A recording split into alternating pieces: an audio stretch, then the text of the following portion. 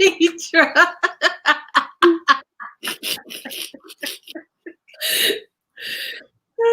Oh, well, I can't see anybody. We are live. Oh, I we think live. my We up in here. yeah, Hold I on. think we are. I Let hate me that this thing it always lags, so let's see. you can't see anything. There we go. I see us. Oh yeah, I see us now too. As Rebecca said, I guess I'm early. No, you're not early. You're on time. It just takes a while for StreamYard to freaking like catch up, which is why people always have to sit here on their phones watching the damn live on their phone at the same time. It's I'm crazy. watching myself on my iPad. We're in that thing.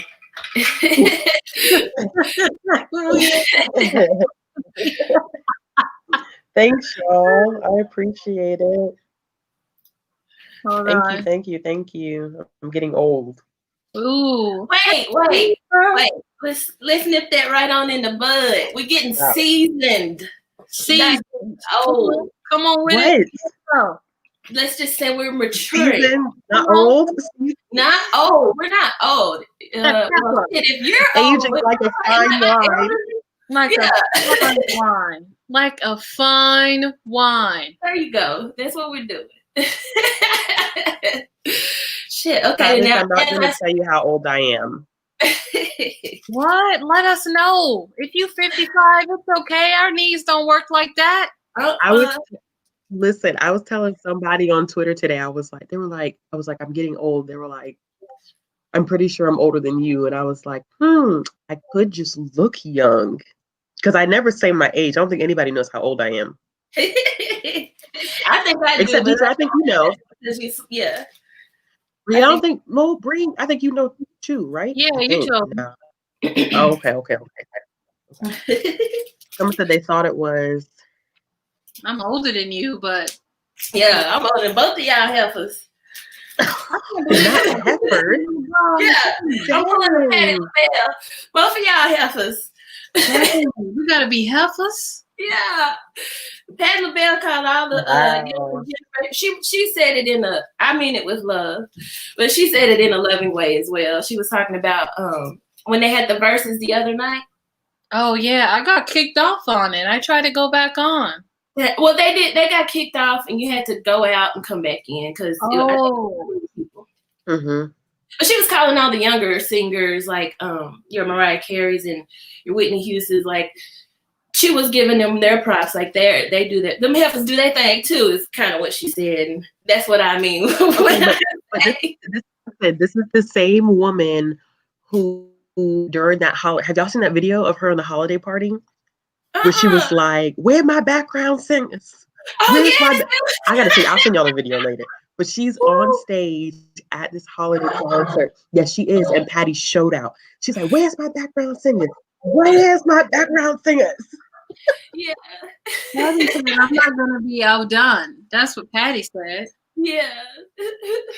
Pat, she was so like, there was somebody holding up the cue cards, and she was like, come on, I don't know the words to the song. And she was singing This Christmas. She's like, I don't know the words. Change the cue card. Where's my background singers? That's what she was doing on the verses, because there was a teleprompter, and whoever was running the teleprompter got fired, I'm sure. She was like, honey, who's running? It was good, though. It was good. Okay, I cannot figure this out. This is a happy birthday balloon in spirit. It's here. And yeah. I got a question for you, birthday girl. I got a question for you. Oh God. It's a good one. Okay. So I need you to tell us your top 5 moments of the last decade. Top 5. I know. It's gonna be hard for my personal life or in general. Your personal life. But don't tell stuff you don't want Mugs to know. But what you want Mugs to know. Okay. So from 2010 to 2020. Okay. I'm gonna wrap this all into one. So in between 2010 and 2020, I received a bachelor's degree and 2 master's degrees. Oh. So that's does that count as 1 moment or 3? One moment or 3 moments? That's 3 moments. 3 moments. Okay, so it's 3 moments. Let's see. Of course, baby girl was born within the last 10 years, hands down. God, Brie, that's such a hard question. No, to boil it down in 5. I did that to my 60 years. Goodness gracious. I joined BookTube in the last decade. That's a good moment. I bought a car in the last 10 years. We whipping. How many moments am I at? Okay, can I do 5 now and think on it? Yes. Okay, I'm gonna do 5 now, and then I'm gonna think on it. And somebody asked Darcy. I think Darcy said, "Wait, yes, Darcy. I do have 2 master's degrees." I don't say that often. You educated? I'm just a little educated, just a little bit. Just a little bit. Yeah, we love to see it. Just a tiny bit. Oh gosh. I'm ready to that. So what did y'all do today? Oh, I worked a full day. That sucks. Yeah, it was rough. It was rough. That's all I'm gonna say on that. And then I tried to make naan. It went bad. No. Really? So the first batch of naan I made was really good, but then I combined 2 flours that I shouldn't have. Mm-hmm. And it didn't come out right. And then I also stayed up to 6 a.m. reading Take a Hint, Danny Brown, and let's say yeah. So yeah.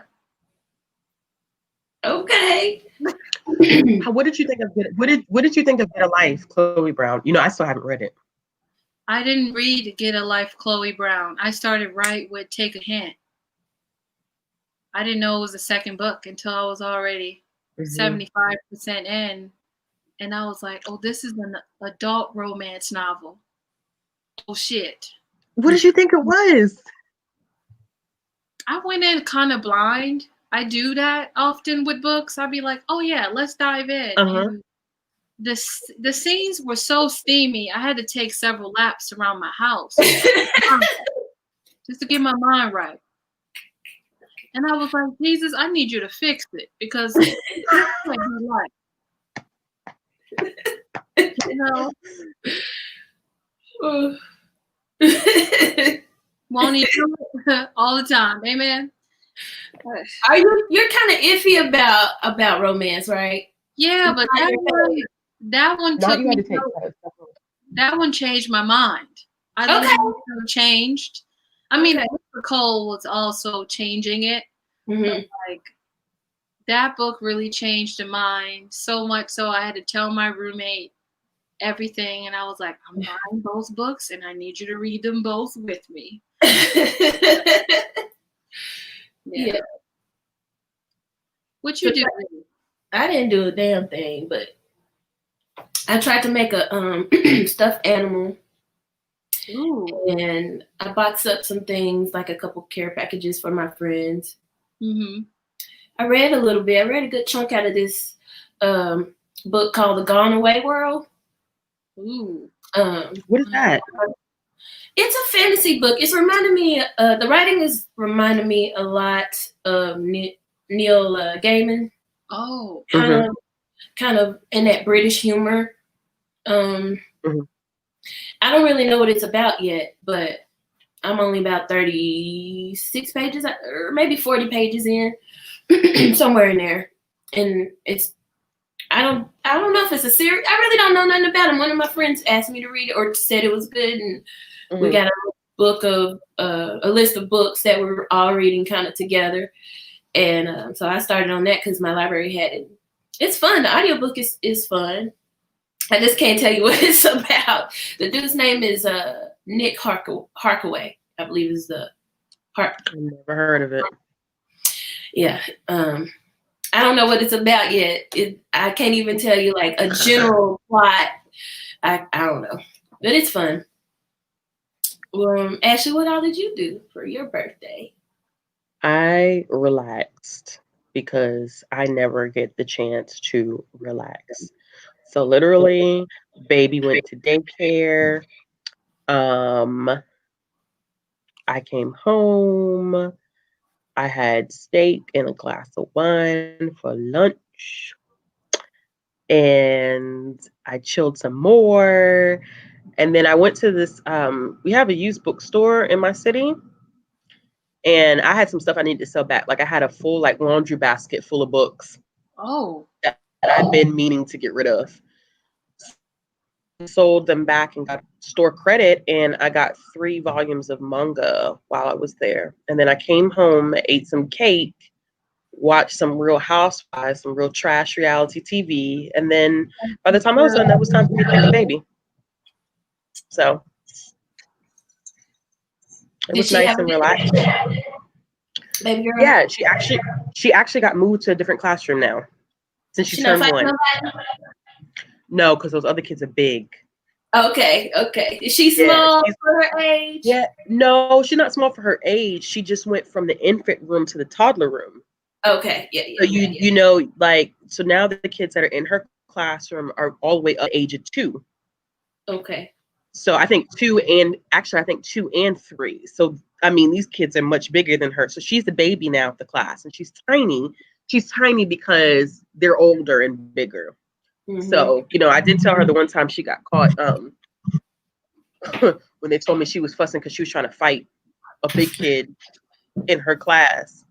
And when I went to go pick her up, they were like, we just wanted to let you know that she was fussing today because she was fighting the big kid. So when we got in the car, I told her, I said, let me tell you something. I said, I'm only going to tell you this once. I said, you're going to put your hands on the wrong person. And then I don't want to hear nothing about it. I said, you're going to be hitting people's children. So I'm sure just knowing her spirit and her soul, she's going to try somebody in that class. And I don't want to hear nothing about it when things go wrong. Yeah. You're going to get that phone call, like, baby girl done bit somebody. Child, I'm sure that's coming. I'm sure that's coming. But then 9 times out of 10, she may go in there and try to run that classroom too. Call herself bossing people around. That's how she does. She bossed me around. And I pay the bills. When you pay the bills, they ain't got the job. I pay the bills, have the job. Put the food in her belly, put the clothes on her back, and she tells me what I can do and what I can't do. Run back, children. She's so cute though. I've been trying to read. Have you read The Stars and the Black? Have you read The Stars and the Blackness Between Them? No, I want to. No, but I have a freaking copy. Okay. You got a copy. I got to get off of this live. Why? Because I want a copy and I'm jealous. Oh, somebody in the comments, Sophia got a copy of it, or maybe picked it up from the library, maybe. Ooh. And it was one of my favorites whenever I read it. I think I read it when it came out. So was that last year? I don't remember time. What time? Yeah, it came out last year. Mm-hmm. No. I've seen a lot of interviews with Janata during the pandemic, so it kind of felt like it came out like this year, but it was really because I got sent that one. A river of what is it? A river of what? Royal Blood. Royal Blood by Amanda Joy. Yeah. Yeah, I got sent that one and Tochi Onyebuchi's book, War Girls. Oh yeah, I still need to read that one. And the Stars and the Blackness Between Them. So it did come out because I remember I was trying to read it, but that was right after I had the baby. So I never got a chance to read it. There was some critiques about the. I'm about to block you. I'm telling you right now. No, I'm talking. Look. You about to get blocked. Ashley, thanks, Tammy, for coming. Blocked and taking names. There were some critiques about the Trinidadian patois in there, or the use of it, and I believe it was a lot of people were saying it was very, very antiquated, and I was wondering if you had read it because I thought that was the point of it in the book. So I didn't know. Are they being antiquated? Mm-hmm. Yeah, because I think I don't want to give any spoilers, but I think that was the point. Mm-hmm. That was part of the plot. You know what I'm saying? If that makes sense. So I don't know. I didn't know if you had read it and picked up. No, I haven't. The amount of crap that I need to read is it's just ridiculous. Yeah, it's ridiculous. It's so crazy. And I got rid of stuff today. Where I just went through my shelves and I was like, am I ever gonna read this? Probably not. Can I get this? Do I really need a physical copy of this, or can I just, would it be something that I just read through the library and not really keep like that because it's not super important type of situation? Mm-hmm. And definitely got rid of a lot of stuff that I was like, I'll just read this from the library because I was kind of iffy on whether I was gonna like it or not. And a lot of stuff that was dated, like I had a copy of Carval by Stephanie Garber. I'm like, the hell, I'm never gonna read this shit. I hate that. You want to read it, and then you'd be like, bro, this ain't happening. Yeah, I was like, bro, this shit's not happening. Like, I'm not finna read this. I'm not gonna read this book. I am not finna read this book. So I got rid of a lot of stuff, and I may do a second way. The reason why I'm thinking about this is because, moving these books, I've moved all these books twice, and it is hellacious. Books are probably the worst thing in humankind to have to move because it's so heavy and they're so difficult to pack up. And I was like, the next time I move, I'm hiring movers. I'm not moving my stuff. Yeah. You don't need That's that. just too much. I always hire movers. That's the one thing I budget for when I can is somebody to put the boxes into the house, into the rooms, and the big ass furniture. Let me tell you, I've been trying to ask my family for movers my whole life. They look at me and they're like, you 6'1", 200 plus, you the mover. Yeah, that's what they say to me. I'm not 6'1", but I'm 200 plus, and they like, girl. I was just about to say that. I ain't 6'1", but I'm like, you gonna come at these thick thighs? How dare you, sir, ma'am? I remember one time my mom had me pick up a whole sectional by myself. She was like, you got this pimp? I was like, I got this pimp. She was like, oh, this you, Shawty? I said, Shawty, I'm taller than you.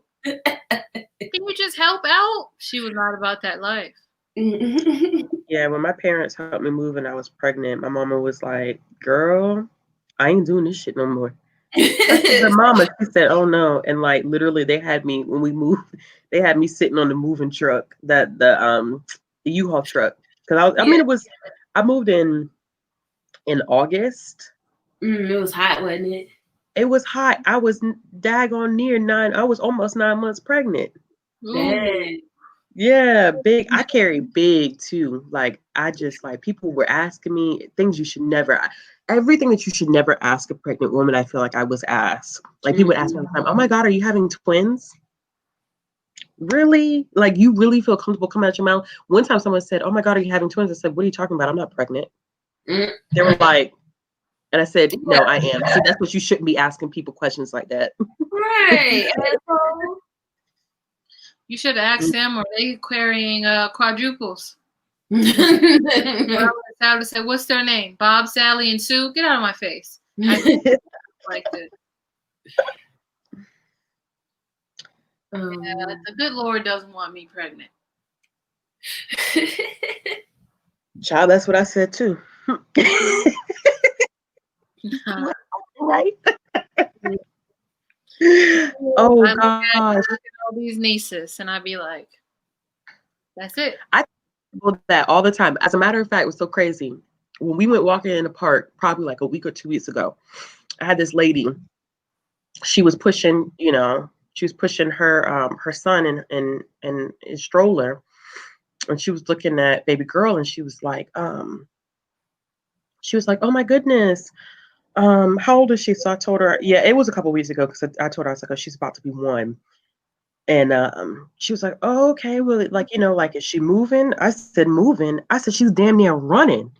And she said, oh, I want my little boy to start being more active. I said, if you don't relax and just wait, I said, because when he starts moving, you're gonna wish you didn't ask for it. Because I was so anxious for her to crawl. Because I remember when we were in my parents' house when everybody was on lockdown. And I kept telling my mom, I was like, I want her to crawl. My mama kept telling me, like, oh, she'll get there. Don't rush it. Don't rush it. Don't rush it. I was like, I know, but I just want her to move around and be active. And then she started crawling. And I was like, oh, shit. then she pulled up, and I was like, you got to slow down, girl. You got to slow down. Then one day she started walking, and I said, well, I'm screwed. And I was telling lady, I was like, seriously, chill out. Because I said, I have to chase her around the house now. You can't sit down, because they'll wait for you to not pay attention. She'll go run in the bathroom and start tearing toilet paper and throwing toilet paper everywhere. One day she went in the room, literally took the box of diapers off the dresser. I don't know how she did it. Exactly. Babies are strong. Don't know how she did it, and took every single diaper out the box. And I didn't even realize it till she came in the living room, and she was waving one diaper. And I was like, now, because I was in the middle of doing something, so I didn't catch her going in the room, and she had gotten quiet. Yeah. She came back with one diaper, and I was like, no. I said, you done did something. Went and looked. Diapers everywhere. And she sit down and start laughing. I said, see, now I just so no. I said, but don't rush it. Don't rush it. Do not rush it. I just wanted you to know it's time for a change, Mom. Where you at? Oh man, I'm trying to catch these comments, so They're moving so fast. Yeah, they are. Y'all, I ain't gonna lie. I totally forgot about the comments. I got it on full screen. On full screen. You hear me? I forgot we were even on live. Thank you, y'all, for the happy birthdays. I see it. I see it.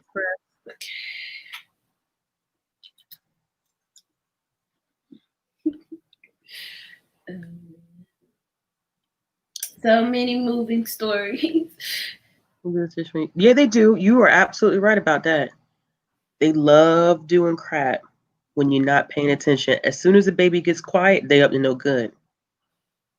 As soon as everything just seems calm and quiet, unless they taking a nap, they ain't doing something they ain't got no business doing. Yeah. At least with my child, that's how she acts. That's pretty much all of them, I feel like. Thank you, Mike. Thank you, Mary. Ooh. Shouldn't have did that. Hey. I'm playing with my little tie thing on my shirt. Let me stop. September babies for the win. Happy birthday to you and your mom.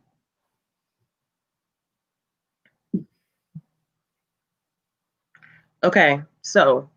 Wait, so you moving? Who? You. No, I'm not moving, child. I thought you were moving. Hopefully by next year. Yeah. We'll talk about that later. Don't move in COVID. I've moved twice in COVID, and it wasn't great. Well, I'm hoping by the time that I move next year, I'm talking like fall of next year, hopefully things will be in a better position by fall of next year. Fingers crossed that things are in a better position by fall of next year. But yeah. Fall of next year, I'm trying to. I'm trying. Next year, I want to be in Cali. I don't know. I gotta go. It should. It's for real. The quote of the day, y'all, is "You gonna come at these thick thighs." That is the quote of the day. That's hilarious. Thank you, Jamie. Are you still a Virgo? Me? Yes, I am still a Virgo, and my birthday is the last day of summer. Tomorrow is the first day of fall. I love that my birthday is the last day of summer. Tomorrow's the first day of fall. I think it is. I could be saying that. No, I think you're right. Yeah. Or 23rd. Either way, it's in a couple days. So you're right. It's right enough. Darcy, you talking about where am I going? Where am I going? From like moving. I don't tell people what state I live in. No. If I do, it's accidental. I don't think I ever have really directly said like what state I even live in, to be honest. I have, because they're not gonna pull up. I put my whole address and then get to the hood and like, never mind. I mean, you gonna come to the hood too. You come and see me, you gonna come to the hood. You keep playing with me, you knock on my door, there may be something waiting for you on the other side. No, I'm planning on staying in the same area that I'm in right now. Not same exact area, but the same city that I'm in. I feel like the white folks where I live is so friendly that I'm like one of 3 Black people, and they'll be like, "Oh, you're looking for Bree? Yeah, she go find them." You know what I'm saying? Go find where they stay. No. Pull up. Thank you, Dana. No, I work with Dana. Dana. Hey, Dana. Yeah. Hey, Dana. She must be cool. Dana must be cool. Yeah, Dana. Yeah. Yeah, she's cool as shit. Yeah, she is. Yeah. Yup. Oh, there's a cold front. Thank you, Kay. Florida. In Florida? Yeah. I saw that. Wait, what happened? A cold front in Florida. Oh, it's kind of nice. Here goes Britt. Here goes Britt showing out. Britt coming here, showing out every time. What's up, Soror? Every time. Every time. I swear, I really like Britt. Straight up. Every time. Read the comments to me because I can't drink alcohol and also pay attention. Yeah, like I can't. I'm gonna have to stop drinking. I'm halfway through my drink. We didn't even play the drinking game. I'm halfway through my drink. Well, I don't have anything. Let's play a drinking game. Do you have one? Let's see. I'm gonna Google one. What we got? Thank you, Shannon. I feel like we should get the comments involved in this. Yeah, I'll tell us. We should. Let's make one up. How about that? Let's make one up. Okay, so first of all, we've already been asked, what are y'all drinking? So I didn't get anything too hard because I thought baby girl had a doctor's appointment tomorrow. It's not till Wednesday. I was like, I'm not going to get anything hard because I do have to get up in the morning, take the baby to the doctor, get a text this morning from the doctor's office. We'd like to verify your appointment at 8:30 on Wednesday. And I was like, fuck. You know I care about you. I have to go to work at 8 a.m. You know I care about you. Yeah. You do. You're a real one. You're a real one.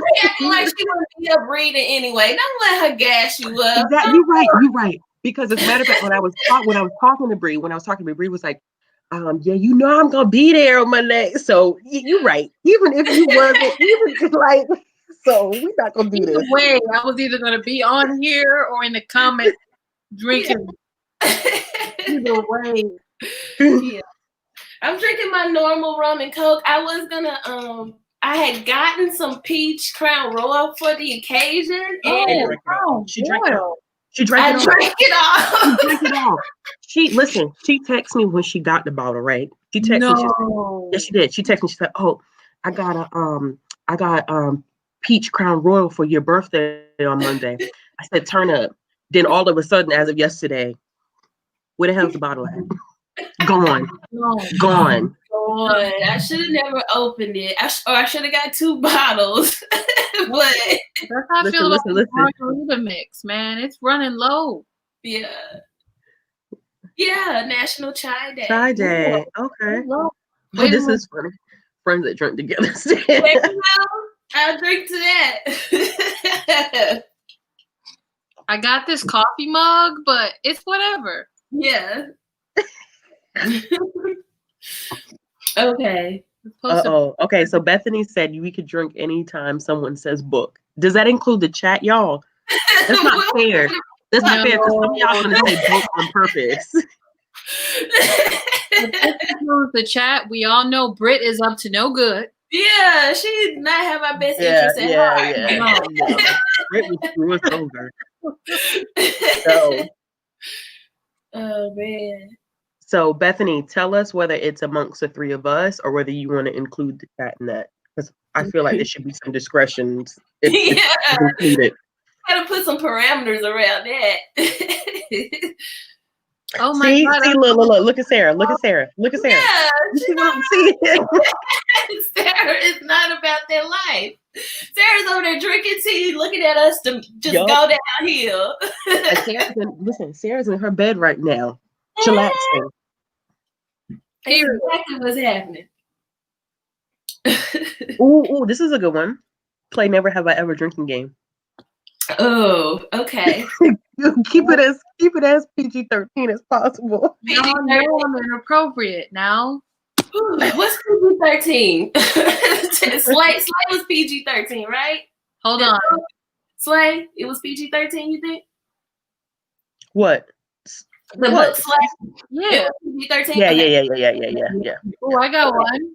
Never have I ever read Percy Jackson. That's some bullshit, and you know it. You ain't right. You ain't right for that. Ugh. Look at Brett. Look at Brett. Yeah, I just saw it. I told y'all she ain't no good. She ain't no good. Oh man, I can't even think now. Y'all don't put me on the spot trying to get y'all to drink. All right, who wants to go next? No, drink would be 10. Yeah. Yeah, I think if it is book, we can't include the chat. We wouldn't finish this live. Yeah. You know, at some point my earrings gonna be off and my eyelash gonna be here. It will be hanging. You hear me? Okay, bookish never have I ever. See, I'm gonna lose this shit. Yeah. All right, bookish never have I ever. Last person standing, me. Never have I ever dog-eared pages. Nope. No, really? I hate it. Yeah, that's blasphemy right there. That'll get you stoned. Yeah. Okay, all right. So we're on the same page as that. All right, your turn. Okay. Deidra. If y'all are in the chat, play. If you got a drink. Yeah. Don't let us get drunk alone. Friends don't let friends drink alone. Amen. Okay. Wait. So I've never heard of this rule before. So if everybody says no, that means that I have to drink. That's some bullshit. But okay. Yep. You have to drink. I will say this. I got an inch of drink left. Never have I ever read a book with a couple over the age of 40.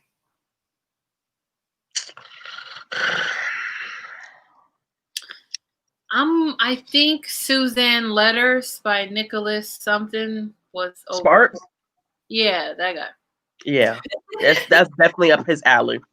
That book got me crying. I'll say. Okay, Brie, your turn.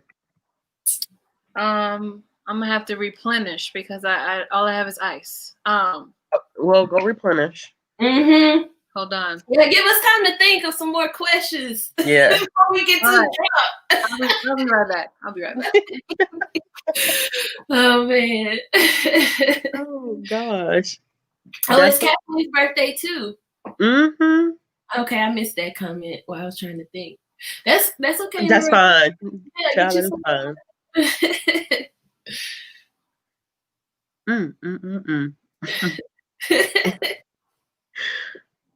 Now, see, this is wrong, Bethany. Look at Bethany.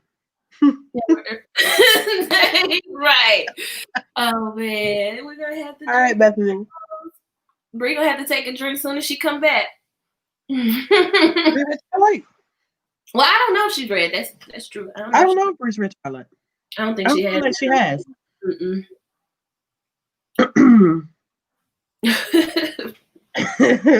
I'm trying to think of some good stuff now. I feel like I'm gonna lose. Right? I do. I really do feel like I'm gonna lose. What's winning and what's losing here? I guess we all win. Like, what's the truth? Yeah. Have you read Twilight, Bree? I read like a page or two. Okay, no. Bethany asked in the chat, or she said, "Never have I ever read Twilight," and I had to drink. So, okay, Shannon has one. Okay. Ooh. And I'm a librarian. I just lost something the other day. Actually, I think maybe lost it. I've never lost one, but I have. Well, they say I damaged it, but I think somebody took the drop box for the trash. Let me tell you something. You the type of patron that used to drive and grate my nerves. What? The patrons that would come in and say, "Y'all are saying I damaged it, but I really didn't damage it." Something must. I returned it. Look, for real, I returned it, and it was in good condition because I didn't even read it. I left it in. It was in the book. It was in the bag that I picked it up in. So when I returned it, instead of taking it in, I put it in the drop box. And when I went to check out another book, they were like, "Oh, you owe $20." And I'm like, "What?" We love stuff like that. We do. Yeah. And she pulled out the book, and I was like, I didn't put it in the box. Like it was not like this when I put it in the box. And I was like, I'm sure you heard this before. I just start writing the check. I was like, we do. Like, never mind. People are straight face. Like people will return, because we do combos, so it has a DVD and a Blu-ray, like movies. Yeah. People put it in a box drop, disc missing, case cracked. So we called them, "Ma'am, I am charging you for a missing disc and a broken case." It was like that when I checked it out. Ain't not a one of us would have checked this material out to you looking like this. Yeah. I promise you. I think what happened was, in this case, I think somebody mistook it for the trash can because the trash was close to it and it was water damage. It probably did. Yeah. So I was just like, let me just take this L. Thank you, Timothy. Yeah. Dwight, is that a Jamaican last name? Ooh, child. You know I got family from Jamaica. St. Mary's Parish. A bunch of whites. Hey, Liv. Thank you, honey. I'm drinking. Let me drink water when I don't have to drink for the never have I ever. That is really hot. It is hot. Mix. Okay. Brit's got one. Never have I ever read a so you're talking about a menage a trois with 3 men. I have not either. I have read a menage a trois with male, female though. And it was bomb. Wait a minute. How come I didn't know what M/M/M? I'm gonna drink to that stupidity right there. Something in Elaine Harris's books from when I was underage to be reading it, but I'm gonna take a drink anyway because I don't remember. No. I do not have to drink with this. Never have I ever read Songbirds and Snakes. I have It's not. a no for me, Bob. It's a no. It's a no. It's a no for me too, because I read The Hunger Games and I hated it, but I rocked with the movies. And that's the only time that I have ever preferred movies to the book, to the source material. You didn't like The Hunger Games? Hell no. I thought it was a whitewashed generic version of Lord of the Flies. Okay. If you've read Lord of the Flies, you have read The Hunger Games. And I hated Lord of the Flies. That's why I bought this one, Battle Royale. Yes. I heard that Battle Royale is good. Yeah. I heard it was Cloud Warrior, but that was why I picked this up. Never have I ever read Drunk. I haven't. I haven't tried to. Yep. Wait, does that include audiobook? Yes, because audiobooks are reading. Never have I ever been scared to sleep because of a book. Yep. I have. Yep. I have. Fun fact, The Diviners by Libba Bray used to give me nightmares. Pretty Girls by Karen Slaughter had me cry. Really? I've never read it. It's a no. Let me tell you, she's one of my favorite thriller writers, probably like top 5. She's amazing. The woman got skill, but she scares me every damn book I read. I'll be like, shut up. We get it. That Night in the Man. Oh. Nope. I don't have to drink. Guess why? Because I DNF'd my first book. DNF'd the book. Yeah, I'm actually really proud. I'm gonna drink to that just because I'm proud of you for that. That was hard. I DNF'd the book. I'm proud of you because you lived that completist life. Yeah, I do. Yeah. Sometimes it's not her fault, y'all. Don't. I have DNF the guest list by Lucy Foley. Hell no, I'm not finishing that. I feel like I run a scam doing this one time when it was hard times. I feel like I'm gonna go ahead and it was have I ever returned the book? I'm pretty sure that was me. Yeah. I'm pretty sure I did that. Listen, 5-year-old Bree was doing some hood rat stuff with her friends. I'm pretty sure. That is hilarious. Okay, hold on. Let me keep scrolling. Deidra said when times were hard. You know, be like $5 short. Sometimes you never should have bought the shit in the first place. That's how you know. That's how you know. So you take it on back. Oh man. All right, hold on. I got lost in the Oh yeah, I don't know what's happening with the chat and where I left off. Yeah, it's scrolling. Yeah, I always the chat jumps.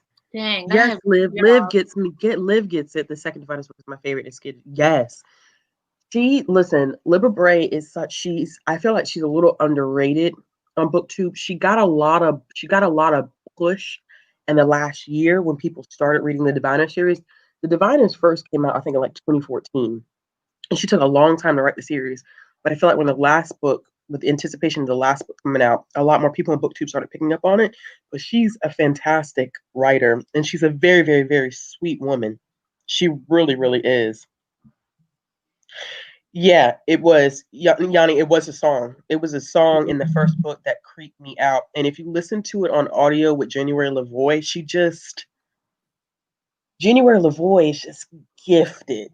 She's just a gifted audiobook narrator. Is she gifted like Bonnie Turpin? Because I love a good Bonnie. Yes. She's gifted like Bonnie Turpin. Bonnie, what's up? January, when she does the Diviners has a lot of different characters in it. Mm-hmm. And January Lavoie does all the voices. Like Jim Dale? Yeah. And she's so gifted that it gets to a point where you forget that it's just her and it's not a full cast production going on. She's good. January Lavoie is really, really good. That was the Night of the Mannequins. I couldn't sleep because that shit happened down the street from me. Wait, what happened? The Night of the Mannequins. Me and you were supposed to be talking about that anyway. Who? The book by Stephen Graham Jones. I still haven't finished it.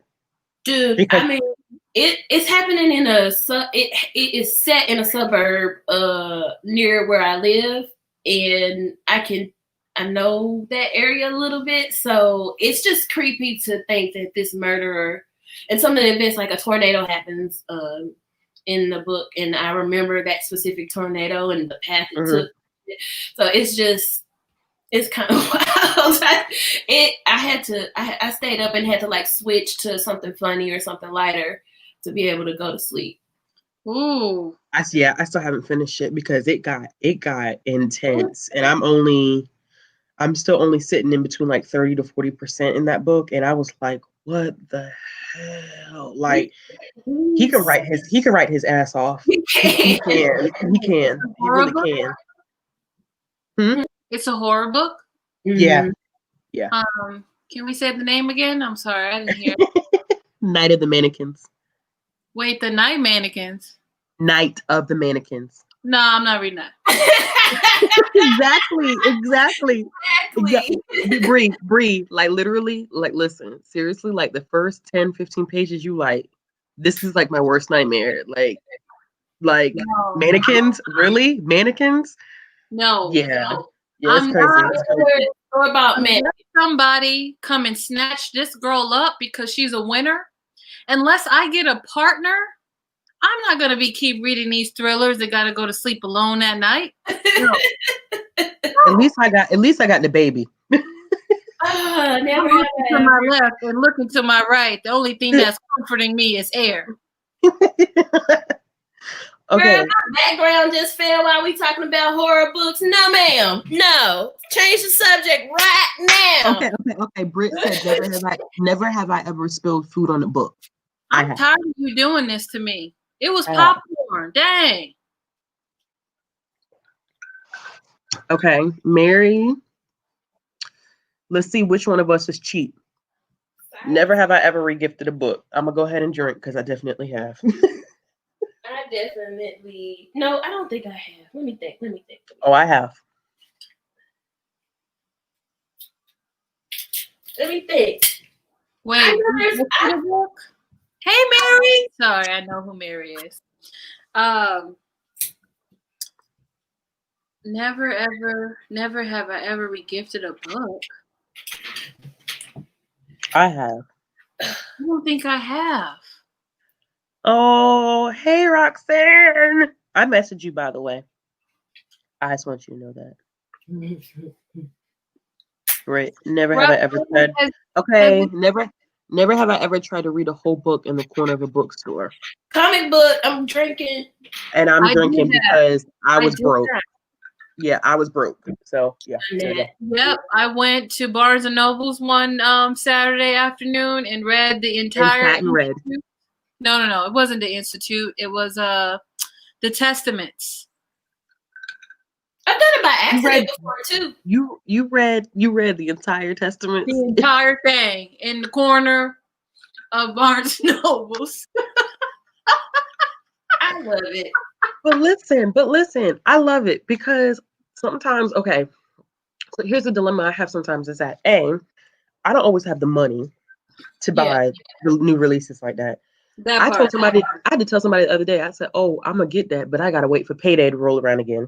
And then I know a lot of people are like, oh, we'll get it from the library. And it's like, see, it depends on your library, the county, and the funding that they're getting, because they may not have access to it.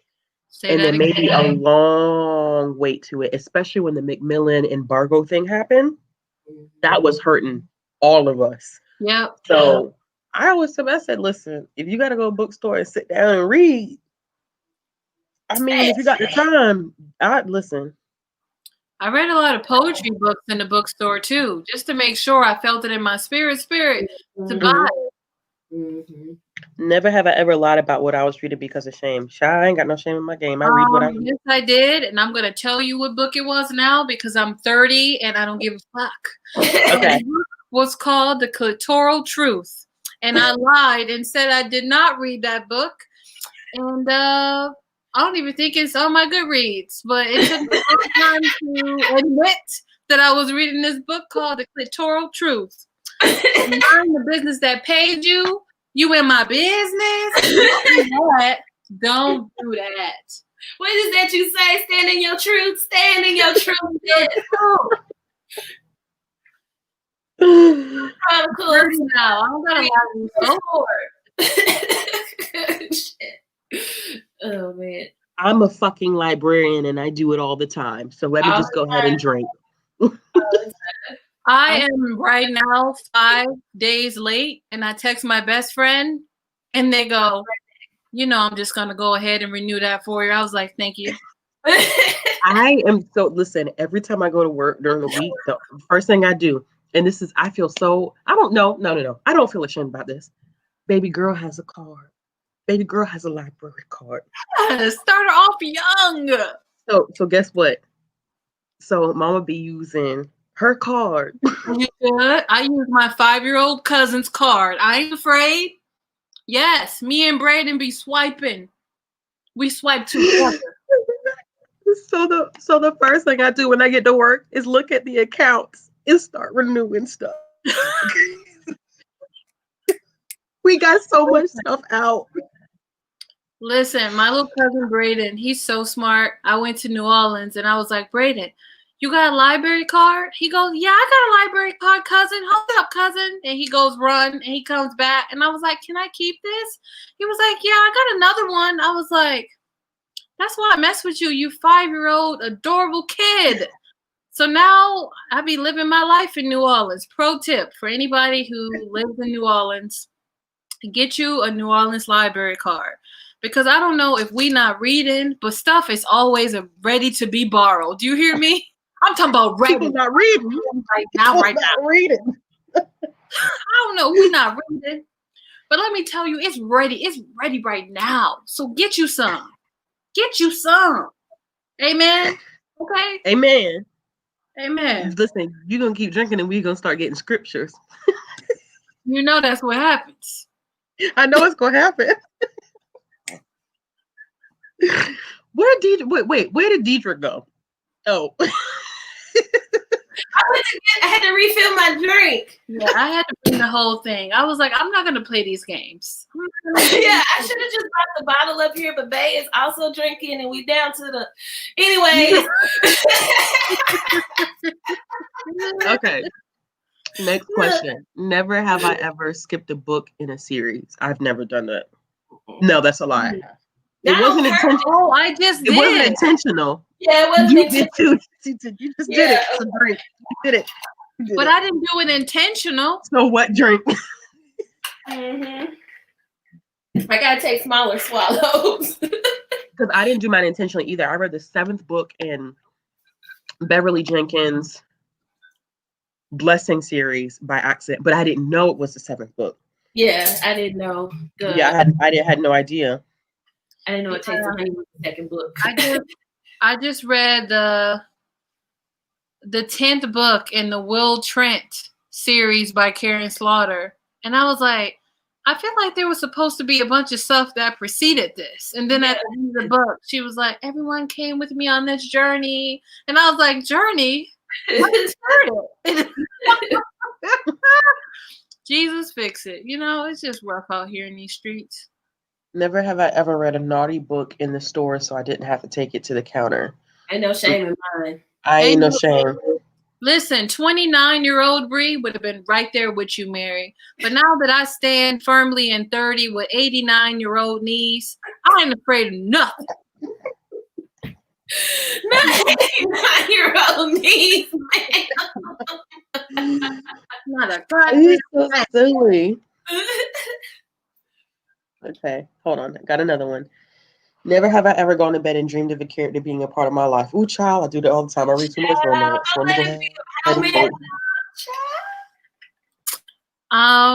Married don't mind my business. and be loved book.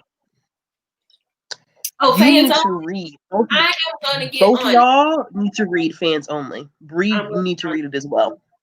By Be Loved.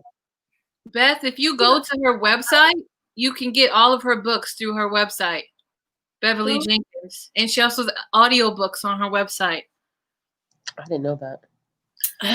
I used to love the Westmoreland Brothers series by her. That was just, I think she still actually writes books in that series, but it was one of my favorites. All right, hold on, y'all. This thing keeps jumping. Yeah, I think comments are coming in kind of sporadic. Yeah, they jump and jump and jump. Kathleen gets me. Oh, me. look, y'all, it's my line sister. Hey, boo boo. Thank you. Thank you. Finally, I got a line sister. Yes, I got my line sister in here. Now what? We're not gonna have a West Side Story dance. Now what?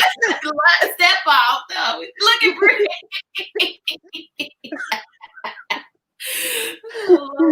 Yeah, I'm ready for my gang to show up. Sue.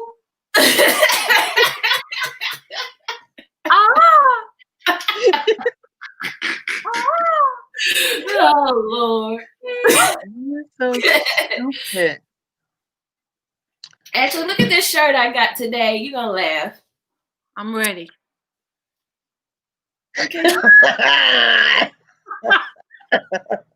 Where did you find that? Etsy. I love Etsy. Me too. I'm addicted to Etsy. I need that shirt. Yeah. Send me the link. Send me the link to that. I love Etsy. The link for that. That's one that I need that.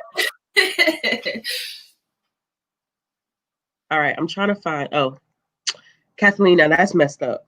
That's jacked up. I feel like that was intentional. This ain't that right. was intentional. That's messed up. What you drinking for, Ashley?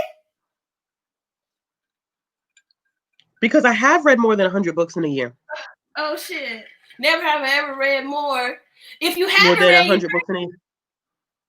If you have read more than 100, you drink, right? Yeah, if you have read more. Yeah, I've read more. Yeah, I've read. Oh yeah, I'm almost at tag on 250 this year. Man. Well, I've never gotten to 200. The most I got was 160 in Peace Corps when I was really depressed. I was like, I'm just gonna just read these books because I need to relax. But I'm like that too, Brie. I'm not gonna lie. Whenever I get in a funk like that, when I get really, really low, I do feel like books are my sanctuary. Yeah. So I gravitate towards that because it takes me out of my current element. Yep. Books and face masks. Let me tell you, that's the go-to. That is true, though. That is true. Never have I ever brought a book from a friend and not returned it. Oh, can I show you guys the book? Oh, Ashley, no! Not the librarian not returning books. Wait a minute. Can I show y'all the book? Can I show y'all the book? Oh, no. So, listen. No. I wish I had an excuse, but I don't. So it happens. Yeah. It happens. So I got my karma in return. So that's all we need to know. My karma came. I feel so bad. They probably don't even know. I'm sorry, best friend Riley, if you're out there and you see this, but the house on Mango, you still got it. Still got it. That's a shame. Okay, I'm gonna be honest then. Since Brie is living in her truth, I'm gonna live in my truth. Yeah. So the book that I borrowed from a friend, it was 3 books by Ellen Hopkins. I sold 3 them. books? That's the ultimate scam. She said, look, that's mine now. I sold them to a used bookstore. Listen, times be hard. I can't judge you. I can't. That's it. I sold them to a used bookstore. Hard. Ooh, I'm dead. Look, where's my fat at? I can't stand y'all. I can't stand y'all. I just feel like if you were gonna walk in your truth, I needed to be completely transparent. I just felt like I talked about one book. You stole a whole series out here. I didn't steal a whole 3 books. It was 2 books, and I sold them. My girl said, that's me now. That's me now. Oh God. Oh gosh. Okay. Never have I ever forgot that I had something out from the library. That's me all the I time. did that during the pandemic. Yeah, I forgot that I ordered Mexican Gothic and then it got returned because I didn't go pick it up. I hate that. Oh gosh. Okay, trying to catch up with these I got comments. finished that cup already. I just filled it up. Was I just drinking? Wait. Take a break. Books are my sanctuary. So my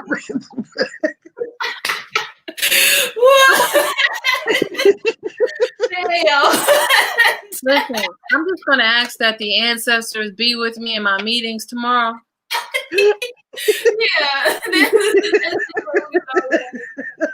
I'm looking at you, Grandpa. I'm looking at you. Drink water.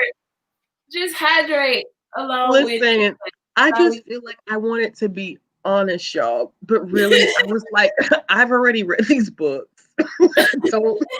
I don't need them. So I'm gonna You don't need it because you gave them to me to read. You don't need them back. Listen, me and the girl still talk. So we just we're not watching the live talking about you sold her book.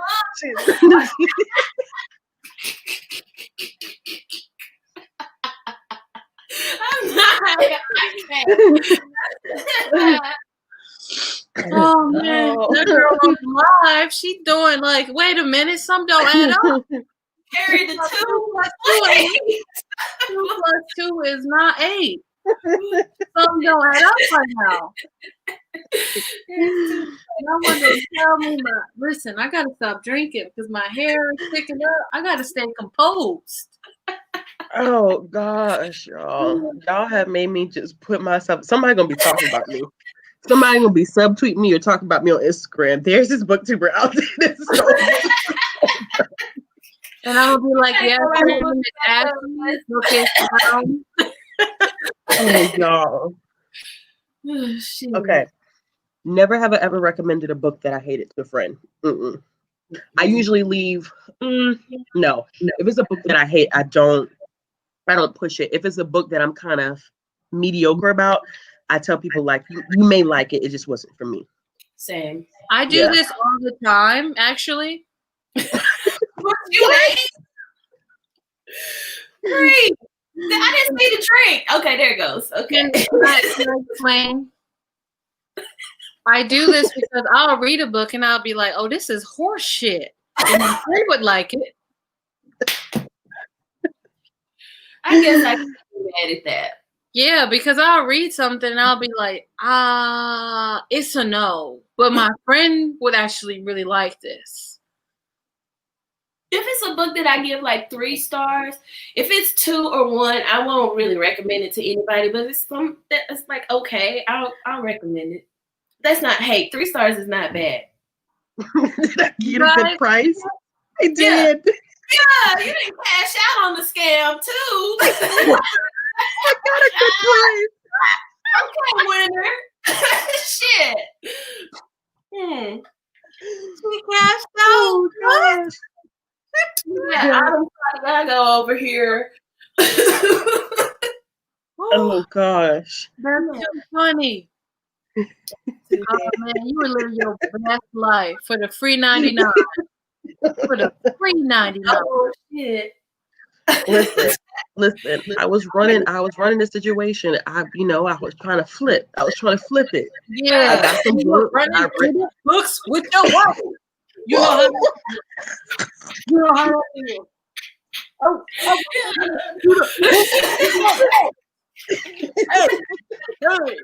Hey, what's up? Ooh.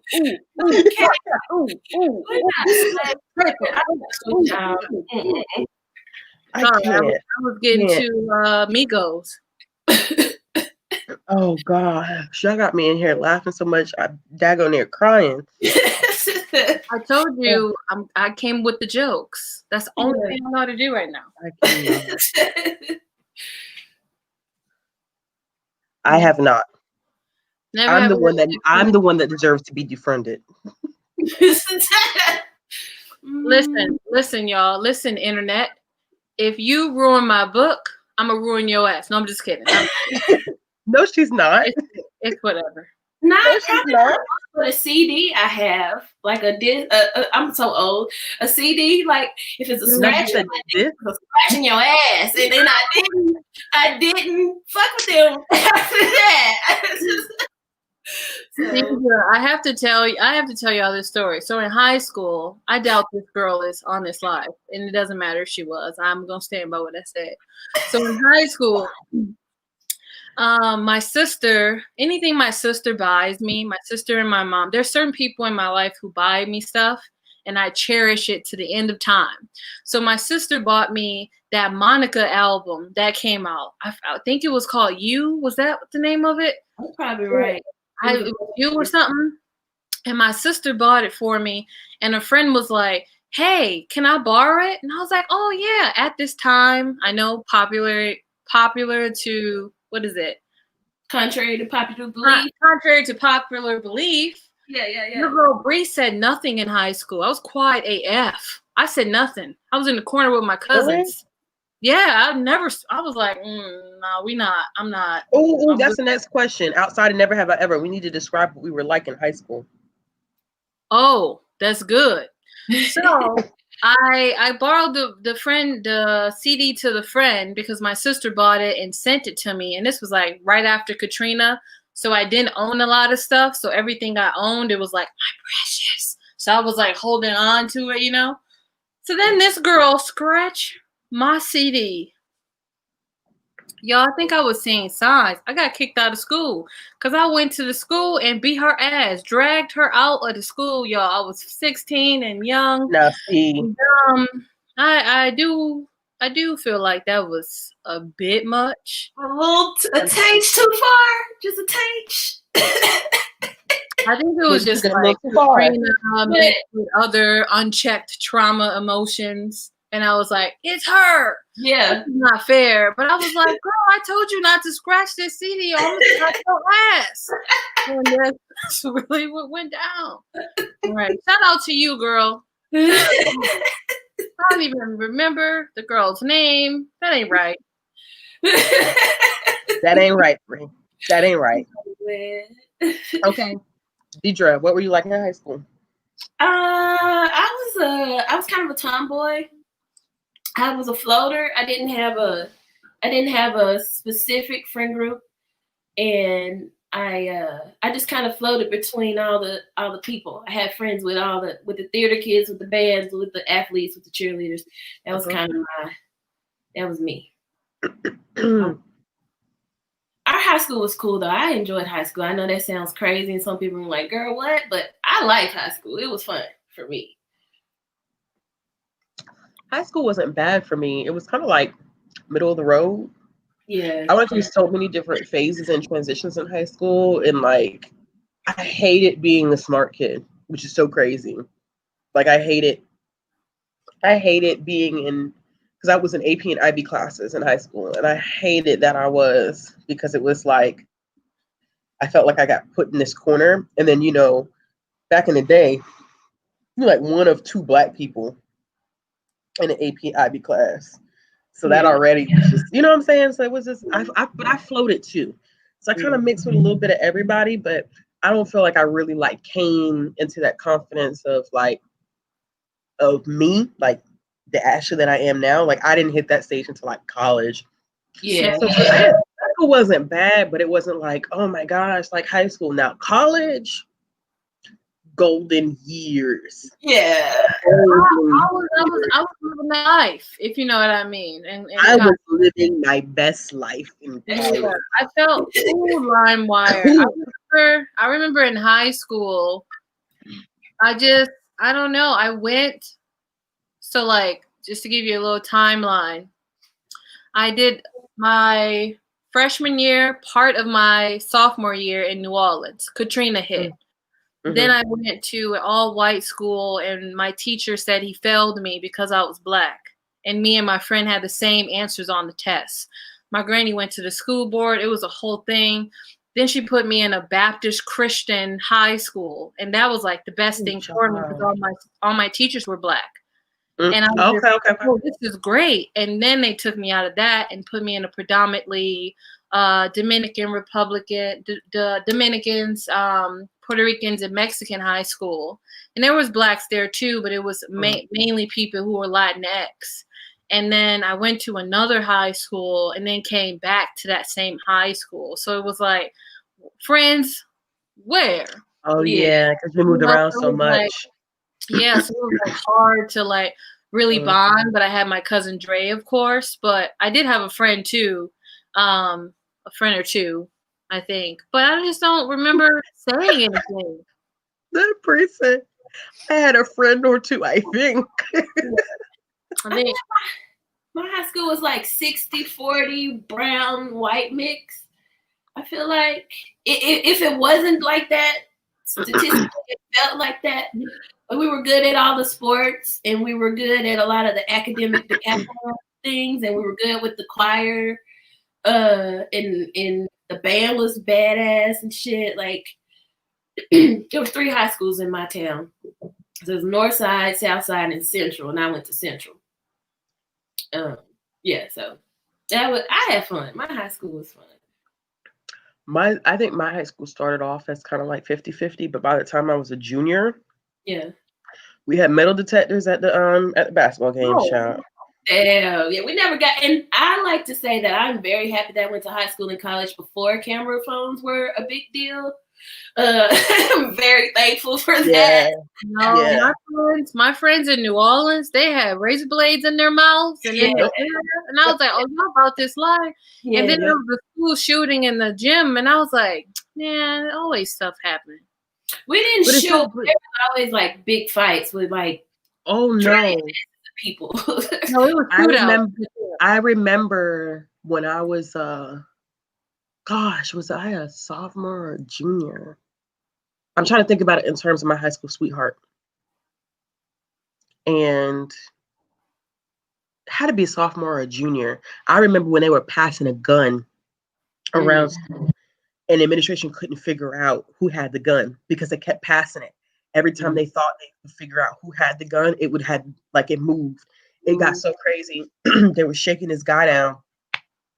He had to be like a junior or senior, and they were doing it in the cafeteria. I mean, like it was like no privacy, nothing. Like they were doing it in the cafeteria, and they were shaking his jacket, and you could hear that he was dealing pills at school, but they couldn't find where the bottle was because they were emptying his pockets on. They couldn't find it, but they would hear it. Some of the shit shut. Damn, son. Yes, man. I mean, that's what I thought about junior, my senior year. Like my high school got wild. Like it just got out of control because it was overpopulated. Like my graduation class was almost 600 people, and we had like over 2,000 kids in the school that was built for only like 1,500 kids. Like it was just over. Like they had trailers that were in the back of the school because they couldn't house all of us. So like my junior, my senior year, like it was real.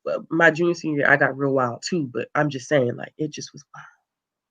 Listen, sometimes the hood comes in you. You didn't choose the hood; it chose you. Yeah. Me and my I'm cousin. trying to find another question. Britt keeps trying to have me do this movie with the mothers. I just really love that book. So I did a lot of TikToks. Yeah. The mothers are nice. Get it in before it gets canceled. That's the whole mess. We don't have to go to politics, but this is supposed to be a good day. But that's a whole mess about that. They're trying to ban the TikTok app. I think they're so dumb. Okay, so I wasn't a full IB kid. I only took I was more so an AP kid. I only took IB art and IB French. So I never was on EE. What's IB, girl? So IB is International Baccalaureate. Y'all stupid. Y'all stupid. What is going on? IB is International Baccalaureate, which supposedly at the time was more transferable than AP classes. So with IB, it was happening around the world not at the same time, but like it was coursework built in order to function on a worldwide system, whereas AP Advanced Placement was more localized to the United States.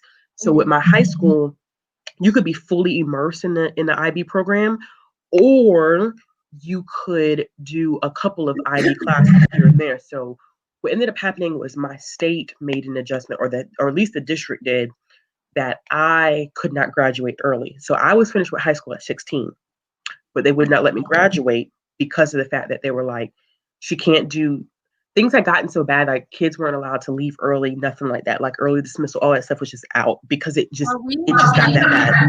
Girl genius? Are we in the presence of a girl genius? Like, I think highly of you already, but goddamn queen.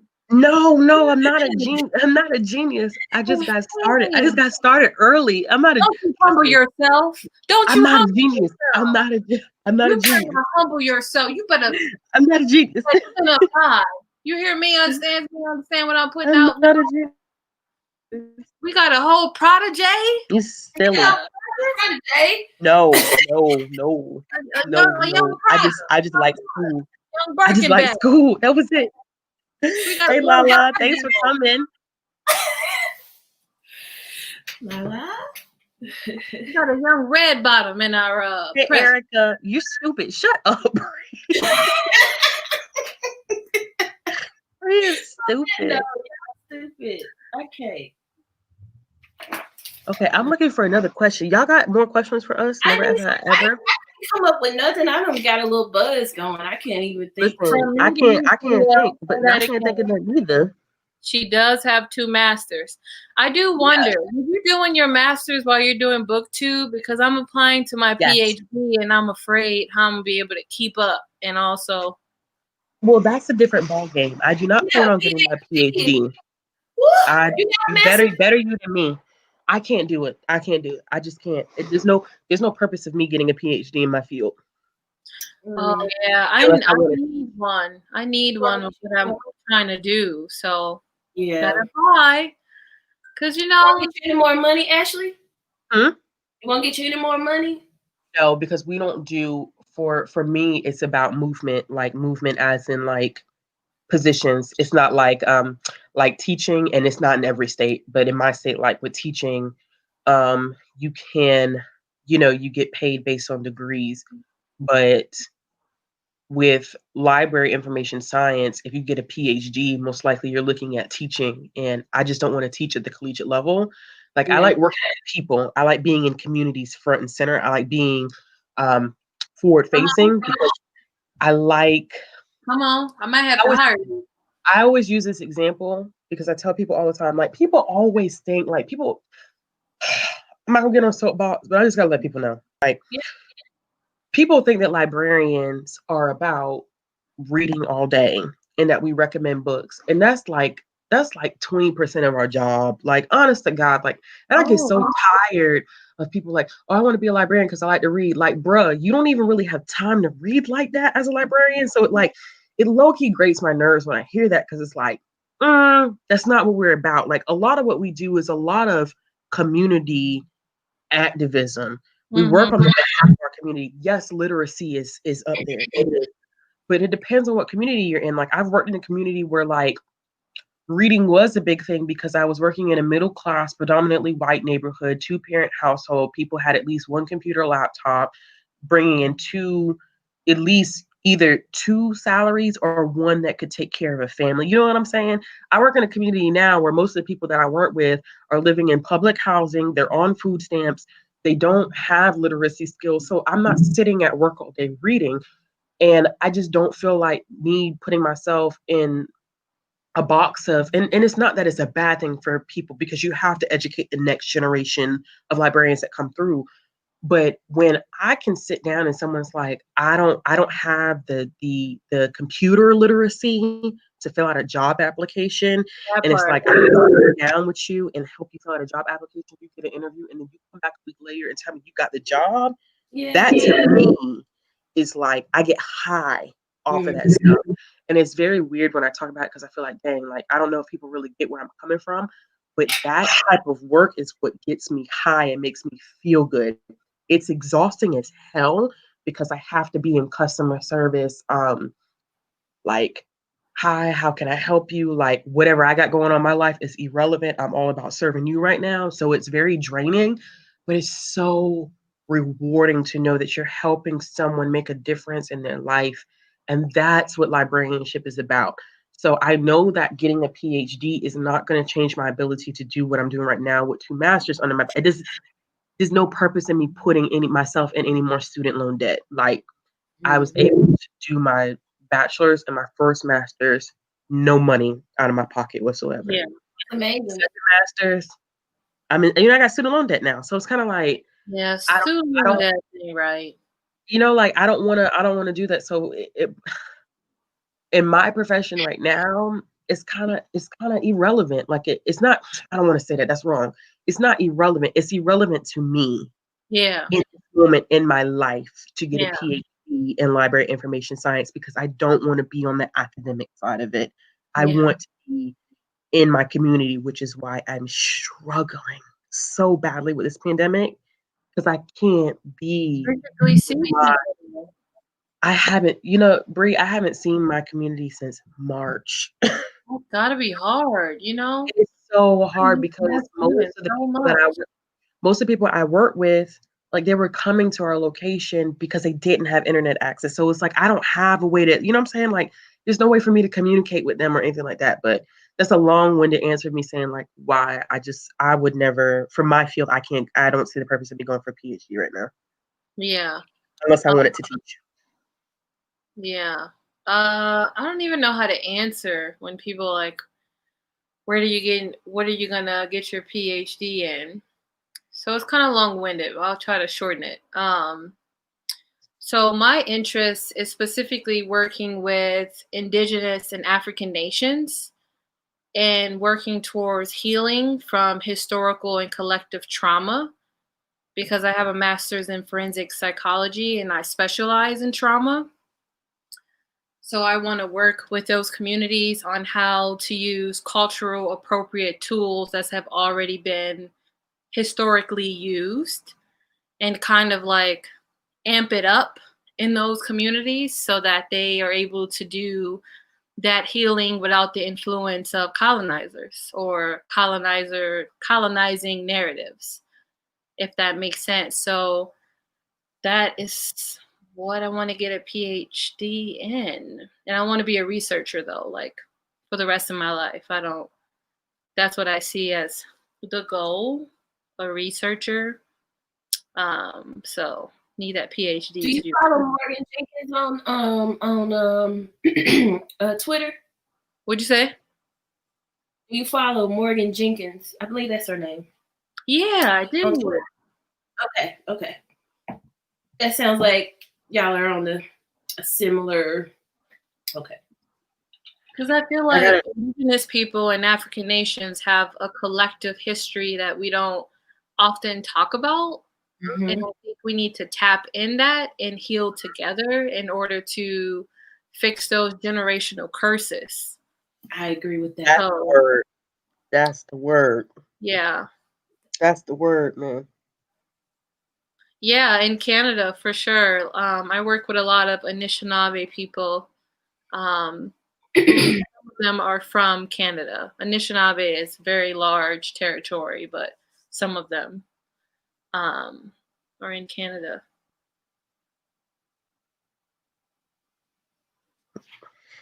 But yeah. Wait, what are you drinking now? I've been drinking. Oh. Yo, I thought I had a rat. It wasn't a rat. It was just the water moving in the humidifier. I almost passed out. It looked like that panic. I saw that brief panic moment. Fight or flight. Yeah. I can't. My mom almost came out. Hold on, ho. Hold on, ho. We got the first hold on, ho of the night. Shout out to my mama. She's probably watching. She's always watching. My mama. Mm-hmm. And have it all because the cover was pretty. Oh, child, yeah. I got 3 right here in arm's reach that I simply bought because they was pretty. This one, I just got this one today. I thought the cover was nice. Let me see. Where's one? As I say that, this one. I thought the yeah, that is pretty. Lisa C is an interesting writer. I read Oh gosh, something in the Oh the. my God, Lisa C. of Women. Yes, Can yes, you with read the that fan. book right now? Say it Deidra, again. read that book right now. I'm sorry. We talking over each other. I think Oh, Snowflower sorry. Secret Fan is the one you're talking Yes, that's the one I read. about. What were you saying, Brie? I need you to read Lisa C. of Women. She is one of my favorite historical writers. So This one right here? You want me? Oh my God, I loved that book. Okay. It's on my TBR shelf. I got you, man. Blessings. And she's my friend on Twitter. I said it. Wow. I said it right now. Okay. Yeah. Lisa, if you out there, boo.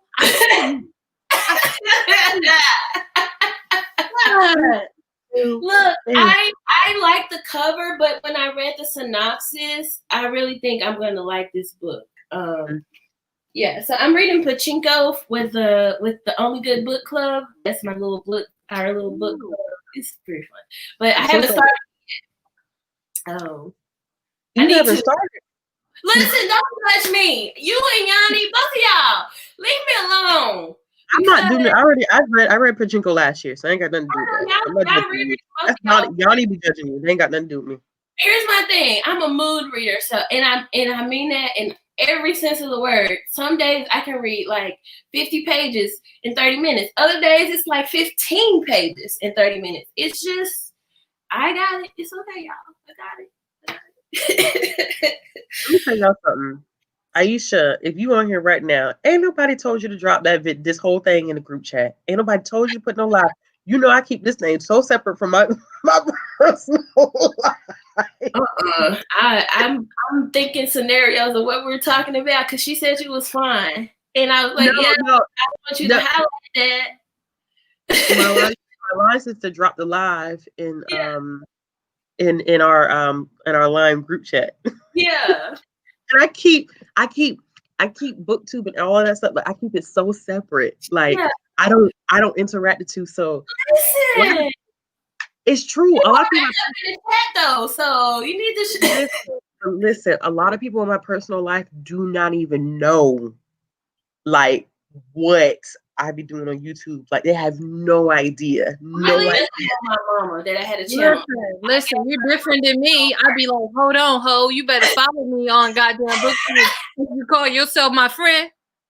Why haven't you commented on my video? Mom? Listen, I just told my mama about my YouTube channel like literally 2 or 3 days ago because I was kind of proud of the Black Aweenathon. I was like, okay, you got to see my girl Bree's video first. Here's my video. And then here's Ashley's video. And I was like, she was like, look at y'all. She was so happy. Listen, I haven't seen my mama in almost 2 years. So for her to see my YouTube channel, I was like, here, mama, here's my YouTube channel. And she was so happy to see me. But she was so happy that we're reading books and our black asses are on YouTube and we got subscribers talking about books. She was so, she didn't know it was a thing. Wow. So, yeah. Yeah. Right. My dad's always like, what is the what is the name? Bookish realm. What is you talking about? I was looking at it I am glasses on and what's happening? The other one dropped. Yeah. My mom was like, look at Ashley, her hair's so cute. I was like, not y'all be showing me to y'all parents. Yeah, my dad's like, oh, she trying to get them things in her hair like you, huh? She's trying to get them things. Yeah. Yeah. Oh, mama don't watch my channel, y'all. All I told my mama is like, I told my mama when I hit 16K, she was like, oh, that's very nice. That's very, very nice. Well, y'all two are probably more family friendly than me because I just be dropping F-bombs left and right. But I'm like, watch Ashley's channel, mama. Don't watch mine. At least she'll get 2 videos from her a week. I don't know about me. I don't know. I try to do 1 video. But I'd be like, should I do more? But then I'd be like, girl, I ain't gonna lie. I have like 30 videos that's just sitting here. It's sad. So you got 30 videos to choose from? Like, you mean like backlog? Yeah, I haven't posted them. You the real champ. Cause Yeah. listen, y'all, I be trying to boat film and it don't work. I filmed 2 videos and they be like, I'm tired. My phone memory be like, what you think you? Who do you think you are? Listen, let me tell y'all. When I filmed that mid-month wrap up, that's why I got on Twitter and I said my mouth is dry as fuck. Yep. I watched. Oh, I gotta tell you, Ashley. I watched that video on Safari. Then I watched it on Google Chrome, and then I watched it on my iPad because I was like, engagement. And then I was like, I wonder if she'd be mad if I do this too, because I have 30 books to read this month. And I was like, how do I wrap that up in one video? You should have split it up into 2. You're gonna have to split up in 2 parts. Oh my God. Ain't no way, Brie. And because I almost like I was at the point I was like, should I do weekly wrap ups? And I was like, hell no, because I'm not gonna stick with it. But when I filmed that mid-month, I was like 17 books. And I try to give like a mini review on every single book that I read. But I was like, bruh. And then when you put out a video that's like an hour, 15 minutes, the raw footage. Raw footage. It ain't even that. It's the scene for me. It's the closed captions for me. I'll be like, what do white people at for the reparations? Because I mean, I'm not drink to that because I'm not. Reparations come in any form, amen. Corinthians 3:7 says, those who write cannot always see the light, but those who are white shall show up and type, amen. And I just need to know what the reparations is looking like. Help your girl out, me, right here. Oh now. My god! Oh my god! You stupid. No, but okay. So here's the thing. This is what I just figured out. When your videos get long, it seems like YouTube takes a while for them to do the automatic captions. Because when I put up that, when I put up the mid-month, I was like, so where the captions at? Where the captions at? And it happened to me on my final August wrap-up.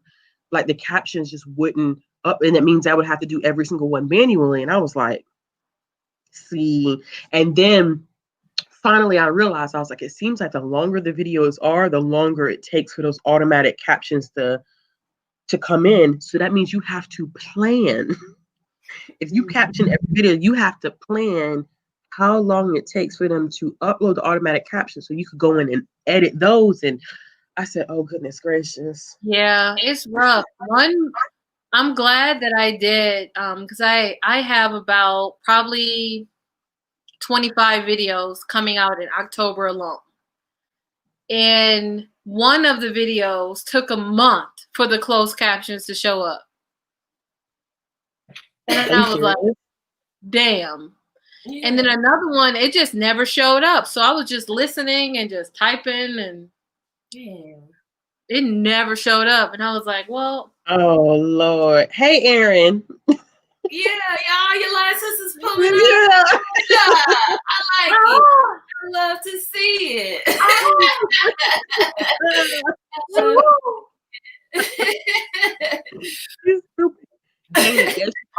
I really like Dana's the only person at work really that I even like that really knows a lot. I mean, people generally know, but like be like, oh yeah, come watch this and come like no. Even in my personal life, I just don't. It's so. I feel like I have a booktube life and a personal life, and the two do not mix. So that's why I tell people like, be mindful that what you see on booktube and who you see on booktube is not the same person that rocks. You get glimpses of her. I think I get glimpses. I give glimpses when I get pissed because I feel like I'm very friendly, or I can be very friendly. And it's not that I'm not friendly in person, but I'm a completely different person in real life than I am on the internet. Like my personal life and this just they're not one in the same type of situation. I have some of my life friends in the live last night, because they also read Winter. I told them we were going to be talking about the coldest winter ever. So I was like, oh, this is crossing over. I don't know. I'm not gonna lie. That's the most I ever saw you, Deidra. I was in my house like, okay. I was cleaning. I was like, all right, Deidra. Wiping shit down. And then I was like, damn, did I miss them say goodbye? Because I was like trying to make lasagna, and then I turned around and it was just like actually another book, another video popped up. And I was like, damn. What's the ending? But y'all was yawning like y'all was ready to move out of there. Oh, I was tired last night when we did that live. I was tired. I was trying so hard to hold on, but after celebrating a 1-year-old all day long, as soon as we got off that live, your girl was like, I got to take a shower and go to bed. I can't. As a matter of fact, she's my alarm clock. She didn't wake up on time this morning, y'all. She didn't wake up on time. I go and I check on her. She look at me and then decided she gonna roll back over in her crib and start to go. I said, I said, get up. You got to get up. I said, you partied too hard last night. That's not my problem. Get up. Yeah. Partied too hard. Oh my God. I'm so happy that both of my nephews are having babies. I'm going to be a great aunt twice. I'm going to be kissing on them little babies. Yeah. Kissing on babies.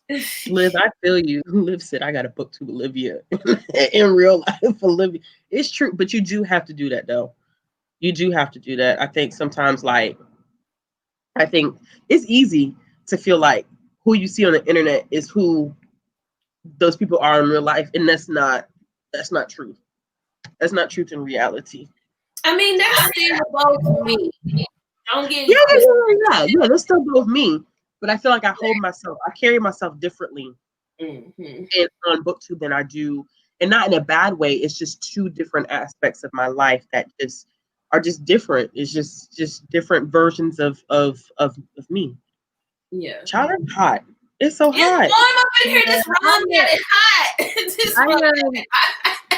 I agree with that. I would say that was more of like the beginning of my BookTube, and I just like hit a year on BookTube like last week. So I don't know. I think I made a promise to myself when I turned 30 that I would like embrace the parts of myself that I neglected in order to be more confirming to white spaces, because that's what I've been in for like the last 10 years and predominantly white spaces. So I've just been trying to a little bit show up as myself at work, in my family life, with friends, on BookTube. So I don't know. I feel like it's a mixture for me. I'm definitely more funny online than I am in real life. I don't believe that. I don't believe that. I don't believe that. Maybe.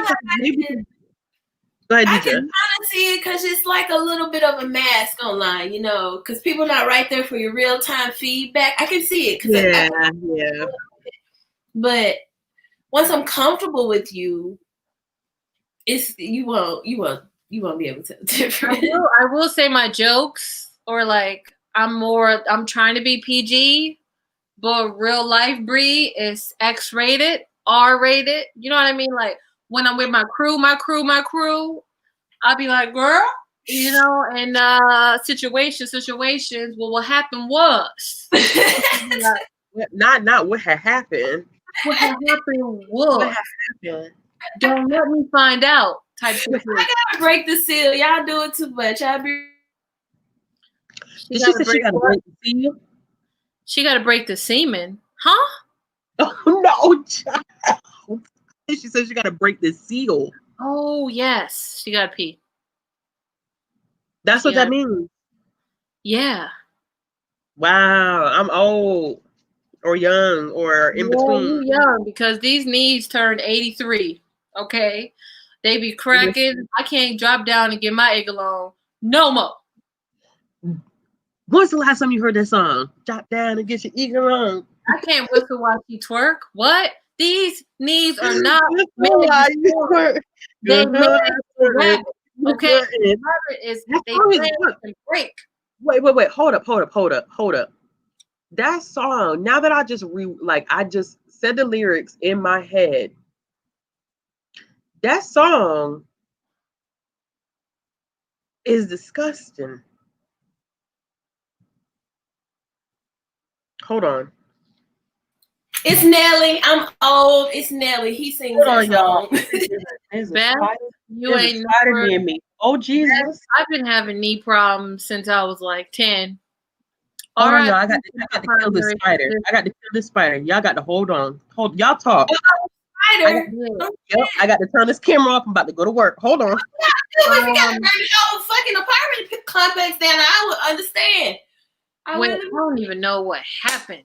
She said a spider is near her. She got to kill it. So listen, our thoughts and prayers are with her. Let's have a, Listen, I try not to kill spiders because of the different knowledge and ways of knowing that I've come to know, because I've come to know them as messengers. Child, hell no, it's me and you, and it ain't gonna be me. But I'd be like, because my friends, I have friends who are like Dakota, or different, Native people believe spiders are messengers. So I'd be like, girl, you work with Native people every day. You out here trying to kill the spiders. But I just be like, but they in my house though.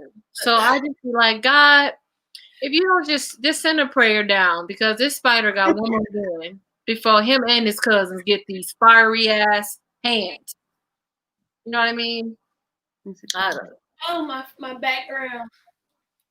Wait, I didn't know what that meant. We're having technical difficulties here. It be like that sometimes, when times are hard. I got both the background and the tape from the Dollar Tree. I see where my mess up was. Yes. See, listen. This is from the Dollar Tree. I support it. Outside is their space. Okay. I don't mess with them. If it's outside, that's their business. But like Britt said, is the spider paying rent? Yeah. And then it's on what? Site. Is the spider paying rent? Then it's on site. You know what I mean? When I was young, that was my favorite sign. When I catch you, it's on site. Yeah. Woo! Back in the day, I was doing real hood rat stuff with my friends. Brie, you're a Gemini, right? You know it. It's me. So we got a Gemini, Virgo, and a Scorpio walking into a bar. That's a good ass time. I just want y'all to know. I ain't gonna lie. Ashley is the only Virgo I get along with. Really? Yeah, I got a lot of Virgo. Well, my cousin James. My cousin James cool too. My cousin James cool. He sent me $100 for my birthday, so he cool. He alright. Not he sent you a. Well, I felt like it was a backhanded gift. I felt like it was a backhanded gift because he was like, "Here's $100, fat ass," and I was like, "What, big titty?" So I don't know. We call each other that. It's a joke in our family. Not did you say? What? Looking like a bobblehead. My family, we are big people. We are thick, fine, fat, all of that good stuff. I guess, but I just don't want you to say it like that, That's how we say it in my family. I ain't mad at you long as you. It's a family thing. Would I call somebody that outside of my family? It's gonna be a hell no for me, Bob. Y'all, where have they never had ever questions? Y'all can wait a minute. Britt is a Virgo too. I should have known. I didn't know you was a Virgo. Turn up. Virgos rule the world. Y'all, Britt is in a PhD program. Like, what? Mm-hmm. Go ahead, sis. Celine Yusuf. Let me quit trying to. I'm accidentally swiping back. Ask the never have I ever question. Who, me? Yeah, you go. I see somebody just answered. What's the tone, Bree? I don't know. What do you mean by that? Never have I ever used.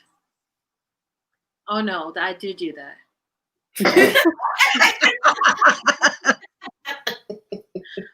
I'll just say it anyway and drink. Whatever. Never have I ever used a paper towel as a bookmark. I don't think I've ever done that. Oh shit! Not a paper towel. Listen. Hold up. Jasmine, you about to get blocked. Wait a minute, Jasmine. Hold up. How you get on a Virgo's live and say Virgos are assholes? We got a blocker. Whether it's We true got or a not, blocker. But Jasmine, me and you. Yeah, not low key on the same team, bro. You finna get blocked and reported. Damn. Ooh, my soul. Look at Brent. See, this is why Brent's about to get blocked. Bree, listen. Oh, yes, you did, Britt. I totally forgot about that. Yeah. When was that, y'all? That was like weeks ago, was it not? Britt, I can't feel responsible. That was that real. Britt, everything is moving together. I'm supposed to do a live about Exodus escaping. Have I read the book? No. That live is next week, ain't it? No, it's next week, right? Oh, it's next week, right? It's not tomorrow, right? Wait, it's tomorrow? Is it tomorrow? Shut up, y'all. Come on. Is it tomorrow? I got the date.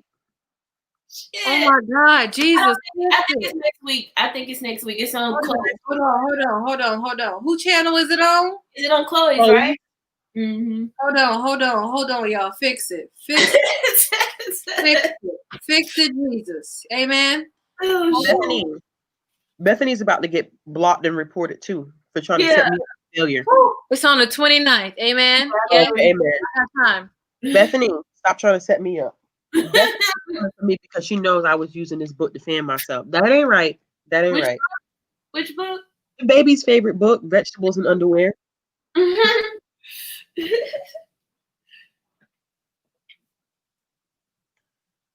Yeah, I be playing in my face professionally. I ain't fooling with y'all. I'm not fooling with Britt no more. Let me tell you that. I'm not following her ass up no more. No, wait, y'all be playing in my face professionally. I'm done. I'm not following her. Wow, Britt, you met up like this?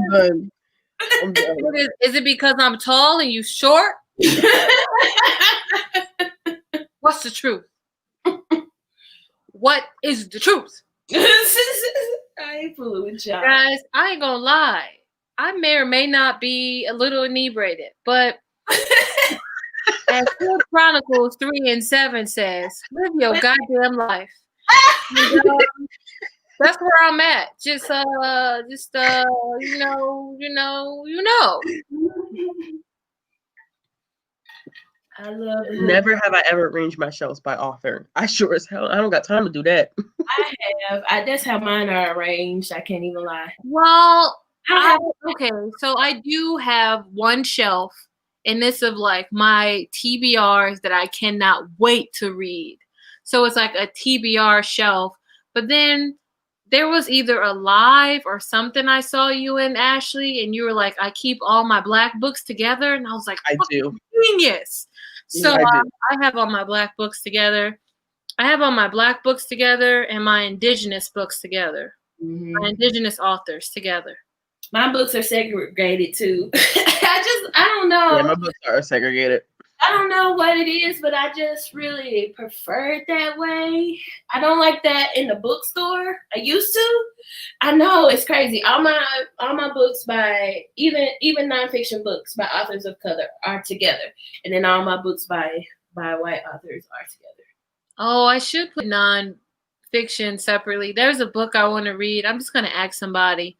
to buddy read. When people buddy read with me, I get shit done. Like it happens. Oh, I don't.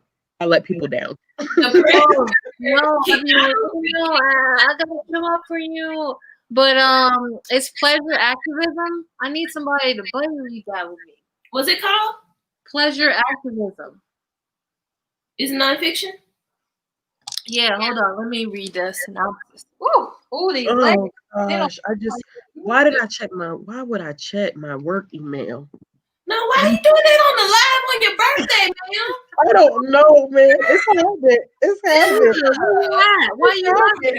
I'm like, why would I do it? Because I got emails coming in. Pleasure activism. Who's that by? It's by the written and gathered by Adrienne Marie Brown. So Trina, Escaping Exodus is on Thistle and Verse BookTube channel, and it would be me, Erica from The Broken Spine, and Ashley from Bookish Realm, and myself. Harley from The Cerebral. Hedonist. There you go. Harley, if you saw that, ignore it. No, just flirt. Harley, I got it right. Yeah, I got it right. I got it right too, Harley. So bless my heart for that attempt, but we in there. I'm subscribed. Listen, so I think it's about to be. What's that song? Y'all remember that old song? It's about to be a girl fight. Yeah. Okay, well, I think that's about to happen because look at Britt. Look at Britt. Look at Britt. Britt, you gonna get these virtual hands. Yeah, Britt. Virtual hands. You gonna get these virtual hands, Britt. Oh my mama. I look oh my good. I look good. Shoot. I look good. Song. I gotta take a song. Okay, here goes one. Wow, there's a poem called Sex Ed and Pleasure Activism. And then they got something called P-Power. Y'all know what that is. Isn't it nice? Look at that. Look at that. Art. I love that. I need to read this book yesterday, apparently. Is that library or you own it? Oh, I bought this a while ago. I need to be trying to own. I don't like to borrow nonfiction anymore. I used to like to borrow from the library just to make sure I liked it, but now I need to own it so I can really deep dive into it. So I bought for entertaining purposes. Yeah. I bought this book because my friend, I talk about Riley all the time.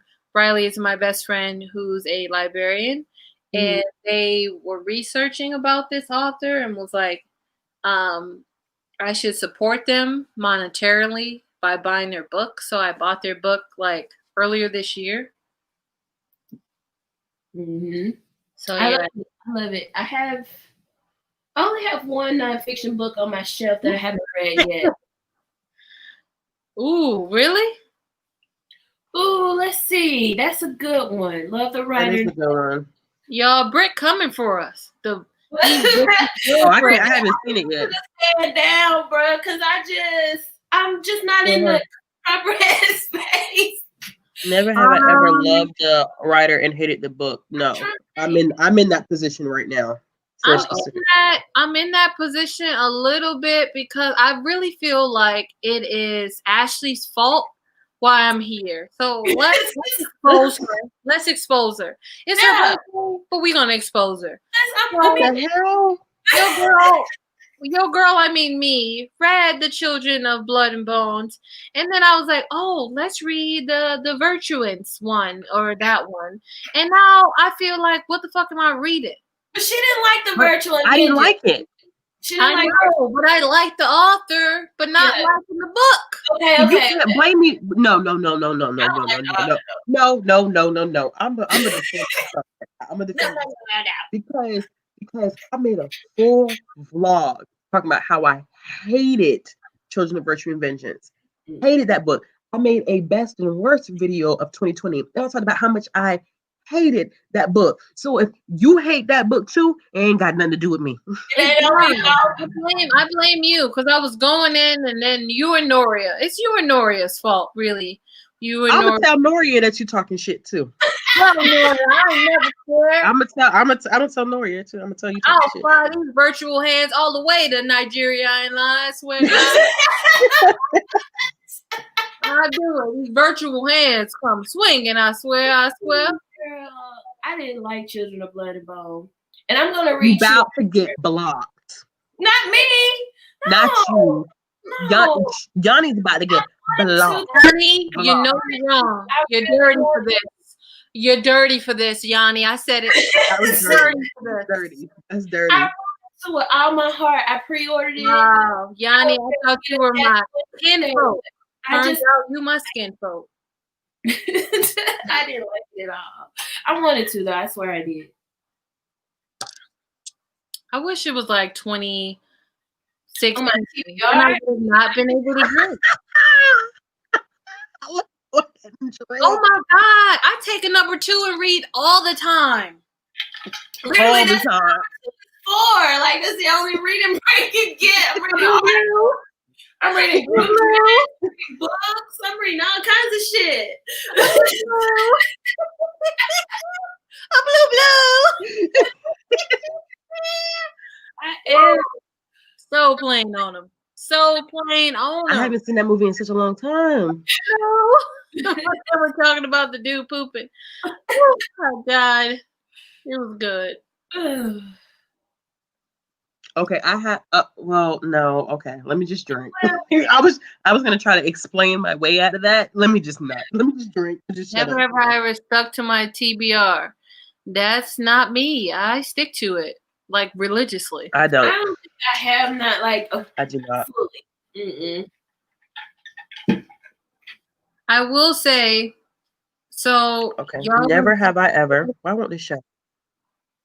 Well, y'all gonna see a video about the Nora Reed's F-a-thon because I didn't create the list. I didn't create what I wanted to read. Wait, so that is, maybe that's a fail. Maybe that's a fail. In one sitting or less than a week. Oh, I have. Never have I ever read while high on weed. Who put that in there? I don't Where smoke. Is it? Brew. Understands me? Wait. Where is it? It says it. Never have I been high without smoking. That's what it says. Deidra. Phase read? Yes, I have. I've read a lot of nonfictions in one sitting. Okay. Drink. I did. I drank it. Yeah, I saw. Moving on. It's fun. I cannot. I'm not sure. Yeah, that's like, yeah, we just gonna leave that alone. We'll leave that for my chat, I guess. We'll leave that for the chat. Yeah. Christina, I shall drink. Even there's a book sent to me by the author. I mean, I don't get shit sent to me, so. Wait, was it by the author? Okay, you guys know the Gilded Ones? Yeah. Yes, by Namina. It was sent to me by the person who sent it to you too. Remember, Bookish? Oh, I didn't get it by Kim. I never emailed Kim. Which one should I have? Oh, I sent you the information mug. You did. I know you did. You did. And I kept putting it on my list to get done, and I never got it done. Well, I didn't know that she wanted it back, so I didn't prioritize it. So I just sent it back the other day. I think I may just wait for it to come out. Yeah, I sent it back. So the Gilded Ones did not happen. I think I watched an interview with her. She's really, really she was part of Quarantine Pages. Noria interviewed her. And it's amazing. I keep hearing people call her Namina. Her name is Namina. Really? Her name is Namina. And everybody keeps saying Namina, and I'm like, ooh, child, that's not her name. I ain't gonna lie. I swear, I've been butchering some. I realized I was calling N.K. Jemisin the wrong name for years, and I was like, calling her Jemison. What? I know, like the gems and the oh shit. I was you know, you country. Not Jimson. Is she going to the gym? I didn't really understand what was happening. And my bad, Nora. My bad. Not bad, Nora. It's hard out here. Never have I ever preferred an audiobook to its print version. I'm drinking. Oh, I'm drinking too. Oh yeah, I'm drinking big time to that. Mm-hmm. Let me tell you, Conjured Women audiobook. Was it good? I got Conjure Women. I just got it. I just got it on audio. I just got it. Okay. I loved it. I have to go. Would you say Deidra Pop the Seal? It's Charles something is the author. Charles. He's got like 3 names. I forget. Deidra, what's the phrase? I have to go pop the seal. Yeah, you gotta go break the seal. Break the seal. I do too. Deidra, you're on your own. Not on my own. You bitches, I got a P2. I already broke the seal. Okay, I left Conjure. I have it on my desk downstairs because I want to read that too. But she was saying that the audiobook is good. I need to know that. That is need to know information. I'll have to get the audiobook. There is a gnat in here, y'all. That's what I keep looking at. See, Tia says, I've caught a buzz. Please forgive me. This is not my channel. I am not responsible. I don't stick to my TBR. Tia says, I don't know what Shamla's saying is the truth, but I'm sure it's the truth. What's Lala? Oh, Books and Lala? I love Books and Lala rocks. Happy birthday. We'll have to say happy birthday when she comes back. Never have I ever needed a quiet area to read. You don't have to be quiet. Okay, I'm back. Yay! Thank you. I gotta go pee now. Put another. What? I broke the seal. That's what I'm trying to tell you. Once you break it. Okay, so now it's just me. Oh, Yanni, I did that. No, I've never continued without rewinding. But I had fallen asleep listening to an audiobook. I did it last night. And I've fallen asleep on the audiobook twice. And I finally finished it today. Oh, that was nice. Never have I ever fallen asleep while listening to an audiobook. Yeah, man. But did you know Libby's have a sleeper timer situation? Yes, like 15 minutes. I usually try to do, I think I only do like 15 minutes because 15 minutes is like a sweet spot for me because I usually do fall asleep within 15 minutes of listening to it. Yeah. Deidra decorations is always nice. Thank you. Tia said we gotta break the seal and shit. I thought I was gonna be straight, but apparently not. Wait, you had to pee too? Yeah, she got up, she had to pee. Damn. Y'all left me. I had to my bathroom is literally right there, so I'm okay. But we all was pissy in the city. Oh, thanks, Jess. Jess, you just sent a super sticker. That's never happened to me before. Oh, look at that. Actually, Deidra, Ashley, I've been wanting when I be like, what is it called? Moderating your videos. I've been wanting to be like, y'all buy some stickers. I'm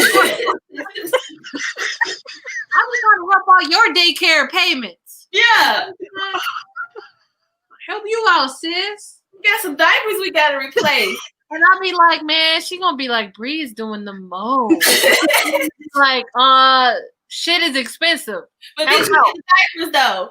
Let me tell y'all something. People never realize how expensive kids are until I be like, listen, having a child in daycare is like paying a fucking mortgage or rent. It really is. Literally, you're paying mortgage.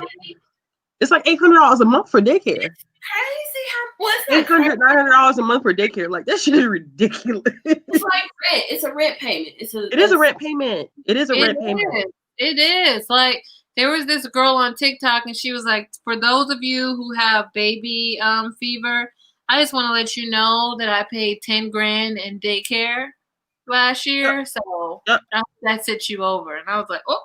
Daycare is expensive as hell, and people never realize. So, like, imagine paying daycare and then paying rent or mortgage on top of that. Not me.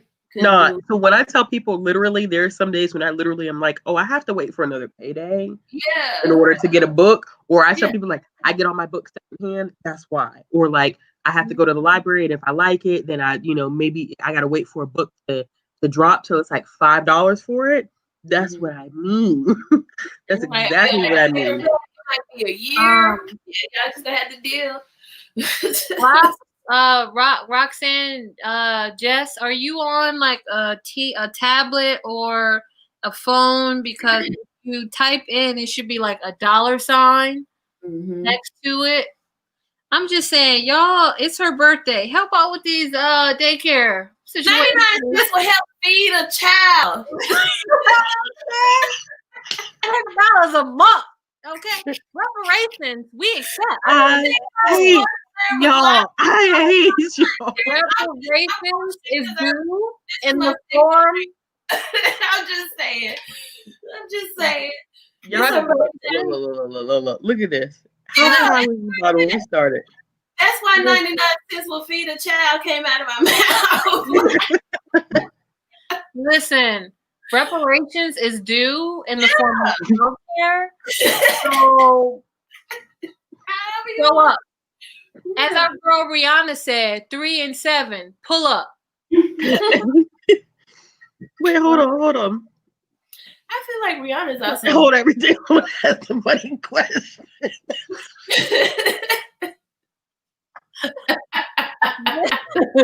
Listen. Like, if you don't love Jesus, you gotta grab the plate.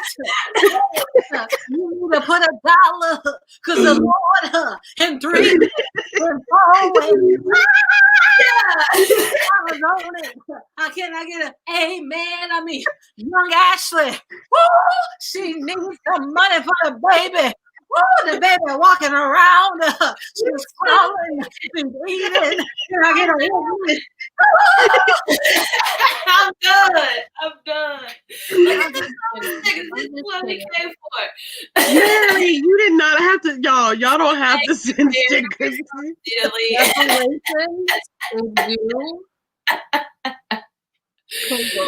Oh man.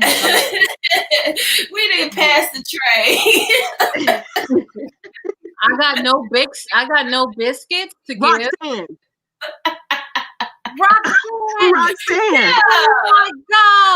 Oh my God. Please. Okay, I need to stop joking around. That's what I said. I said 99 cents. Not $50. Roxanne. Now people sending stickers free. Pass the tray. You can't take the tray back once you send it down. We already it up. Can't you get an amen from the people in the back on the stand? Wave your hands side to side. I said, where your wallet at? I said, where your wallet at? I said, throw up. I said, pull up. I said, where you want be, baby?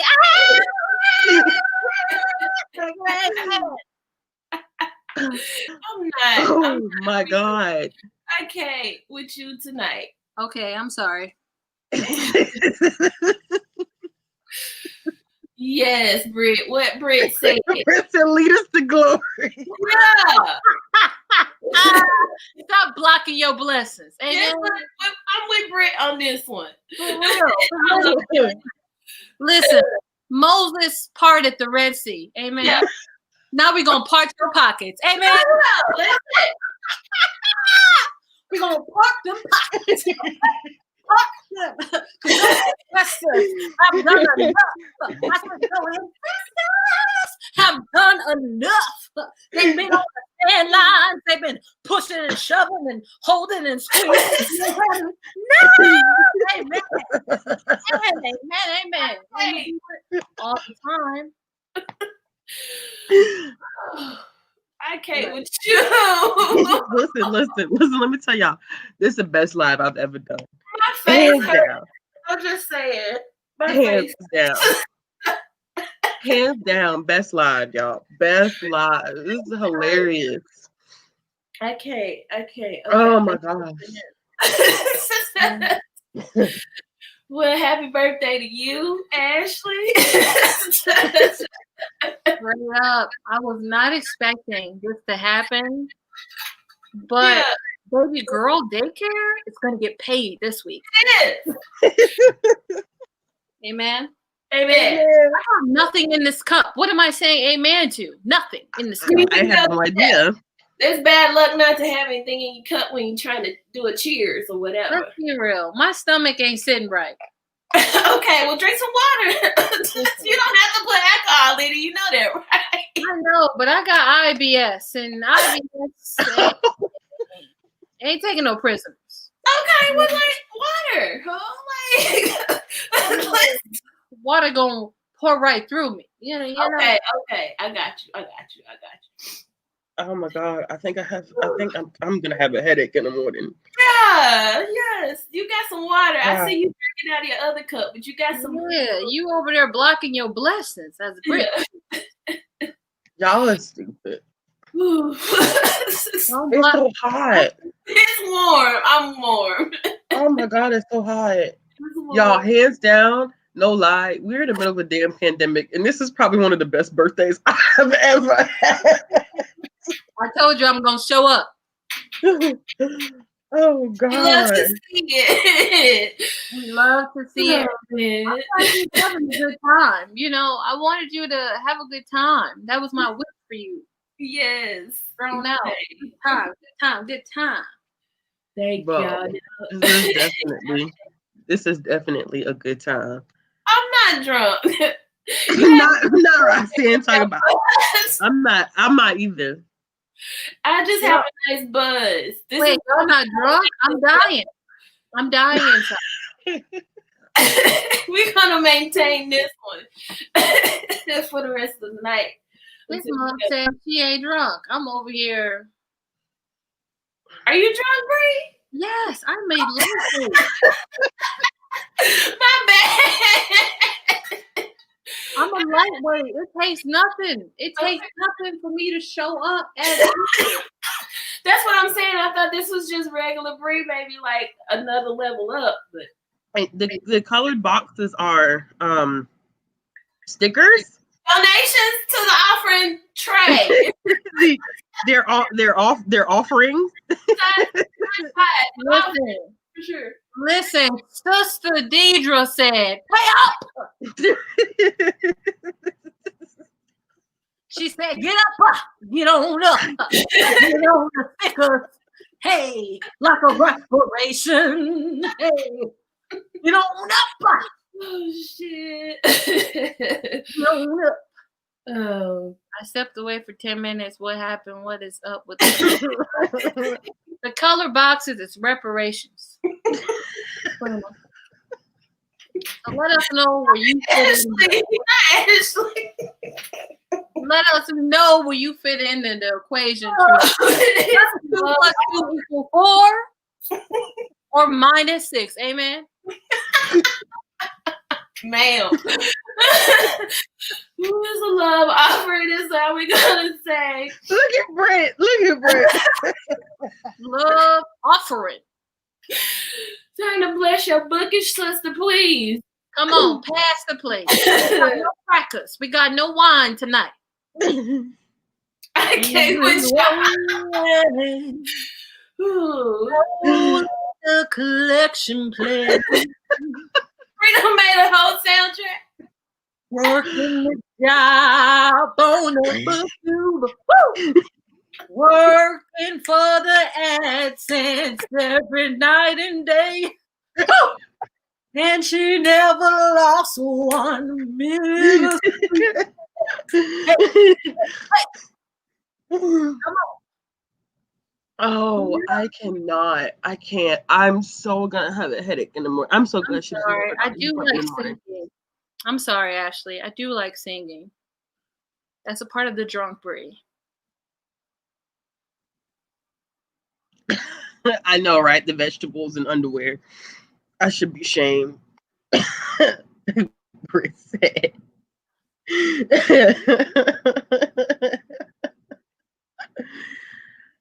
I thought we were supposed to be playing. Tia gets We me. skipped over so many never have I ever questions that I don't even know. Never have I ever questions.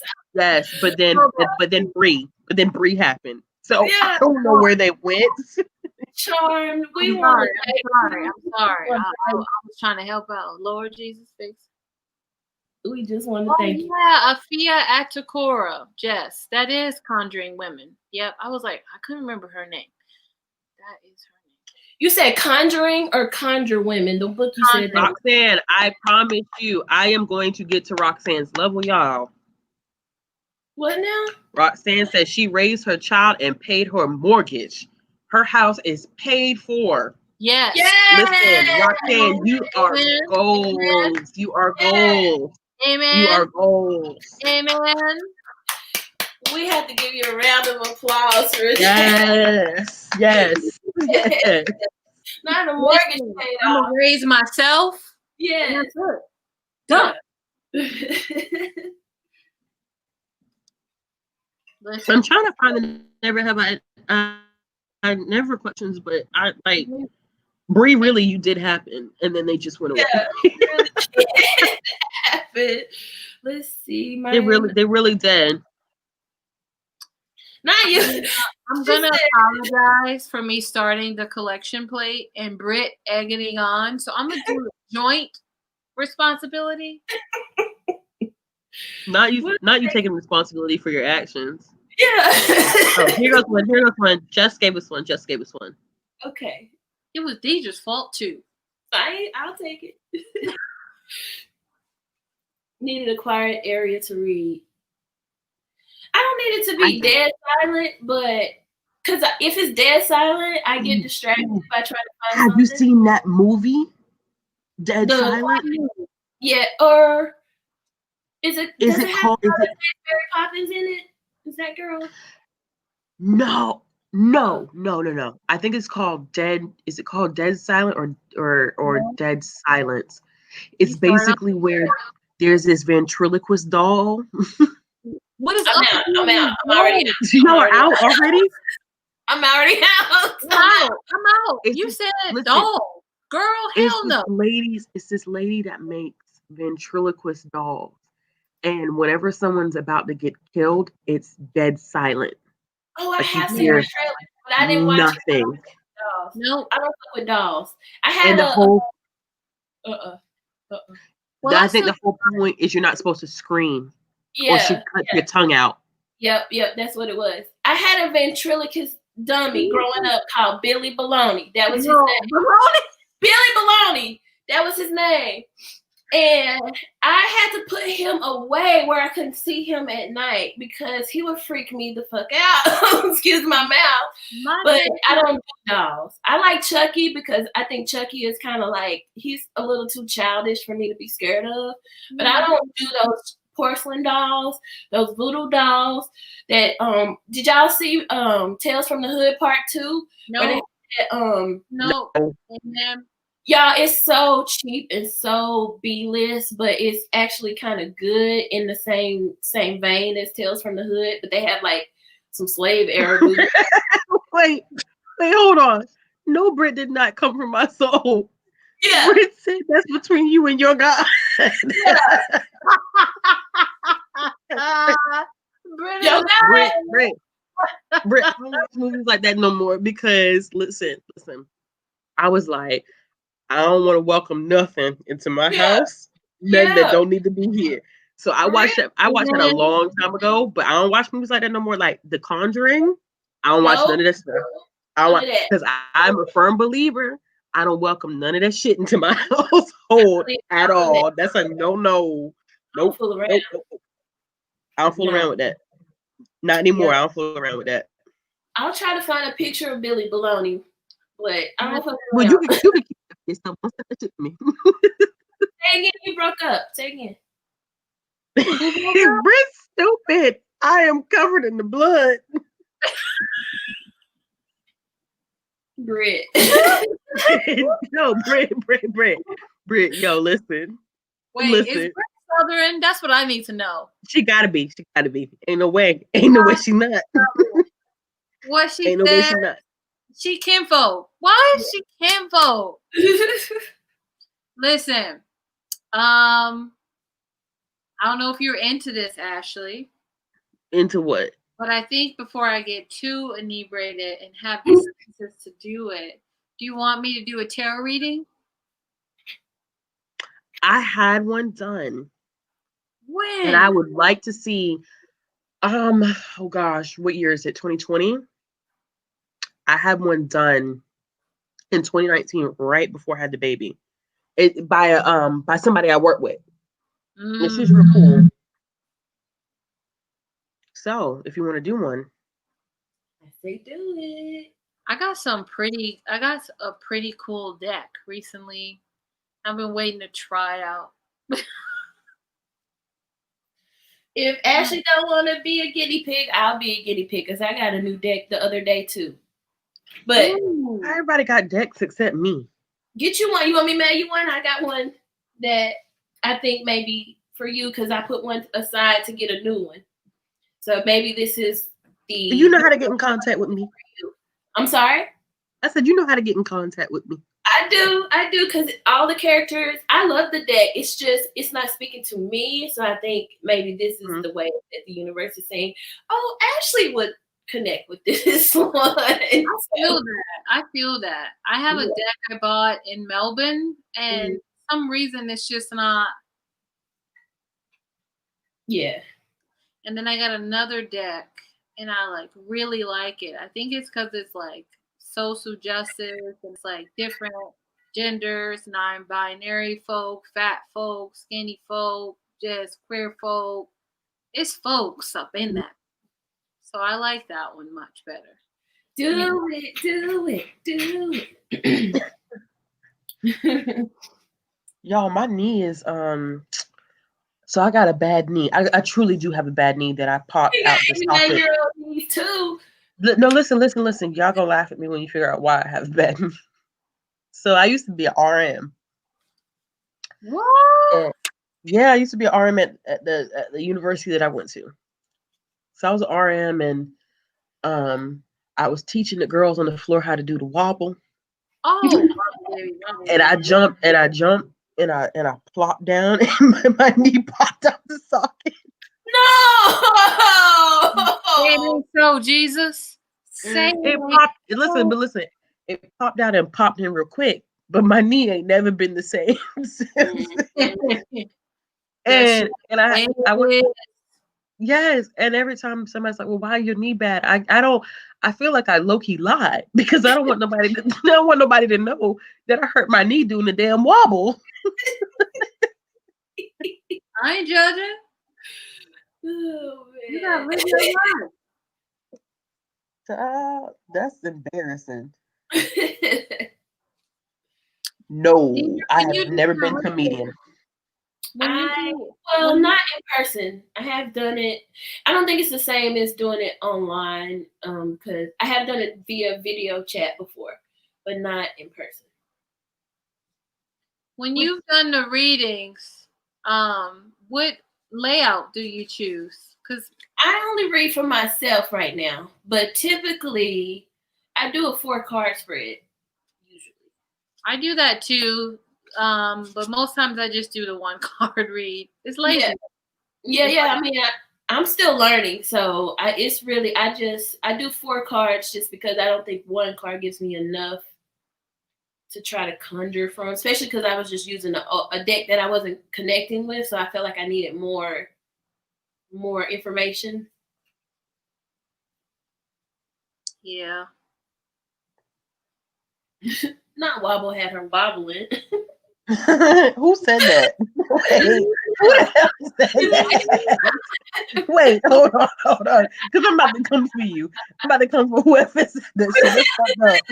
He has wobbled ever since. Hey, listen, you about to get blocked. I'm blocked and reported.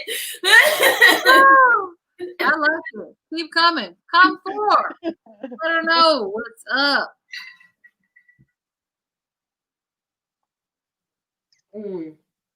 Bree, we waiting on you. I'm gonna make me my last drink because we already. Yeah, while you do that, while Bree gets situated, because I'm waiting on Bree.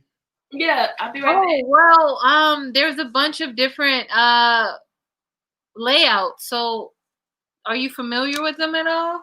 No, that's what I'm telling you. I feel like I'm the only person that's not familiar with like any of this stuff, like whatsoever. Like no. All right.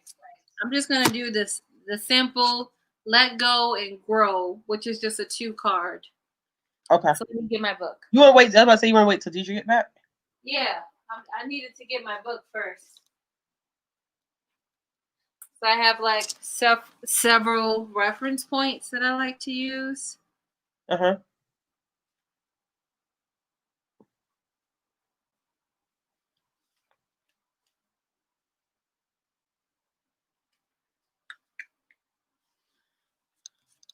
All right.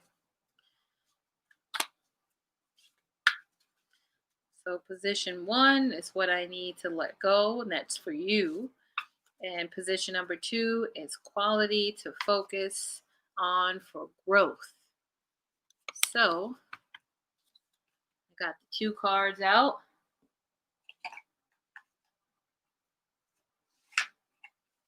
We're out here doing some witchy stuff. What's up? Come on, Tia, speak your truth. You know I'm old lady. I'm 75. Okay, Tia. I will. Let me hush my mouth. You know I'm 75.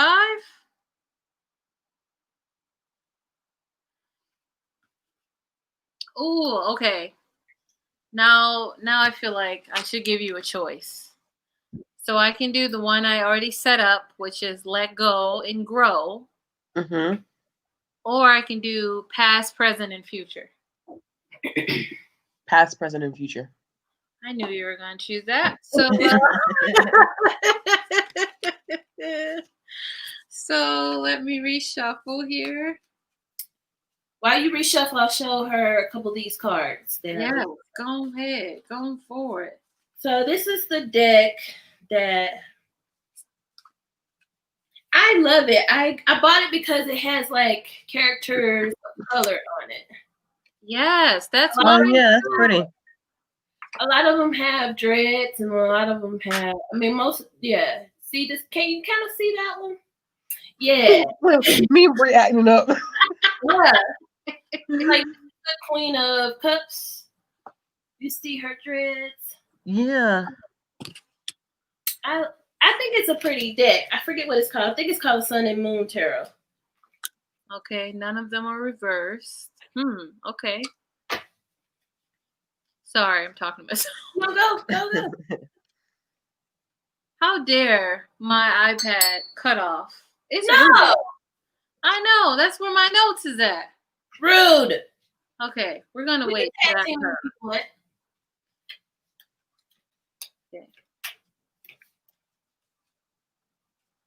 So I haven't gotten to the point where I'm able to just like spit off from my memory. I have to like read. Me too. So past, present, future. So your past, I pulled the 4 of Swords. I will say that it's better to do it in person because the interview situation. But I just pulled the cards, only thought about you, and stopped when something told me to do so. Okay. So your past is the 4 of Swords. Your present is the 3 of Swords, and your future is the 2 of Swords. It's interesting how they're all. But we go. That's cool. I don't know what any of that means. Yep, and I'm not gonna say I know fully, so I like to read. I don't know. I'm gonna just. So for the 4 of Swords, after the storm, the earth recuperates, as she does of the 4th of Swords. After debilitating circumstances, we are exhausted, yet we are eager to push beyond the superhuman capability of merely healing. We choose vices, crutches, and paths to survive that may destroy us. The 4 of Swords eventually found his sanctuary a cluttered workspace where his favorite tools frames his chaos. He asks you to find peace in your search for stability. So that is your four of swords. Mine says this card represents withdrawing and resting in order to get your bearings after a time of trouble. Some decks show a night lying down, recuperating. Can you show your card? What does your card show? I like to see what different decks look like. So some decks show a knight lying down, recuperating after an inner or outer battle. I like your deck. It's like modern people. Yeah. What is that, a typewriter he's on? Yes, he's on a typewriter, surrounded by regrets. It says like 2013 regrets. A lot of chaos everywhere, unfinished projects. So this one says if I don't know what you thought about when you were shuffling, but I'm just going to love just because a girl is single. So this one says the 4 upright can mean carving out some time for yourself. Challenges in a relationship may have left you feeling drained or discouraged. Look within, discover your true needs and how you restore balance. Interesting. So when it's upright, you have reached your first milestone, and now you need to recharge your energy before the next phase begins. Take a break, clear your mind, and meditate. So that's your past, is what we're talking about. Okay. So all of yours are upright. So let's go to the 3 of swords. Deidra, take it away when I get done too. Thank you. Appreciate you. I'm acting this thing, girl. I'm trying to learn. Okay. 3 of swords. You have found access to the service in your heart that remains scathed from trauma and loss. The 3 of swords lets themselves go in the harshest conditions. They're tired, pain, but aware of the resilience they are capable of. Aware enough to waste these days under the dimmest stars on the darkest nights. The 3 of swords is either melancholy or self-sabotaging, yet unlearning a trauma that they believe to be much larger than themselves. An hour before sunrise is your wisest hour. The 3 of swords swears they are only waiting for the sun to rise so they can find their truth and go about their day. The 3 of swords asks you to let these wounds scab and grow at dawn, at the new moon, on the heaviest moment you find yourself in. We engage in cyclical self-sabotage, because of both our choices and our oppressors. The 3 of swords is bleeding for you, asking you to take care of yourself today and contemplate the accountability of your oppressors later. Amen. You are surviving. Nitpicking at the scabs of your story only to make the story longer. The story is your past. Amen. That is better left alone. Shining in retrospect. When your spirits find their home, but decimate at night when your bones are aching to renew. Let's go to what it means when it's upright. Let me see your card again. I like to see. Let's see. So when it's upright, you are feeling hurt and disappointed, taking others' negative words to heart. You feel loss, heartbreak, grief, and sorrow. This will pass. On releasing the pain and forgiving those who hurt you. Amen. All right. Yes. That's the present right here, right now. Right now. So this is the book that I am using to reference. I got this. Nice. I wanted to get that book on Amazon, but I was like, yeah, I got it from Amazon. I've had it for a little while, huh? I was like, who got that money? So I've been living that little one, that little baby. Yeah. That little baby. This one says it's one of the saddest cards in the tarot. It symbolizes deep emotional pain, heartbreak, and a real or perceived tragedy. You may not manage to avoid the suffering indicated by the 3 of swords. However, the card advises separating true grief from self-pity. On any block.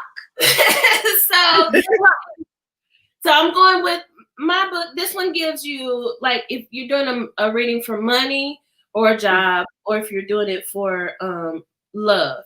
So I'm going with the love still on this one too. It says 3 can represent a split with a partner, or at least a sense of separation and despair. If the relationship is worth salvaging, heal the gap with compassion and understanding. In some cases, this card says it's time to move on.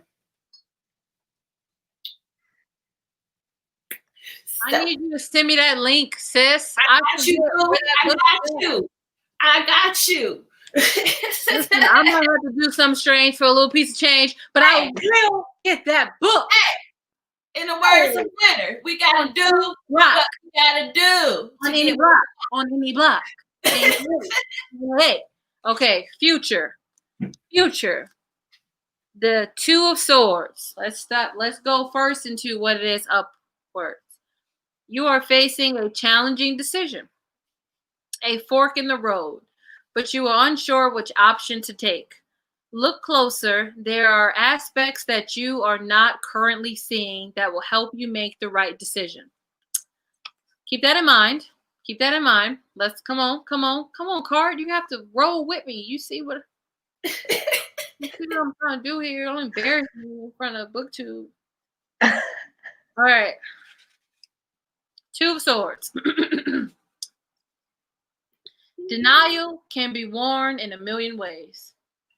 And the 2 of Swords wear it behind peacefulness, joy, and internal debate. She takes the situation at hand by its literal value and investigates it deeply. Until she's prepared for battle or communication, she lets her discoveries enter the unknown. The 2 of Swords asks, if you're in denial to the point where you are destructive, are you willing to listen to the truth the truth being handed to yourself? Or are you paving an opulent space for self-preservation and understanding? She asks you to learn at your own pace. Amen. Release your finding into the ether and be gentle with thyself. Wow. Let me see your card. Oh, yeah. Okay, so can you see the... Yeah, I see the resemblance. Yeah. Pretty similar. So mine says 2s generally signify balance or conflict, as well as pairing. I think of the 2 of Swords as a blind faith card because it can represent courage in making decisions based on your own truth, and in some cases, spiritual guidance. So in a reading about love, this one says, this card suggests listening to both your head and your heart. Okay. It can mean you and your partner hold conflicting perspectives and that you're trying to resolve differences and find harmony. So y'all just gonna lay my whole entire life bare for the world. That's how they do you. That's how they do you, fam. I'm sorry. I did a Celtic reading. I was like, how dare you? That's crazy. That's so crazy. That's crazy. You can unpack That's legitimately crazy. You don't gotta unpack it right now. I'm not. There. Well, I'm not. Yeah, don't I got do that. I got to think on that one. I got to think. I got to meditate on that. I'm just saying, I'm here for readings anytime you need them, and we're gonna have Deidra on the 1s and 2s. Not DJ. Yeah. My birthday. I'm gonna do my live on my birthday, which is November 7th. So that's on Saturday. Mark your calendars, pencil me in, and we'll be there. What you said? I'm gonna be in the comments, like. I'll be right back. Okay, you done broke the seal. You know how it goes. Yeah. This is so unfortunate. Thank you for coming, Jess. I told you. Yeah. The cards tarot cards, it's kind of not even crazy. I'm really into how weird, not even weird, just how if you really put your intentions into it and you really like think about it and you go and study the cards, even if you don't know right away, you put them, you draw your cards and you'll go research them later. And you're like, dang, why y'all gotta put me out like that? Yeah. As soon as I saw that they were all upright and they were swords, I was like, there's some conflict. Yeah. That's the only thing I was able to get after, but yeah, I've been trying to do more of the the Celtic readings with friends. That take a long time though. Have you seen that layout? It's like a 7-card layout. Oh wow, yeah, no. Yeah, it takes some time to do that. To do those. I've seen it. Hang on. I've been using people to practice with. Oh yeah, so that's yeah.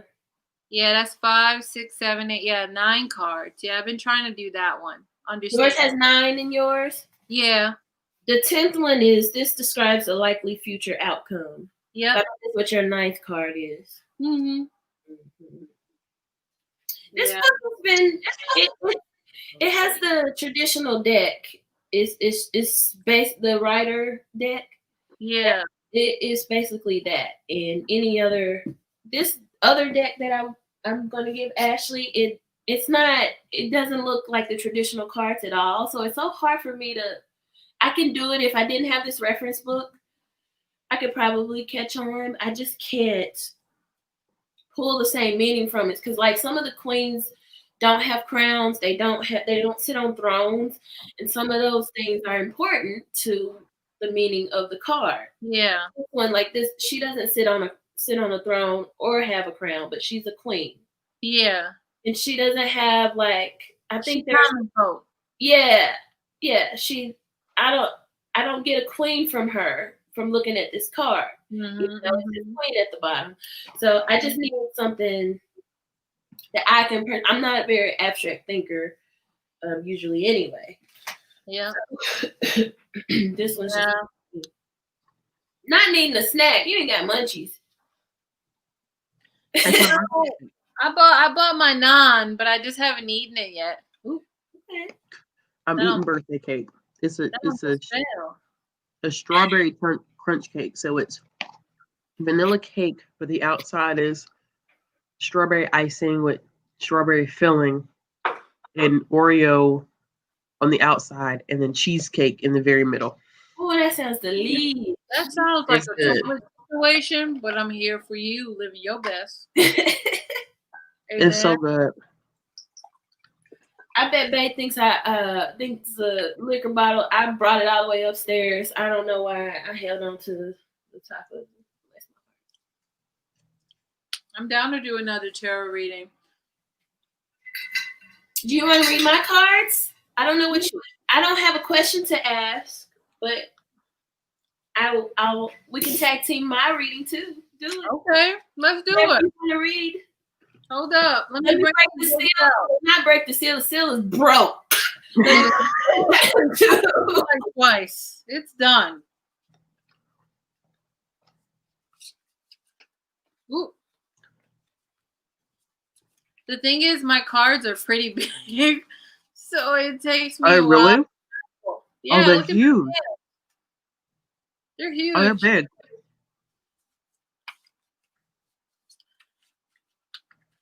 I gotta ask Deidra which layout she wants to use. Good night, Sarah. Good night. Good night, Mary. Thank you for coming. This is a BET late night edition. Oh, what was it? What was it called? What was it called? BET After Dark? Yes, in the dark. They used to play all the uncensored BET videos. Lay your body down. I was like, is that Ricky? Free Ricky? Listen, after I saw that video of I lost all respect. Don't you do it.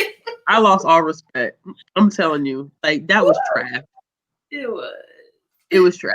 I feel like BET Uncut. That's it, y'all. BET Uncut. That was the rap video. That's where you had your drill. And then you had the Pillow Talk, which we had. What's the dude that had the light eyes? What was his name on BET? Pretty Ricky. What was his name? I had light eyes on BET. He was like a, what do you call it, VJ? He was an older guy. I can't think of his name. It'll come to me out of context. I don't care, Bree. Do what the spirit moves you as far as whatever reading you want to do. I heard you say that. You know, 106 and Park was never the same after they got rid of AJ and Free. Yes. Agreed. It was never the same. They were just on live the other day. What? It was never the same. What are they doing now? I don't know. It's probably doing hood rat stuff with each other. It's 5 in the morning. I'm having 30 to you. Yeah. Started it. Donnie Simpson, that's his name. Yes. Donnie. I was going to call him Don Cheadle, but that's a whole different person. I'm sorry to that man. That's a whole different person. I Yeah. Don Cheadle, really? I know. Shut up. I'm 3 rum and cokes in, and this is like it's extra super size rum and coke. There's one I want to do, Deidra, with you, but we're gonna do that offline because it's 5 cards. Okay, I got you. I feel that in my spirit. So we're gonna do the do you want to do the past, present, and future, or let go and grow? Past, present, and future. Okay. All right. Sorry, it takes me some time now. I didn't hate Roxy and TJ. I just really love AJ and Free.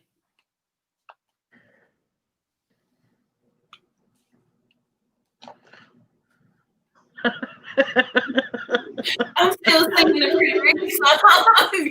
Ready, Ricky. It's 5 in the morning. I'm just singing. Awesome, Sorry. You know you had out. Not Bow Wow on the tour fucked it up. He really did. He did. He did though. Really did. What'd you say? I said I went to the tour. Did you? How was it? You got it was good. Yeah. Omarion got naked on stage. I was 15. What? And I was like how naked we talking? He was like behind this thing, but he got fully naked. On stage. Why? I don't know. Maybe he was living his life. What song did he dance to for that? I don't know. Ew. Girl, did you black it out? Cause like I did. Good night, Dana. Thanks for coming, love. I'm sorry we are the way that we are. Well, Deidra, I'm gonna redo your deck because okay, I'm ready. I don't know why. I just don't feel that.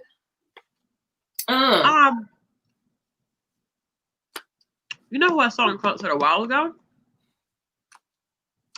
Mr. Entanglements himself.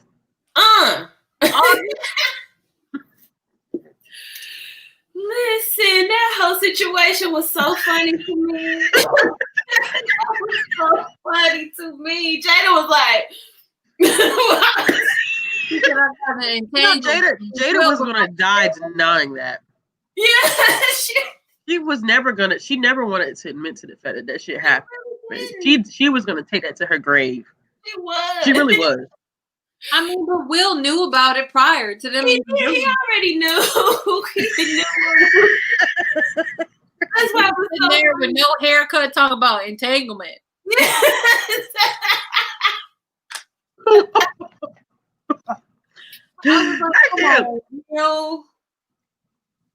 You're right, Britt. Mario's not attractive to me. Listen, I would have ice cream with Omarion. Period. I'm not gonna say anymore. Are you serious? But that's where I'm at. Listen, touch. Okay. I was trying to be touched, not be touched. Bree. Marcus Houston or Omarion? Marcus Houston. Sorry. That's me. That's me too. Marcus Houston or yeah, any day. Any day. Marcus Houston first. Oh, it's Marcus Houston. It's Marcus Houston. Yeah, his CD was fire. That CD was so good. Y'all, listen, y'all remember the song? Y'all remember the song "Circle"? Yes. Yes. Listen, I'm not monetizing this video. So here we go. Hold on. Marcus Houston had the Black Cassidy to marry somebody recently. Not the Black Cassidy. Did he really? He married somebody? He rude. He know that your girl Thickums, aka Bree, was on her way. No. I'm done. I'm done. I'm done. Wait, this used to be my jam.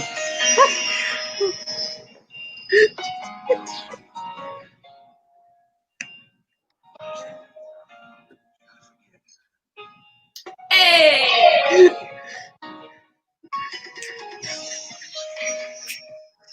I love that song.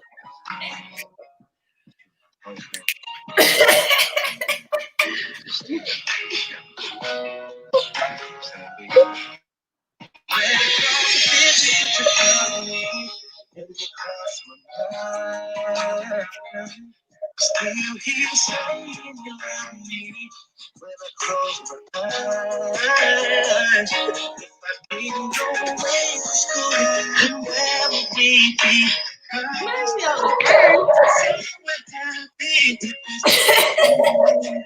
Relationship,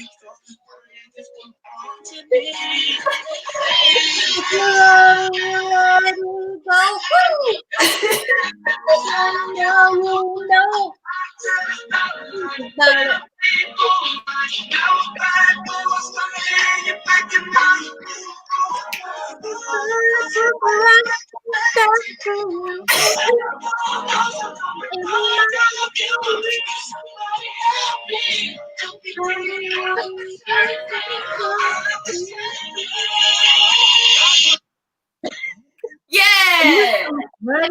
That used to be my jam.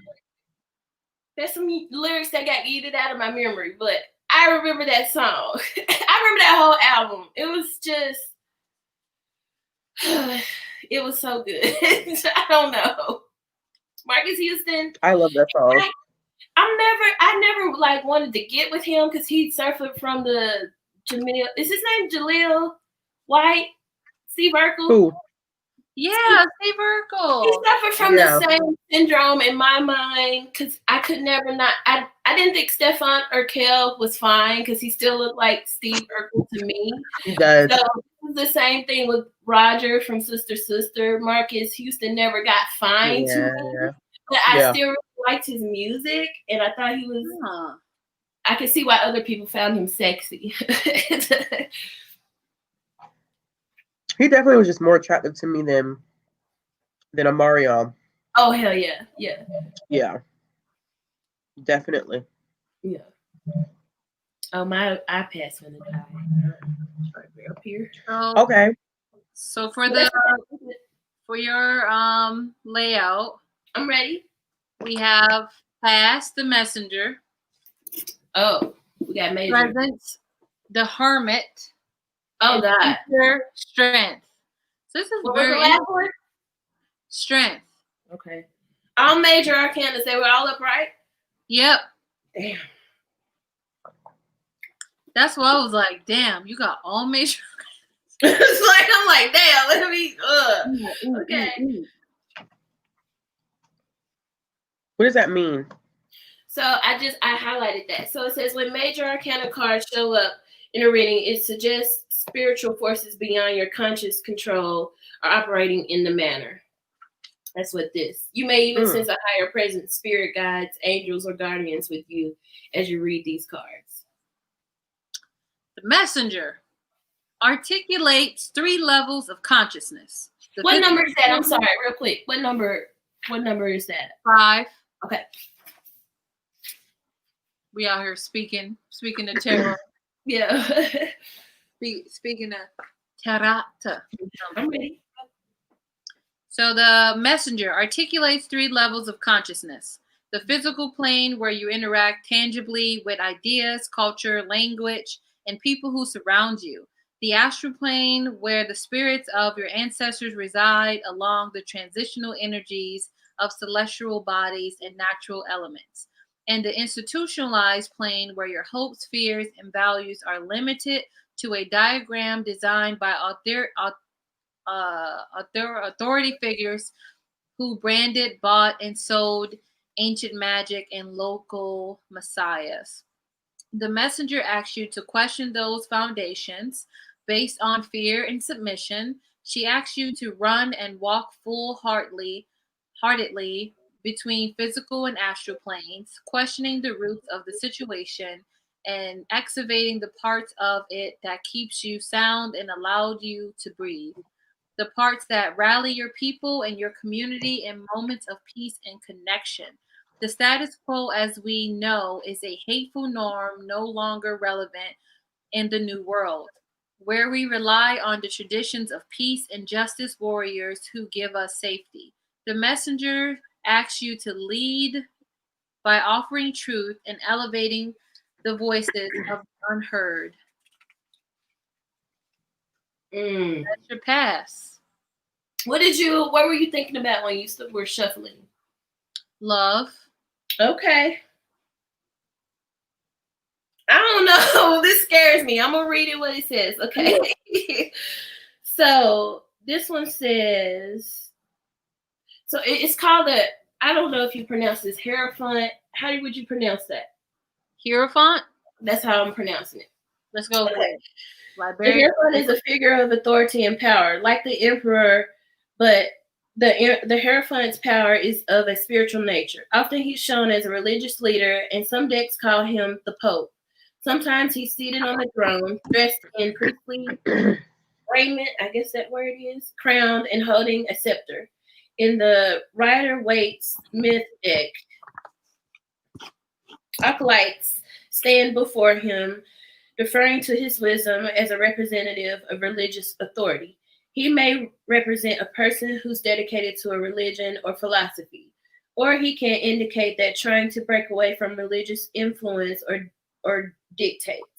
In a broad sense, this card can refer to any organized institution, religious or otherwise, that exerts authority over its followers. And so, in a reading about love, this card may signify a relationship based on tradition, structure, or spiritual path. You and a partner may be dedicated to serving a higher cause, and your relationship supports your goal. Yo, Ashley, continue. Listen, I'm sitting here listening, and I'm like, I drew a supportive card for you in my other deck. Yeah. Which I think is going to be interesting when we get done. So maybe this one is going a little too deep, but here we are. We already started. Let's continue. Yeah. Not all of us is going too deep. Yeah. I was like, oh, shit. Listen, Bree, I don't know what you got going on. Yeah. I will say the Hermit is my favorite card. You shouldn't have favorites, but it is. Yeah. So, presents. Yeah. So we did past, we're doing present. The Hermit.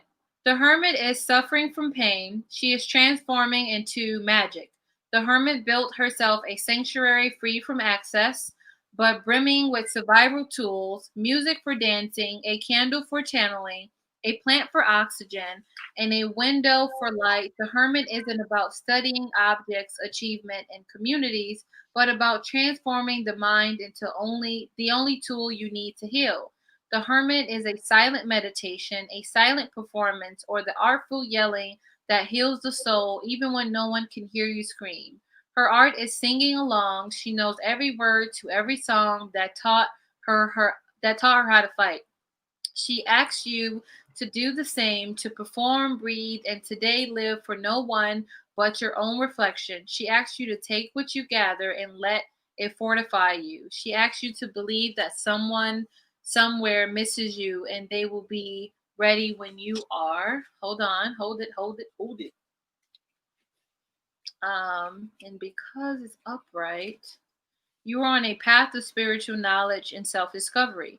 Retreat from everyday life and create space for introspection. Go within and you'll discover the knowledge and clarity you seek. That is your present. For me, that feels spot on of what I know of you, but I don't know. It's very spot on because I did a reading for myself the other day on how to deal with my fucking neighbors. And I pulled the Hermit, but I pulled it in reverse. So in reverse, it means the Hermit suggests you're ignoring or rejecting the wisdom being offered to you.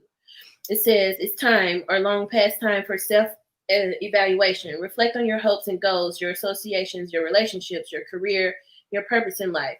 Sometimes this card shows you don't want to be alone and feel sad, frightened, or isolated. It says, and I put it in the frame of money because I'm thinking if I'm going to get myself out of the situation, it's going to take money to get out of here, maybe. Yeah. So I said, you may in reverse, you may be unwilling to look at financial matter closely or reluctant to listen to advice. Sometimes this card suggests you're overly cautious and that's limiting you. And it also means rejecting the material world for the spiritual one. And I read, and after meditating on that particular reading, to me that it meant that I was like limiting God on what he can do to get me out of this situation. Because I'm looking at like, okay, I don't have a job. Bae doesn't have a job. Rent is kind of high here. So like, how am I going to get out of here? I need him to move. But to me, when I was reading that card or that whole reading, the other cards that I got in the reading, I was like, okay, maybe I need to just chill and focus on getting myself together. So in this reading, it says, I'm going to read what the Hermit card means.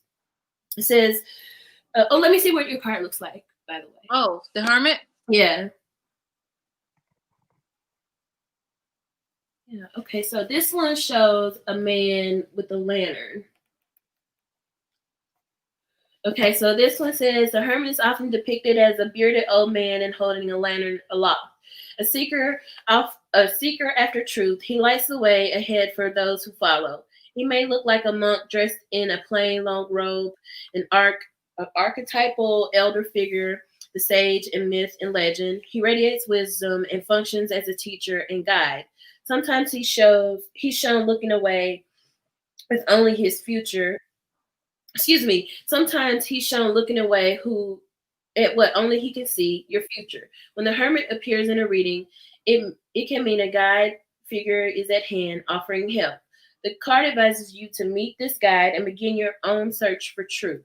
Yeah. Sometimes the guide figure is a person, such as a counselor, therapist,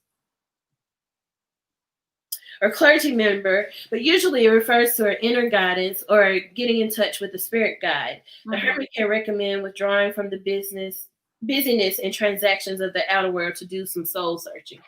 So in a reading about love, when it's upright, it says, you may feel a need for some time alone to discover things about yourself and your path in life.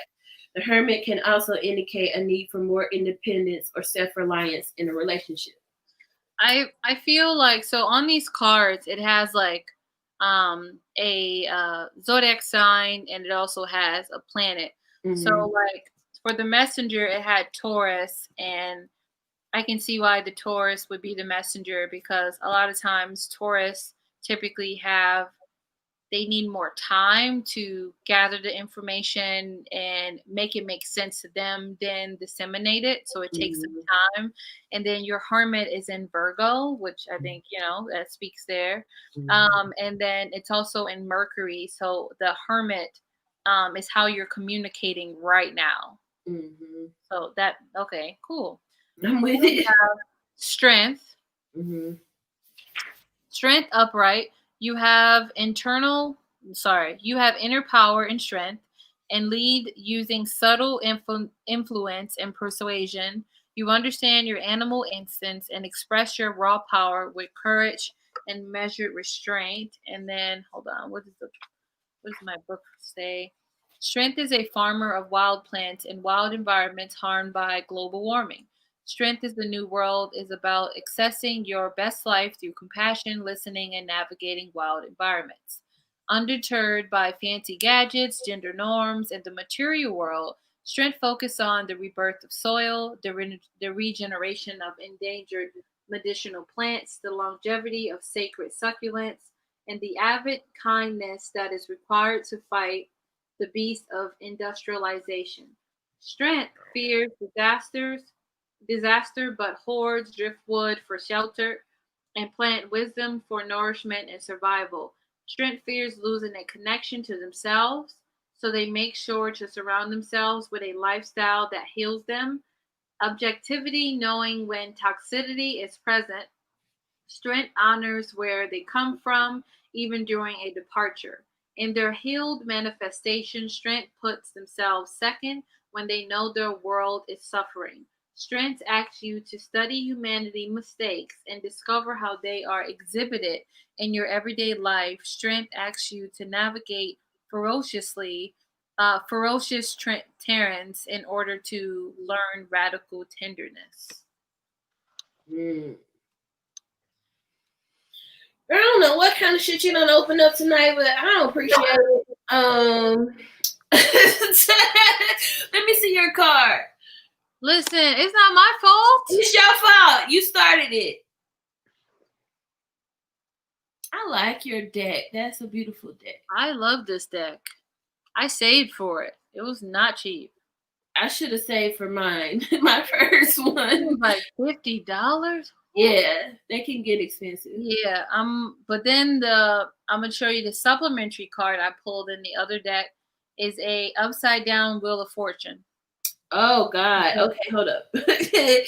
Okay, some tarot artists show strength as a woman in a relationship to a lion.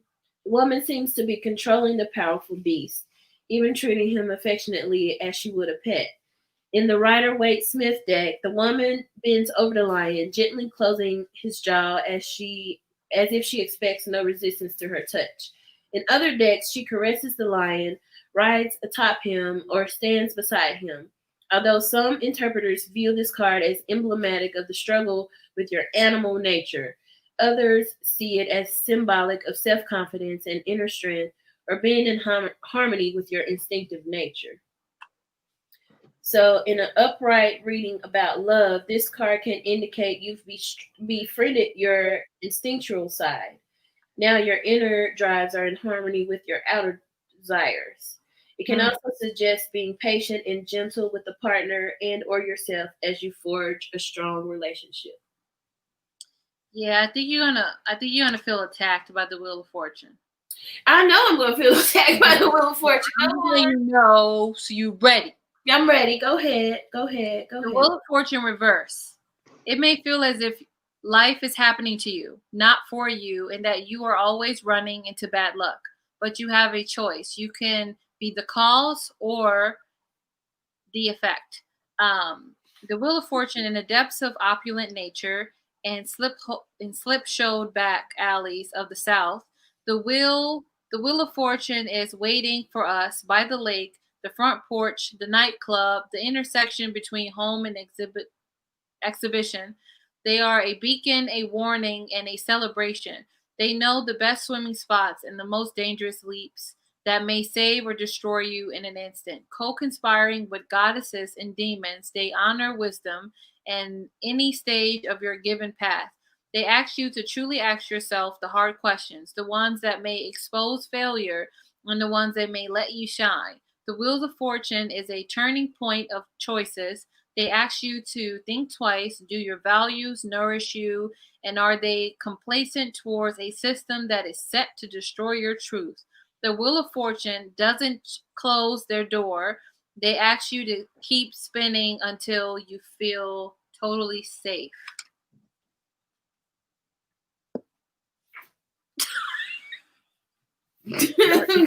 Not Deidra feel some type of way. It's not that I feel some type of way. I'm just like, I've really started like focusing on trying to learn these damn cards here lately, and they just reading me for filth, and I don't appreciate it.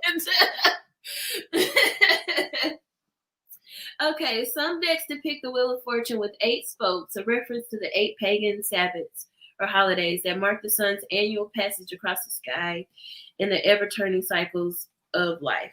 Other decks show human or mythological creatures attached to the wheel, indicating we're all tied to the wheel of time and subject to life's ups and downs. I'm just going to say the traditional deck includes winged versions of the astrological symbols, which represent the 4 elements in the card's corners, suggesting the influence of divine forces. Consciously or unconsciously, you've put something in motion and you now have little or no control over the outcome. That's like a Virgo's worst nightmare. Okay. Yeah. Not having control. Yeah. A new phase in life is beginning, which is true. It's very true. An important decision must be made, or upcoming circumstance will change your life. Destiny is at work, and you have to accept whatever happens. All you can do is attune yourself to the forces operating now. So in reverse, about love, this says, you may experience delays in establishing a relationship, perhaps because the time isn't right. This card can also signify a turn from the worst in a partnership, though it may only be temporary. Listen, I just don't want to freak you out. But I grabbed my card of the decks of these. Listen, I gotta light this cigarette. Talk. I'm sorry. And I was like, oh, let me see what a Wheel of Fortune says on my other deck. And it was the first card I pulled and looked at was another Wheel of Fortune. And this HTHTV said the Wheel of Fortune is said to be a Sagittarius card, yet those 4 fixed signs on it not to be ignored. This right here says that it's a Sagittarius card. Mm-hmm. I don't know. It feels fishy. So I don't like Sagittarius individuals. They're all pathological liars. I have a Sagittarius moon, so let's not drag them too hard. No. I don't know if you guys guessed already, but your girl has a Cancer moon. Then we have the Leo rising. We see it. Yeah. But that Cancer moon, though, is the devil. I'm crying every day. Sagittarius individuals are demons. Reincarnated. Yes, they are. I love them or hate them. I love them or hate them for real. They lie about everything. They do. They be lying. They be lying about everything. They lie about stupid shit. About dumb shit, unnecessary lies. Exactly. Not unnecessary. Jesus, fix it. Fix it, please. Yo, Bree, I appreciate you reading me for filth. Happy birthday to Ashley. Ashley, are you thinking about your reading?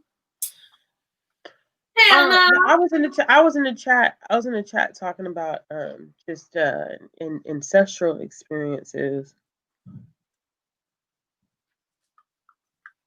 Sorry, thought I heard something. Talking about ancestral experiences and an experience that I had when I gave birth to baby, about how I was really, really scared of dying because of all the information that was coming out about like women of color, specifically Black women, being more likely to die either while giving birth or post-labor and delivery due to complications because of doctors and nurses not listening and not taking what they're saying at face value. So I was pretty convinced early on in my pregnancy that I was going to die giving birth. Like, I just knew that was going to be the way that I was going to die. And it was crazy because I started dreaming. And right before baby girl was conceived, my great grandmother, who was a very pivotal part of my life, she died in November of 2018. 2018. And I started dreaming about her, and she would give me scriptures in the dream about not fearing death and not being afraid and like not feeling like anything was going to go wrong. And I left out a part of it in the chat because it's almost a little too much to type. So my close friends and we all go to the same church. And we were having a get together, and they were praying over someone, and then someone called my name, and then a woman that goes to the same church, I'm not as like, she's close to a friend that I'm close to, but the two of us are not close. And she looked at me and she said, "You have this fear of dying." I said, "What?" Excuse me? She said, "Yeah." She looked at me dead in my face. She said, she looked at me. I mean, like, literally, me and this girl are not, like, we've seen each other in person and we speak cordially, but we're not close. I don't know her number. I don't know anything about her like that. And she said to me, she said, "Yeah." She said, you're scared of dying." And I just looked at her and I was like, "How could you know that?" And she said, "I'm just here to tell you." She's like, "There's nothing to fear." She's like, "Nothing, you're going to be fine. Everything's going to go fine." And she said, "Your daughter's going to grow up to do amazing things." And I was like, okay, like I believed it, but it just kind of threw me off. So when I went and I gave birth to baby girl, my mom, the day after I had my C-section,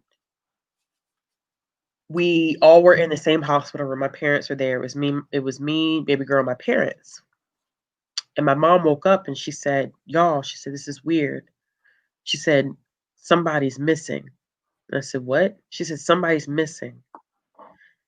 And my stepdad was like, "No, no." He's like, I didn't want to say anything either. He said, "I didn't want to be the first one to say it." But he said, "I know we're all here, but somebody is missing. Mm-hmm. Like there was somebody else here, and they're not here anymore." My mom had no idea that I had been dreaming and having conversations with my great grandmother about the fact that I was scared of dying. So I told my mom, I was like, "I've been having that fear of dying." And I said, "Grandma would be in my dreams, giving me scripture and telling me not to be afraid of dying." And my mom completely broke down because we still, to this day, we feel like she was there the entire time and she was present. And as soon as I gave birth, that was her release. That was it. And she was gone. So we were just talking about it, just ancestral power and how they come in moments of time and need when you least expect it. And that's something that I will never forget for the rest of my life. As horrible as my labor and delivery story is. Yeah. as horrible as my labor and delivery story is enough to make people not want to have kids. But that's an aspect of it that I think I'll never ever forget about. So yeah. That's one of your labor and delivery stories is one of the reasons why I donate to especially Black midwives and doulas, because Yes. I think that they're very important. And I think that that is something that should be a lot more available to mothers of color. Especially Black my friend, she's a Black doula. She has a website and everything. So yeah. everybody in the chat needs her information. She's awesome. Her name is also Bree. And she has a bunch of cool services on her website that she offers to Black people. So I wish people knew more because, I didn't know anything about a doula until I got pregnant.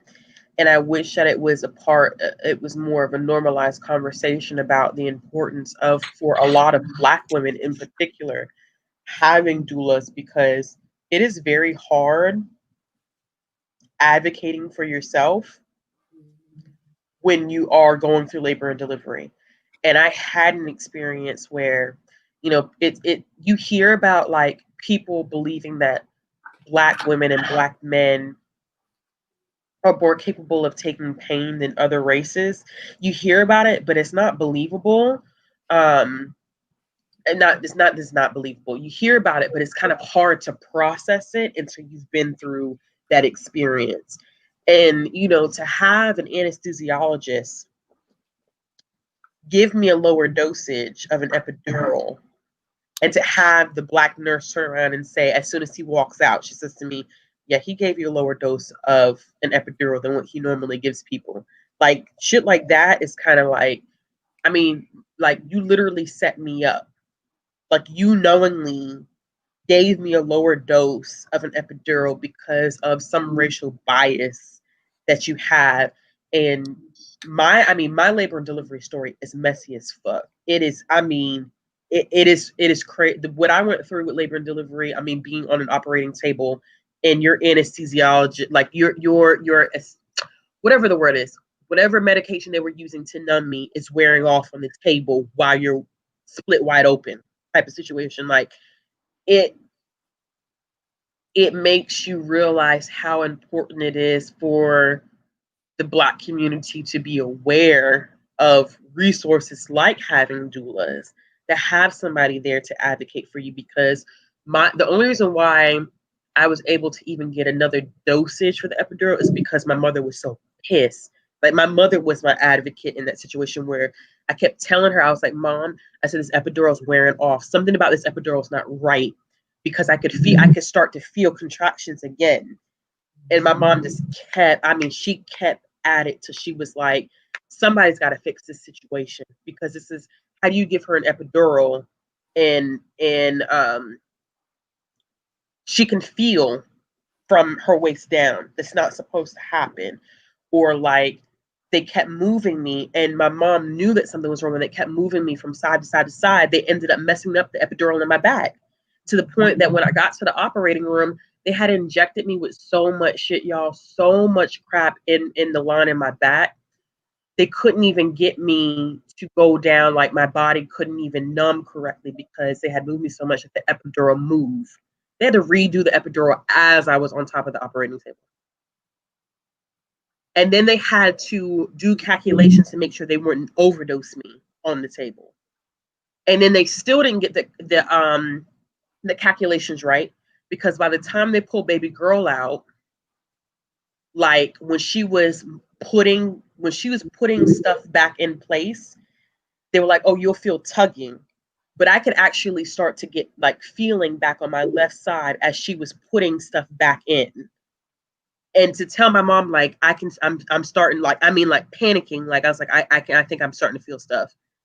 You know what I'm saying? Like, stuff like that. And I can only imagine, like, if I didn't have my mom there, like, I'm thinking about, like, in times like this in COVID, where you couldn't have anybody with you. There were women going into the hospital having to have kids by themselves. Who the hell would have listened to me? Right. You know what I'm saying? Like, who would have listened to me had I not had my mama there to say, like, blowing the nurses station up, like, not relenting at all. Like, I'm not about to have my child on the table or in this hospital bed and things are going completely wrong. So I wish it was more of an open, I know it's a conversation, but I wish it was so open to the point of, like, even if you are not having kids, or you decide that you don't want to have kids, like this, everybody needs to be aware of the importance of having, like, a midwife or a doula, because this shit really does happen to women. And it's like, people don't think about it because it doesn't affect them. And even I, to be honest with you, didn't really think about it until I got pregnant. And then it started dawning on me, like, I'm a Black woman going to a hospital. What the fuck are they going to do to me? And then to get to the hospital and have an anesthesiologist knowingly give you a lower dosage of an epidural. That is crazy, man. It's crazy. Crazy. It made me not want to have any more kids. Like, I'm at this point right now where I'm like, I've had a C-section. Of course, they're going to tell me, like, from here on out, they're going to suggest that I continue to have C-sections.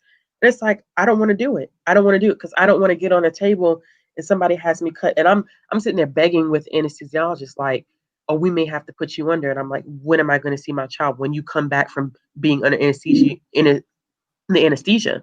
Well, when is that going to happen? Oh, we don't know. It's just when your body just comes to. Like, stuff like that. Like, I don't know. It's crazy. All that stuff is crazy. It's crazy. So, yeah, I don't know. I feel sorry for us. I feel sorry for us. But that's when, like I said, I try to donate, especially to local organizations with midwives and doulas, or like yeah. like prison birth advocates. I try to do that Yes. because people in jail having children. It's even worse than what our free people are out here experiencing. So to be chained to a bed while you're having contractions. Yeah.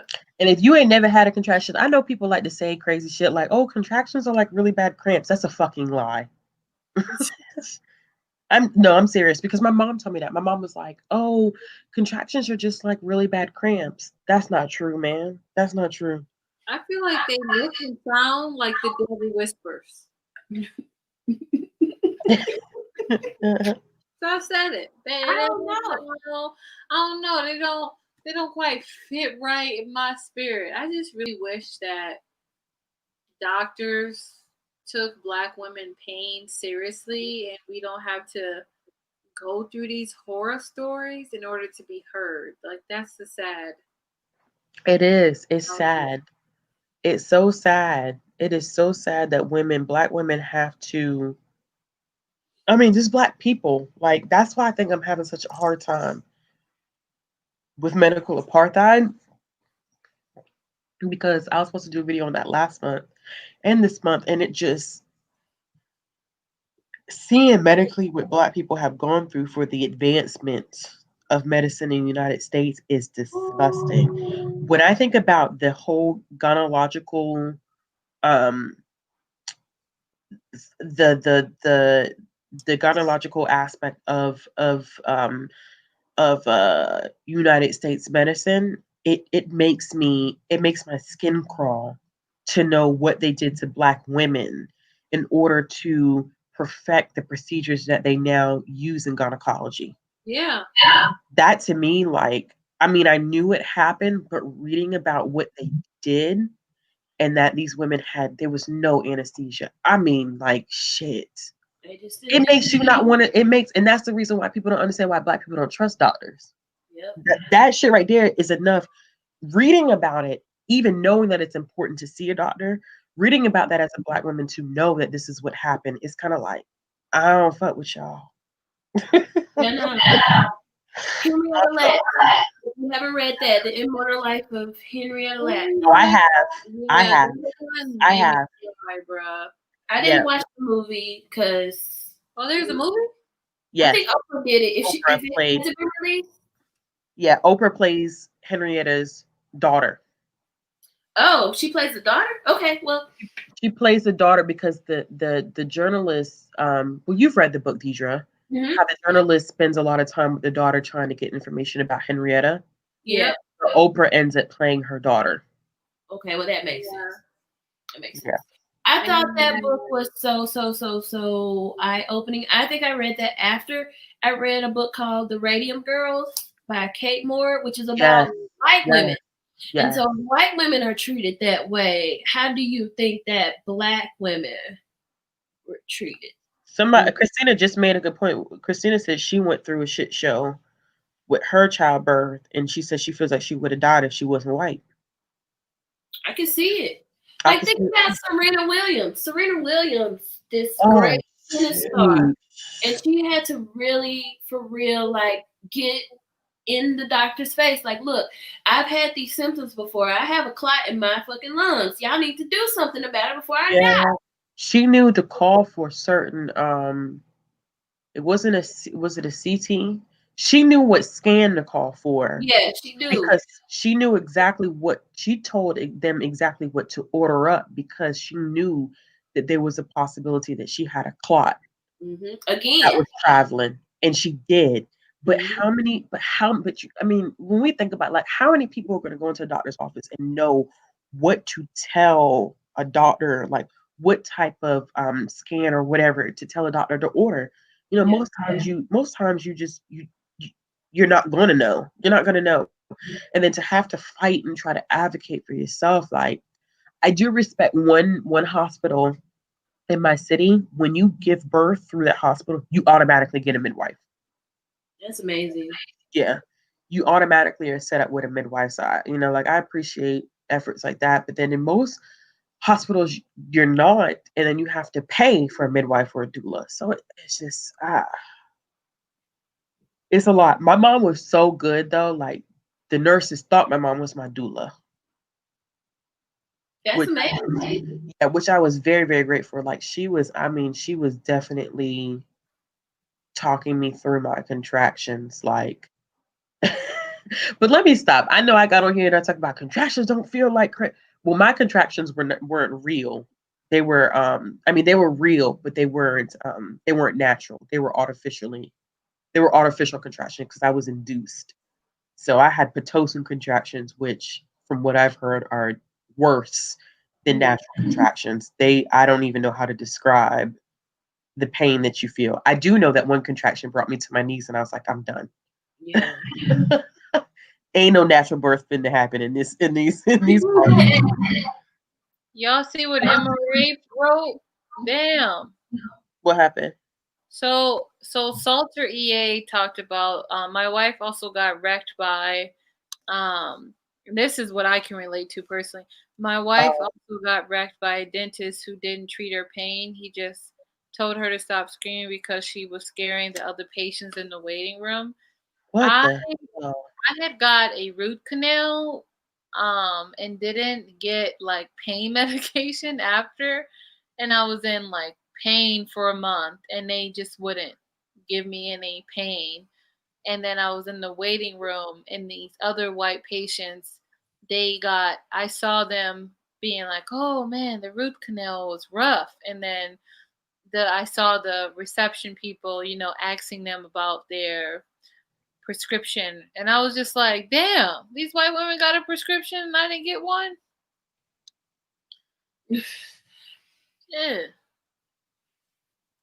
It happens though. It happens though. People still believe that Black people have a higher threshold of pain resistance, and I don't. I want to learn more about the origins of that. I mean, the modern medicine in the United States is very much so based off of experimentation on Black people, and that's probably why I really am having such a hard time picking that book up. I want to dive deep into it, but it's like every time I pick that book up and I read a couple paragraphs, I'm like, this is just every aspect of modern medicine is like tied to experimentation, and it's sick. Yep. It is so sick. And then when you think about small cases like Henrietta Lacks, I mean, cancer research. We're talking about prestigious institutions like Johns Hopkins. Yep. You know what I'm saying? Like Johns Hopkins is revered, and to think that they are behind making all of this money off of cancer research, and Henrietta Lacks' family still living in fucking poverty. Come on.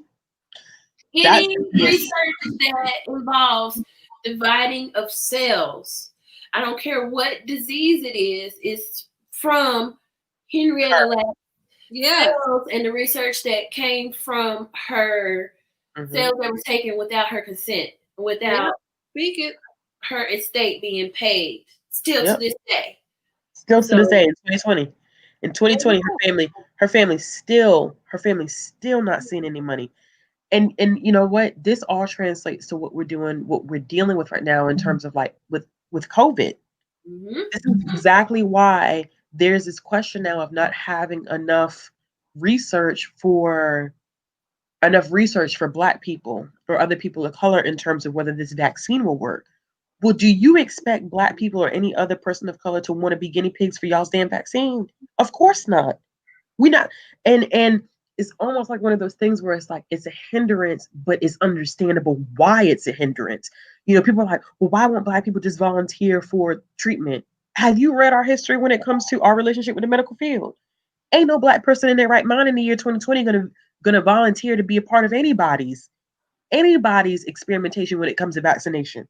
because we the ones that they want a guinea pig, and a lot of us are like, we're not up for it. But then it puts us at a disadvantage because they don't know if a vaccination will work for us or not. You know what I'm saying?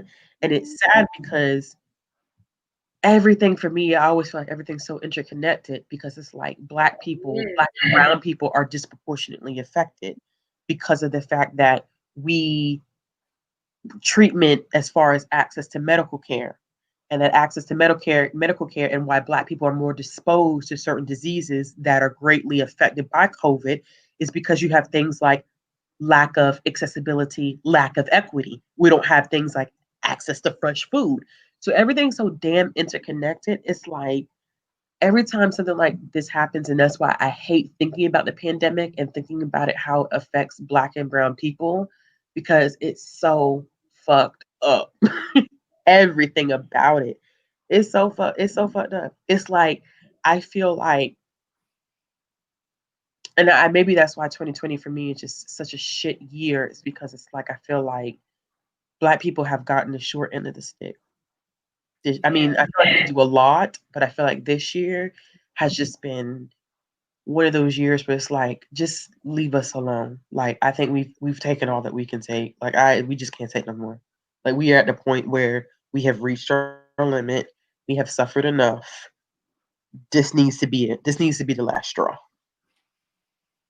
I think about that. And just me, like, you two still have your job. I think about it on a little bit, not even a little bit further, but just like maybe different page, because me as a Black woman who has a degree, but I haven't really been able to work in my field, I feel like I get paid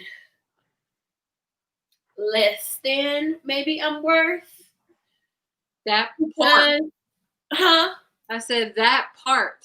Well, yeah, and I think it's because it's twofold. Because one, I can't work in my field because my field is very specific, and I don't have all the education needed. So I just have a college degree for the most part. So I have to go off of experience. But then when I'm 36 and I'm still making under $20 an hour, that makes me feel some type of way when I get laid off because of a pandemic, because of a president that didn't do blah, blah, blah. And I'm getting paid more on unemployment. So that fucks with my head. And it fucks with me. And I'm like, okay, so what do I do now? I still can't work in my field. I still want to work in an area that maybe is a little isolated from having to be laid off during things like this, because maybe this is going to be the new normal. I don't know. So where do I go from here? And I've gotten to 36, and so I have bills.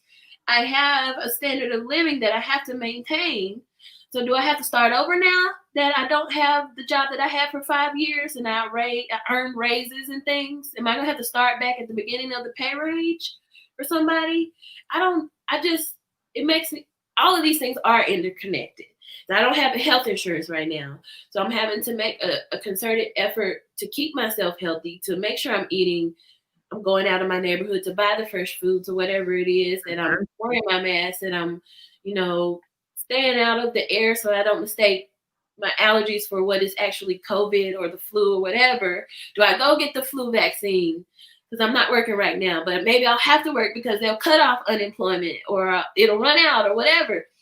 So all these things are interconnected. Yeah. And I hate to think about it. I can't think about it in just one aspect of it, because when I go down one road, it ultimately branches off to so many other things. We need a break. I need a break.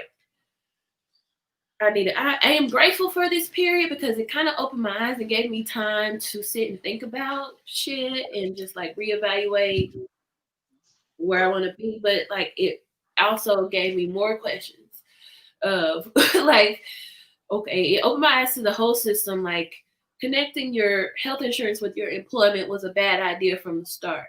And we know that now for sure, now that everybody's been laid off in the middle of a pandemic. So, I don't know. It's crazy. I just feel like there's a lot to think about collectively. Mm-hmm. and how Mm-hmm. it's impacting you. Because if you just look at it from one side, you're neglecting the other parts that are connected to it. Yeah. So, yeah, it's just like being in this pandemic is just like, it's some This next level shit. I just never thought how much I would appreciate just hugging someone, physically touching someone. Excuse me. listen, So, Bree, I'm not gonna no, I feel you because let me tell you something. Yesterday, I think I told DJ, I think I may have told you, I think I told you this. So my mama and my daddy came up here yesterday. For baby's birthday, right? But we all wore masks and like social distance. So they were in the house, but like nobody, we wouldn't touch or anything like that. And whenever the baby came near them, like they would actually like they would run away from her, or I have to come get the baby. And I literally cried when they walked out the door, and I could not even hug my parents. Bye. I didn't I didn't realize how much I missed just that. Like I have baby, you know what I'm saying? And she slobbers on me when she feels so inclined to give me give me some sugar. It's a Uh, sugar. yep. When you tell her to give her some I sugar, she love opens that her, sugar. she slobbers. But like she doesn't understand yet. She hasn't made that connection. She just associates it with, oh, I know that word and what I'm supposed to do. Um, but having someone to hug me because they know the meaning and they know the connection that makes, I don't have that. Literally, I have not hugged another human that can hug me back since March, or since whenever I left my parents, whenever that time was. And having them here and not being able to touch them and look at them, and I can't touch you. I told my mom when she walked out the door, I said, it broke my heart for you to walk out that door, and I literally could not touch you. You were right there. You were right there. And I could not even reach out. Like, literally, when she said bye, it was like they walked out the door and they were like, we'll see you when we see you. And damn, I mean, I don't know why people still don't feel like this pandemic is real. I don't know why people feel like this shit is not real. Like, I told my mom today, I said, I me and baby are exposed because she's in daycare, and that's the nature of the beast. Because of equity, I'm a single mother. I have to work. She can't be here when I work. I'm working from home for the most part right now, but I literally cannot work with a toddler in the house, and I don't have another parent to take her while I'm in meetings. Right. So it's not about me and my fear of being exposed, because 9 times out of 10, I probably have already been exposed to it if I haven't already had it. But my fear is contracting it and being a silent carrier and killing someone else. And why I feel like our generation just doesn't get that. Our generation and younger generation, they just don't seem to grasp that it's not about whether you're fearful of whether you will get it. You should be fearful of whether you get it and you give it to someone else who can't fight it and you kill them. I couldn't live with myself if I gave it to someone, or I was around someone and I was a silent carrier and I killed them. That's someone else's family. I can't do that. I can't do that. I couldn't live with myself like that. I'm having to decide if I want to go from here in Texas to visit my parents in Tennessee. And I know my dad has been working this whole time, and my mom, um, she's retired, but she goes to church. And right now the church is just in the car with the loudspeaker in the parking lot. But they're thinking about going, moving from that to in the building again with social distancing. I'm like, how? So I'm like, I don't want to go from here being self-isolating here, me and Mhm. Babe in the house, and then go to Tennessee and then grab it because my mom's been doing whatever, and she's maybe a silent carrier. Just, it's just so many variables. And I haven't seen my parents in 2 years. And I really would love to see them. And I'm not working right now. It would be a great time for me to go visit them, in theory. But I gotta stop for gas on the way. What happens in the gas station? I gotta pee. It's an 8-hour drive, So it's like over 8 hours, to be honest. So, I don't want to go. I don't want to fly. I'm afraid of that. Like, maybe I should just not worry about seeing them. For maybe video chats is the way I need to go. But I haven't seen them. I haven't physically seen them in 2 years. And this pandemic is really like, and the decisions that people make, and me included, like even like me getting tired and going out to, shop at the thrift store or just go get groceries every 2 weeks like I do. Somebody else at the grocery store, maybe walking around as a silent carrier. It's just, I think about all those things. And I am not, I don't feel okay about what's going on right now. And I don't know how to feel better about it, because it's an argument about whether or not it's the right thing to do to wear a mask. It's an argument for some reason. It's not just like. That's the part I don't get. Like, maybe this is selfish of me, but like, when I think about my family and how there's so many expectations for me to leave my home to come and see them, I always wonder, like, I'm immune compromised. I'm asthmatic as fuck. I think every day, like, if I get it, you done, sis. That's it. That's it for you. So when my family be like, oh, come here for this and that and the other, and I'd be like, do y'all not know we're in a pandemic? And then they wear their masks here. Not all of them, but a lot of them wear their masks here, not over their nose. And Louisiana, COVID is hot. So it's just like, it's just a lot. Like, I just feel like, why is anybody thinking about me catching it? They just want to hang out and I get it. Like, stuff is coming up, babies is being born, all type of stuff. And of course I want to be there. But me being there, meaning that I'm watching you not taking COVID seriously. I'm watching you not giving a fuck. So then I'm sitting here with anxiety, and now it's rising, and now I have to do breathing and body scans and all my other tools just to stay sane, because y'all not taking it seriously. And it's just like, God damn. I don't know. I don't know if I'm making any sense, but it's just like. No, it makes sense, because I'm a fellow asthmatic. So, my I told my dad that tonight, I saw some stuff that with friends of mine that I didn't vibe with, that blew my mind, like some like really like blew my mind type of stuff. And I was like, like, why would you even think that was even okay type of situation? And, when your purpose is different, you move a little differently. Like my purpose in life right now is to maintain myself, because I have a baby to take care of, and I can't put myself in no crazy behind situations where I lose my life. And I mean, granted, she has her grandparents, but I never want to put myself in a position where I would do that to my own child. And you move a little differently, but it makes sense, because this is being in a position like my stepdad took a huge risk. I call him daddy anyway, so whatever. He took a huge risk being here yesterday or 2 days ago, since it's a new day.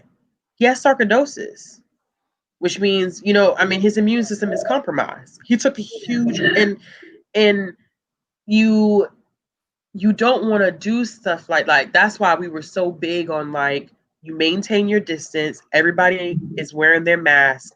Nobody comes around the baby. You don't touch the baby. The baby won't come near you. You can't even be within 6 feet of my child, because I just don't want anything. And I get that. Like me, I went and got, this is how freaked out I was. I went and got a damn inhaler because people were getting inhalers who didn't need them. When I say that shit pissed me off, like, I need albuterol. Come on. I can't function during certain seasons, like now during cold, like this season. I can't function without albuterol. I can't. My lungs will when we say like it feels like you're a fish out of water, like you literally cannot breathe. Asthmatics feel like that all the time when they have triggers. Yeah. So to see people buying, exactly. So to see people buying albuterol as if it was like, oh, well, if I get COVID, I just need to have albuterol. And it's like, no, you're taking it from people who need albuterol outside of COVID. That blew my mind. And then to have friends, and I have friends who I have had to distance myself from, not just physically, but mentally and emotionally because of COVID, because I'm saying to them, I'm an asthmatic. I have 2 stores that I go to on a weekly basis, and I don't sidestep that. I don't really like to. I don't like to go out of that. Today was the first time I've ever been to a store that was outside of my 2 stores that I go to. And I've had friends feel some type of way because I tell them, you can't come to my house. Not only because I don't know what you do in your personal life or who you've been around, but because I have a child in daycare, and children they shed the virus in a lot more ways than we do. So for them to shed and be carriers and not exhibit any symptoms, I could bring you around my child and you end up getting COVID and you end up getting really, really sick. I don't know. I feel like COVID brings out some really ugly shit. It really does. It brings in some really, really ugly shit. It does. It really does, and we hate to see it, but it's not like you can separate. You can't just like switch it off. You want to, and we try to, but you can't because it permeates. This COVID and like everything that has come with it permeates literally every corner of my life. I don't know about y'all, but it has permeated every aspect of my life. Are you on mute, Bree?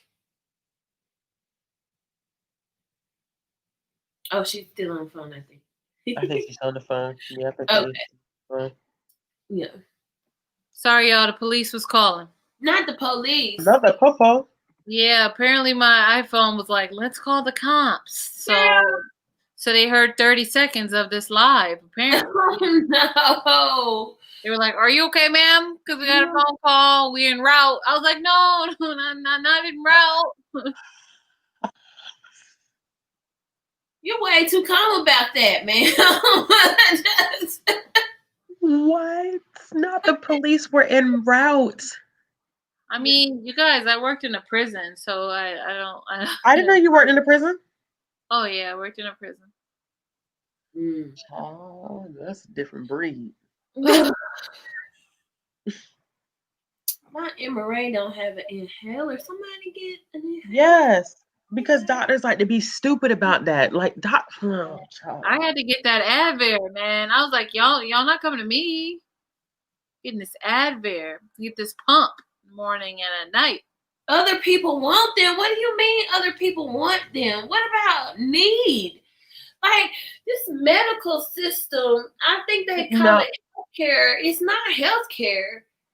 No, it's a money making industry. Let me tell you something. Yeah, Salter, you are right. Salter was like, yeah, the virus exposes how widespread cognitive dissonance, y'all know what I'm saying, and nationalistic arrogance are. I'm still slurring. So it's like, but it's the truth. But it is the truth, and I still will never ever get over the fact that this country was so much about everybody needs to be at home. You only need to be going out for essentials. And as soon as the data came out that COVID disproportionately affected Black and Brown communities, it's time to open up the country back again. Yeah. We need to get the economy going. And I'm like, could y'all make that shit any more obvious? That because Black and Brown people are dying, it ain't we don't need to keep the country closed anymore. Child. But because it's affecting BIPOC, Black and Indigenous people of color, we don't got to worry about that. Meanwhile, people on Navajo Nation don't have masks, don't have supplies, don't have water. But I don't understand why indigenous groups in this country have had to fight the US government on how they want to run the residents in terms of whether they want to keep them, you know what I'm saying? Like whether they want to keep stuff on lockdown or not. Like mind your own business. When it's stolen land, you know what I mean? When it's stolen land at that, at least people love running around talking about this is my country. What? What? Where? When? Never. I get so. Let me tell you something. I get so disappointed. I get so disappointed in history teachers, especially since I was a history major. I get so disappointed every time I hear an American say, "This is my country. This is my ancestors' country." If you don't shut the hell up, because clearly you don't even know your own history, because your own families are immigrants. As much as y'all hate immigrants, y'all all immigrants. So what you mean? I'm not an immigrant because y'all just brought my people over here unwillingly. I ain't no immigrant. Man, we didn't even talked about the wildfires and just like not being able to like open your windows if you do have a family gathering or if you have like a funeral, heaven forbid, that you need to attend. My last living grandpa died of COVID. That was really hard on our family because or even during COVID, how do you do it? How are you like? It's so hard. You can't hug people. You can't do nothing. You can't really go to a repast safely because he was, and they cremated his body immediately. It wasn't like nobody could be there. He died alone with nobody there. Like that's the saddest part to have family members die alone.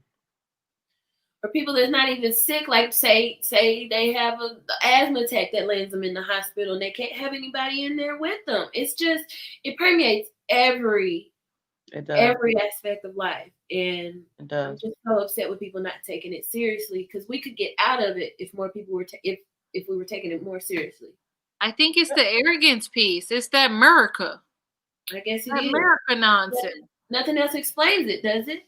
No, because it doesn't. With our technology has done as bad with, regardless. Like we can't take Trump out of the picture, but like let's say we take him out and just say that we got to say man gets taken out. Yeah, like let's just take him out of the picture and just like no country is responding the same way. None of the countries on the same technological level or the economic level have had such a hard impact on their people as we have. It's bad to think about all the way around. It is. To me, it speaks to it's funny and it's very embarrassing to have a global power that claims to be the top in technology, medical advances, and we're not gonna say education because everybody knows that shit ain't that's a lie. That's a bold-faced lie. But to have a country boast about being such a global superpower can't even get a disease under control because of the ignorance and the vanity of it all. Like people, I mean, first of all, was he the lieutenant governor of Texas who said it? Was it Lieutenant Governor Deidra who said that I would be willing to sacrifice myself? Old people need to be willing to sacrifice themselves. But see, the thing about, yes, he said that. This was at the very, very, very, very, very beginning of the pandemic. And my thing about it is that it's so easy for WASP, okay? For WASP to sit on their asses and talk about how they don't mind this and they don't mind that because it's easier to quarantine and take care of yourself when you're a fucking WASP, okay? Everybody in America don't have that advantage. And everybody couldn't quarantine the way that some WASP in this country were quarantining. So the fact that you have a WASP and say, we need to be willing to sacrifice ourselves. I've lived my life. No, you shut the fuck up because you don't know what everybody else. You may have grandparents who are the same age as you who are the sole providers for families, and they can't afford to just sit there and die because we don't have old money to depend upon to keep our families going. It's the ignorance like that and the people who have power who have no knowledge of anything about this country except what's in front of their two eyes. That blows my mind every time we come into situations like that. And people wonder why there are a lot of Black, Indigenous people of color who are so passionate about certain things. Is because we're not seen. And this country is not seen from our perspective and our eyes. A lot of decisions made in this country are from the perspective of WASP. And that's why this country doesn't function the way that people think it functions. I think that Trump has allowed this country's bullshit to be laid bare. I really do. It has been his presidency that has created this level of transparency that I think other countries have not seen before. This is not the first time that America has been a shit show. It has been a shit show under wraps. But Trump has allowed this shit show to be transparent for the rest of the world to see. And maybe it was about time. Maybe it was about time because I don't know if people think that this country has been like this only for the like since he was elected. Don't get me wrong, he is a shit show in himself. I think that he is a sociopath in himself, but I do feel like some things that we're seeing right now in his presidency have been going on for decades. Yeah. Accessibility is not new. It hasn't happened in the past 4 years. I mean, Black Lives Matter is not new. It hasn't happened in the past 4 years. It's just when you have an idiot like him running the country, things become enlarged. It seems like it's just bigger than life type of situation. So I don't know. A lot of times I feel embarrassed to be American. I do. And that's the I feel embarrassed sometimes. I really do feel embarrassed. Sure. I mean, I was lying. It's like when I was traveling, I was telling people I was Canadian. Not that the Canadians are better, but I was like, I was either saying I was Canadian or people were like, "Oh, are you from Togo?" And I'm like, "Yeah, that's where I'm at. That's where I'm from." Right over there. I don't know. I go back and forth between being hopeless and feeling like a little guilty for feeling like I'm limiting God and what God can do. Like, because in the beginning of the pandemic, I felt like I was talking to my mom about, like, we said something had to give and we didn't, and we prayed for it, but we didn't necessarily think it was going to happen like this. Mm-hmm. You know, so I'm thinking I'm on it's probably the same type of situation, the same level of thinking. Like, as a Christian, I just can't see how it's going to be worked out, but I have to have faith that it will be worked out, and just in a way that I can't imagine. You know what I'm saying? That's the only thing that keeps me going right now, because I feel hopeless. I feel like I can do literally nothing. I don't even necessarily feel like me voting in November is going to be enough. A lot of people feel that way, though. I'm still going to vote. You know what I'm saying? I know I'm not alone in feeling like this. I'm still going to vote in November. You better vote for Biden. But I mean, yeah, of course. I don't feel like that's necessarily enough in the way that I feel like how things are so bad right now. And I think I just need to have some faith that I just can't see the solution. And it's hard. I think that's the hardest thing is having faith in a situation where it's like, how? Like, when things get this bad, sometimes it is hard to see past. And I know that's the purpose, is to see faith even when things have completely hit rock bottom. And I mean, I've been there in my personal life, and I feel like sometimes it's easier in my personal life because I feel like I have some control. And in a situation like this, I feel like I have no control. I can't, even like you said, even with me voting, it's like, how much control do we really have in this situation? Like, I really just can't. I literally mentally just cannot take another 4 years of that man. I really can't. But even then, even with why is her name escaping my mind right now, y'all? RBG? Yes, thank you. You knew exactly where I was going. With her dying, to me, that felt like the worst hit that could have come in a moment like this. Her with a white woman who's a super Catholic. She's anti-abortion. She's anti-everything. That's what I'm saying. When that, to me, that's worse than serving 4 years of him. Because if he gets another 4 years, in 4 years, that's it. He's done. Wait till He's this lady meet her maker in order for us to get exactly. somebody We would else. have to deal with her. We would have to deal with a conservative Supreme Court for a very, very, very long time, to the point that everything that has made progress will just go backwards. And to grasp the idea of that happening, to me, is like, I There have just been can't. some petitions. Hmm? I mean, there have been some petitions for people to ask, or to get him, or get the pick for her seat to be replaced after the election. But it's also like the people who are there, I don't even have faith of the rest of the Supreme Court justices, because one of them is a rapist. I don't even Hello. want to talk about Brett. I We don't even want can't to talk talk about about him. him without me just like literally just getting real shit faced. Yeah, I can't talk about him because I can't. The idea of him makes my blood boil. Not even saying his name, but just the thought of even possibly talking about him makes my blood just, I get hot. It's just like I feel like cis men versus power is just one fucked up combination in this world. Cis het Yeah, men and power, that's it. They literally can do no wrong. yeah. Because Michelle Obama recently said if her and Barack did what Trump did.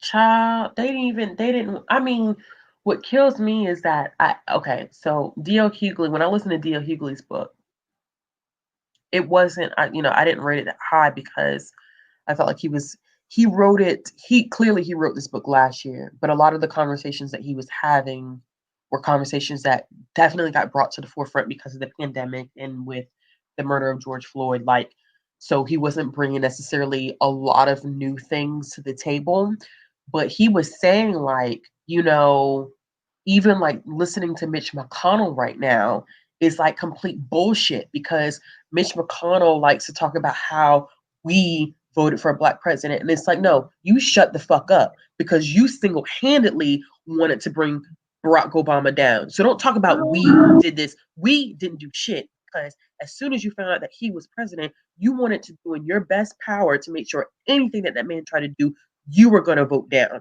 So and it's true. A lot of that, when people have done fucked up stuff in terms of the presidency and what Barack Obama and Michelle could have never gotten away with. Like, people love to go back to oh, well, we voted for a black president. No, most of y'all did not vote for a black president. So shut up.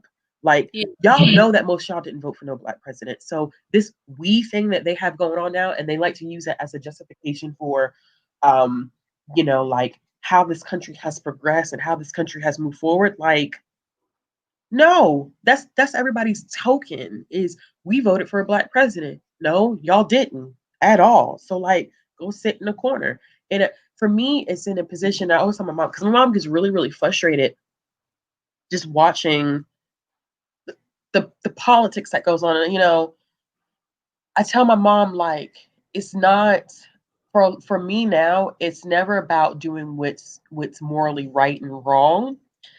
It's never about doing the right thing and what's going to benefit the people. It's about maintaining a paycheck, because these people don't want to lose their jobs, because this is their job. This is how they get paid. This is how they keep money within their families. This is how they create that old money. And I said, instead of doing the morally right thing, money has become the centerfold of a lot of lives of politicians. It's all about maintaining your paycheck. Like Lindsey Graham, okay? I fucking hate Lindsey Graham. Like, I fucking hate Lindsey Graham.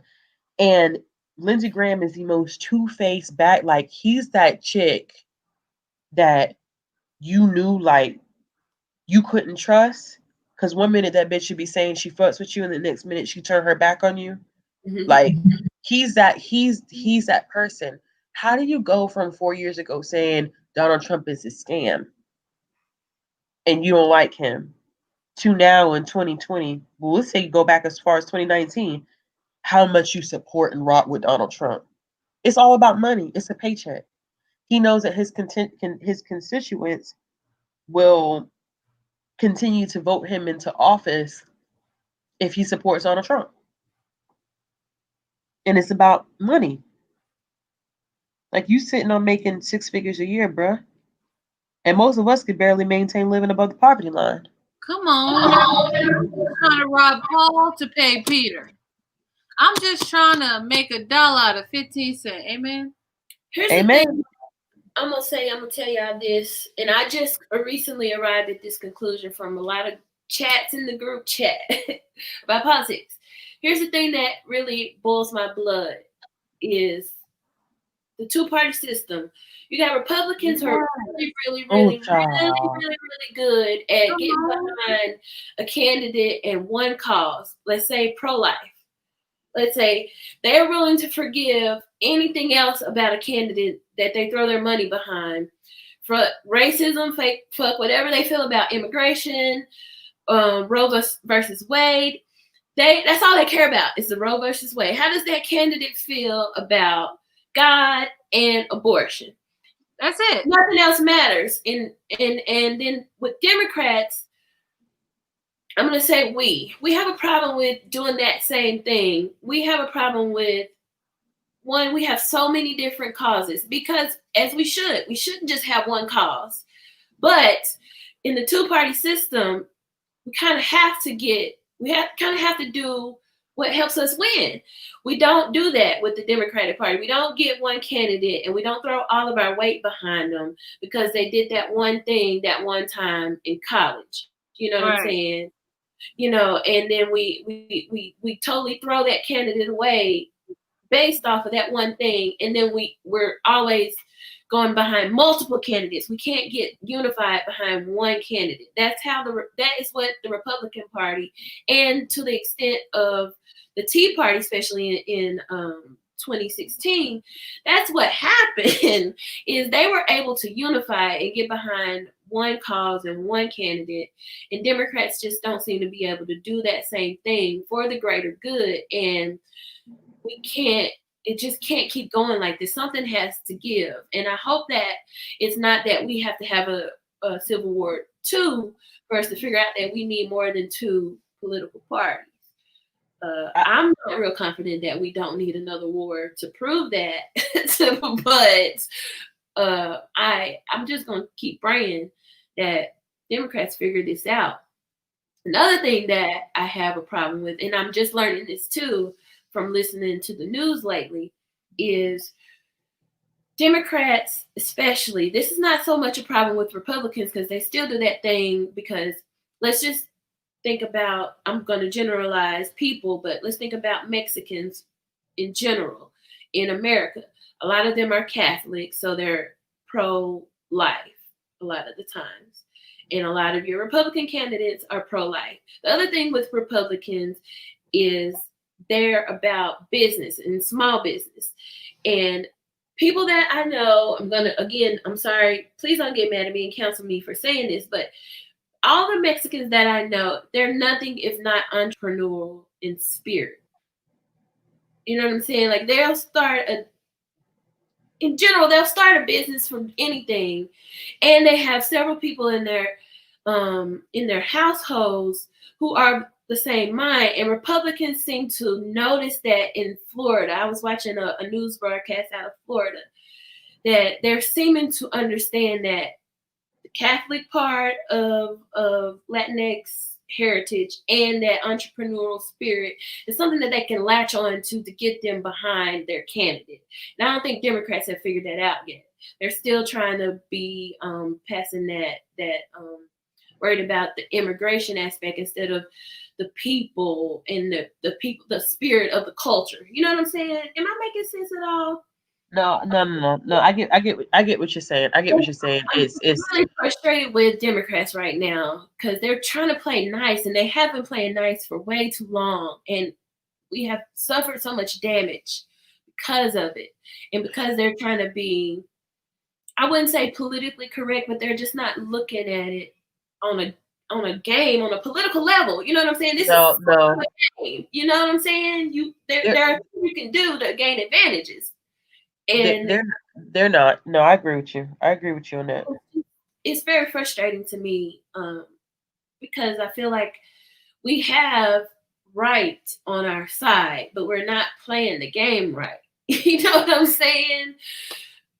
I think that the issue, someone just commented in the chat, and I think it's a good point, is that Democrats have just been very much so on the we're not like Trump campaign. And the way that the Democratic primaries went was a hot ass mess. Like, I have never seen such disorganization and just literally trying to scramble how to appeal to traditionally oppressed and traditionally minority groups, and they just are not. They're not. They're not. I don't want to say they're not selling, but they're not providing anything that is making anyone want to jump on board. Now, I think, unfortunately, I hate to say this, but I feel like a lot of how Trump handled COVID is playing to their playing to their benefit, because I mean he completely made it a complete shit show. I mean, he has his diehard supporters who are going to always say that he did a wonderful job handling this pandemic, but I think even those who were a little on the fence don't feel like he did a great job. Now, Democrats, in my opinion, have never been good at getting swing voters, because I have always said that Democrats have to be very mindful about who they pick, because you don't want to pick someone so liberal, which is why I had my quirks about Elizabeth Warren, is that I felt like her and Bernie both were so liberal to the point that those people who consider themselves to be moderates or swing voters were not going to buy into a lot of things that they were saying and doing. And at a lot of times when you have elections, your Democrats are going to be your Democrats, your diehard Democrats. You don't have to convince them. They're going to vote on party line. That's just the way that they are. Same thing with a lot of Republicans. They're going to vote on party line. But the thing about it for me is that you have to get those people who ride the fence, who don't know, they're not sure. They may not identify as Republican or Democrat, but they got to see what candidate is going to buy into specific values or beliefs that they have. And you have to find someone that has a really good balance of being able to convince those swing voters. And that's what ends up happening, is that when you start factoring those who are unsure and you have swing voters, that's where the real politics begin, because those are the ones who are indecisive. You don't have to worry about those who are committed to your parties. But see, the thing about it is like you were saying, Democrats and Republicans can't stand each other. But when you try to introduce a third party to what is usually just bipartisan, they act like damn fools. They can't stand the idea of a third or fourth party coming in to challenge what is usually been considered, I mean, since the foundations of this country, as being a bipartisan system. And that, you're right, is the problem. Having to, and even I'm not a Republican, but I'm not fully a Democrat either. I don't function on a two-party line, because there are certain aspects that I feel like I don't necessarily agree with when it comes to Democrats. There are some policies where I'm like, I can't consider myself a diehard Democrat. And it's like, for someone like me, I'm more inclined, yes, to vote in a Democratic way, but there are people who are in kind of the same position as me who literally are like sitting on the fence, like, well, who are you going to give to me that's going to truly speak to maybe some more moderate value? So I really don't. It's a lot of tricky things, and when I think about like voting in terms of the Black community, Black women move the Black community when it comes to voting. Black women are the ones who organize and push and vote in droves. It is Black women who really, really move it for the Black community. And I wish people just realize it. I know that people don't feel so inclined to vote, and a lot of people are not about choosing the lesser of two evils. But because Biden, in my opinion, would not have been my choice. Kamala, not not my choice at all. There's a lot of issues. Not my choice at all, because there's a lot of issues that she has had with the Black community in terms of mass incarceration that people don't want to talk about and people don't want to bring up. However, if we come down to that or Cheeto Man, you know what I'm saying? Like, I can't not. I'm at the point where I feel like it is very a personal. It's a personal thing at this. It's very vindictive, but I can't deal with because what he has done is, in my opinion, is that he's brought forth that question of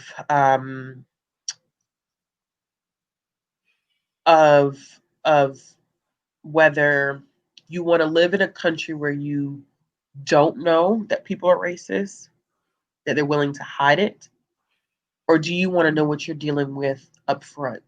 And he has given a platform to those who have felt like they've had to stay silent. He has given them the comfort level. I work in a field, y'all, where I cannot express my political views at all. I cannot. It is very hard to confront someone, me as a Black woman, watching a white woman come into my building with the Trump 2020 shirt on and knowing what he stands for and having to serve her. Do custom. It's created. It's those things the hardest. Like, I know I live in Trump country. Yeah. There are people who are not Trump supporters, but every time I walk to work, there are trucks with the biggest "Keep Trump." What is it? Keep something, whatever his slogan is, huge everywhere. It is everywhere you look. There is no hiding it. I'm just very frustrated. I don't have the words. When I get very frustrated, I get quiet. So that's what y'all saying. Yeah, that's where I'm at too. Because I'm one of those who, like, if I can't punch something, I'll start crying, and you think I'm like sad. I'm really just trying not to murder you. You know, that's where I'm at. Unless it's happy tears. So like, yeah, it's hard. It's frustrating. I mean, Deidra, I'm sure because you were like, my moon is in Sagittarius, so my Mercury is in Taurus. So if that makes sense for you, like, it takes some time. Yes. For I don't know. It's a lot. It's a lot to deal with. Ambria, no, it's not sad. I know a couple of people have been saying, like, we shouldn't talk about like things that are sad like this on your birthday. But see, the thing about it is that it's reality, and I live now in a state of reality. I'm old enough now where, not saying that I don't value my birthday or I don't take time to enjoy myself on my birthday, but this is first of all, this is something that I am passionate about and that I like talking about. But also, this is a reality that I live in. And yes, your birthday should be an escape. But for me, it's with us being so close, with my birthday always being so close to an election time, whenever it falls in an election year. And with the platform that I have, I think it is important to talk about these things, regardless of whether it's my birthday or not. And it's not sad things. It's our reality, and it's not depressing, because I think avoidance too is a problem. Avoidance for mental health, I do understand, but avoidance for the sake of avoidance and living in this world of ignorance is bliss is a problem in itself. Because if you go about, and I'm going to use this as an example, when George Floyd was murdered, okay, there were people that I was in conversation with in terms of race and equity and diversity and inclusion, who were saying that they had no idea that it was this bad and that Black people were treated like this. To me, that is that conception of living in ignorance because you want to avoid, because you don't want to deal, because it's too sad and it's too depressing. When you do stuff like that, except in the case where you need to protect your mental health, which I'm very much about, when you avoid for the sake of avoiding, it causes a lot of harm because you're not actively aware of what's happening to other groups outside of yourself. And for me, I think it's very important to be aware of how, especially the Black community, I'm very always on top of situations that are happening within the Black community because I feel like I need to be aware. I'm raising a child that is Black. I have to be aware in order to better prepare her for a future that she's going to live. I have to be aware at all times. Does that mean that I sit down and I watch CNN or MSNBC or Fox News 24/7? Hell no, because my mental health, I can't do that. But am I always willing to have a conversation and be aware of what's going on? Yes, because I think for me personally, it's super important. So talking about this on my birthday, I don't want anybody to feel like it's I don't want anybody to feel like it's making me sad or it's depressing or it's ruining. Like, I don't want anybody to feel that way. And if anybody feels uncomfortable or if you feel like it's too much, don't feel like you can't step away. Like, it's not going to hurt my feelings if you say, Ashley, I just can't have this conversation. And I just need to step away. You know, I'll catch it with y'all. There's nothing wrong with that. Like, protect your mental health. But for me personally, I feel it's important as 3 Black women having this conversation because, first of all, a lot of times you don't hear from us. Come on. Second of all, a lot of times we're overtalked and we're overshadowed and people don't want to hear what we have to say. So anytime that I can use any type of platform and influence that I have within my arena to make sure that Black women are amplified, you're damn right I'm going to do it. Because when we talk about how people are treated in this country, you need to ask a Black woman how she's treated in this country and the experiences that she has. And I'm going to get off my soapbox. Right. I think what you said was perfectly acceptable. And as a therapist, I want to echo of choosing your mental health first. And I think a lot of times as a Black woman, I like to think I'm Black, therefore I'm informed. That is something that I like to tell myself. I'm not saying that every Black person feel that way, but for me, I use the saying, I'm Black, therefore I'm informed, because George Floyd was murdered on my birthday. And instead of getting birthday wishes, I got a bunch of videos of him being murdered and a bunch of text messages. And then I group calls and all type of stuff about him, about what happened to him. And I live 2 hours away from Minneapolis. Mm-hmm. So it was just like a lot being hit at the same time. And yeah, like you were saying, like it's not sad. It's just like having those conversations, and like we can't escape our Blackness as Black women and the intersectional discourse that goes on with that. So I think a lot of times people don't realize that these conversations are happening more often than not. Mm-hmm. And like you're saying, like people don't hear us talking about it because once a Black person starts talking, really, they're like, oh, I'm gonna tune this out. Or a Black woman, for real. It's like our voices are not as valid as our counterparts. So I just wanted to say all of that.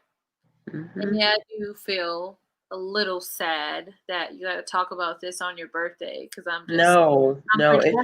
It's me projecting because on my birthday, I was like, God damn, let me have a break. I just want to be Yeah. not black right now. Like, Yeah. so it was a lot. Yeah. Well, if anybody feels better, since we started talking about this, it technically is not my birthday. It's your birthday where I live. Yeah, but where I'm at, it's not. So you got a minute left. Got a minute left in your birthday, so y'all can feel better. Nah. I really do. It was kind of cathartic for me. Huh? I don't know. It's kind of cathartic for me. Yeah. I think it is for me too. I think even in my line of work, you know, I'm all about advocating and talking and having discussions about how marginalized groups are affected in this country, because now is the time to have these conversations. You know, not saying that these conversations haven't been had before, because it has been had before, but the national stage is open. The addition of a national pandemic in turn with the crisis of how the Black body is being treated in this country has it has exploded. And I always tell people, like, it's not because it's never happened, but it was the perfect recipe for this conversation to be large and for these conversations to continue, because people now have been forced into positions where they can't not talk about it. People have avoided and avoided and avoided and ignored and turned their back. And because then it doesn't affect me, I don't have to pay attention to it. You can't do that anymore. So it doesn't upset me to talk about it, because for the life of me, sometimes I feel like it's not talked about enough. And because I'm such a sucker for instant gratification, I want to continue to talk about it, because things are not changed. When everything happened with George Floyd, and I made that video, just in general, about being Black on BookTube, the first thing I said was in that video was that y'all are gonna go back to doing the same shit you were doing before. You're gonna go right back. And here we are, how many months later, and people are doing the same things that they were doing before. The only example that I have is, like, even with Black creators in this community, people were eating shit up with Black creators. Now that the wave of Black support has died down, there are creators who are literally suffering because of it. Just that small thing about how people love to jump on something because it's new and it's a bandwagon thing to do. And that's why I said the conversations need to happen, because a change really hasn't happened. And people are like, don't you think? I had somebody tell me on a conversation, and it pissed me off, and I'm not going to say who, and I'm not going to say where, because I don't want it to be identifiable. But someone in a conversation said, well, I do think things are changing a little bit. Now, you as a white woman, of course you're going to say that. Of course you're going to say, oh, I think things are changing. Just because someone's having a conversation right now in front of your face doesn't mean that things are changing. It means that you can no longer avoid it. But it doesn't mean that anything has changed. Because in my eyes, nothing has changed. Black people are still getting killed, right? AOC did it best recently. I'm sorry, but you cannot go back to brunch. Brunch with your mimosas. Bottomless mimosas. Bottomless mimosas. I just don't get it. I don't get it. I don't. I just. There's just something, and I don't like to generalize anybody. I try to live in gray as much as I can, but there's just something that I feel like is missing, that I just don't. Something is missing from us, and I'm talking about, when I say us, I mean Americans. Like, there is something that is missing, that we literally oftentimes can't see a human being for what they are, and we value our comforts and things like that more than anything else. That's reparations right there. Thanks, Amber. Thanks, Amber. Come through. Thank you. Yo, I'm gonna tell you this. I'm gonna tell you when I really, Ashley's gonna laugh, but like when Hamilton got on Disney Plus, and also I started reading The Black Count. I read those two. That was like a great awakening for me. I can't even lie to y'all, because Hamilton, for one, made me, I liked it so much, and I was liking those white, like in real life, those white men who had slaves so much that I had to go and like research them further. And then I just so happened to be reading The Black Count at the same time, and it gave me a perspective of the slave situation in Haiti, as well as what they did in France as far as Black people's rights. And my eyes just were really open. And so it just kind of started a snowball of like understanding history and kind of, I wouldn't say how we got here, but this country was literally built on some of the things that they are now starting to having to account for, like in 2020. So, I mean, I'm not surprised. I just, again, I don't know how God's going to get us out of this. I can't see it. I feel like he don't need me. I just need to know, because who I am as a person. Like, okay, I don't have a job now, right? So if 45 gets reelected in November, my whole 5-year plan is going to be a lot different if Biden is elected. Like, if 45 is reelected, I will want to try to find my way out of here, out of the United States of America. That's going to be like, for real, like, how can we do that? How can I make that happen? But if Biden and Kamala are elected, then I might think about, okay, a job where I can buy a house and sell and put some roots down, stop renting. That's, like, it's just that deep, because I think that we have to have a whole radical reset of like schools, of like how to deal with insurance, about how to, like, maybe we do need a universal income in this country, especially if you're not going to give us health care for free, not for free, but included in our taxes, or that's not attached to employment. So I don't know. It's, again, all interconnected. And I know people had problems with Hamilton. Toni Morrison wrote a whole play in opposition to Hamilton because she hated it so much, and she hated the person who Hamilton was. And I get all of that, but I also take that as art, as fan fiction. So we don't have to get into Hamilton as an entity, but like just what it was for itself, and like what it represented, opened my eyes, or made me think about it in a different context from what I learned in school in my history classes. But that all ties back to because of course, in all riddle through the South, you have this whole debate of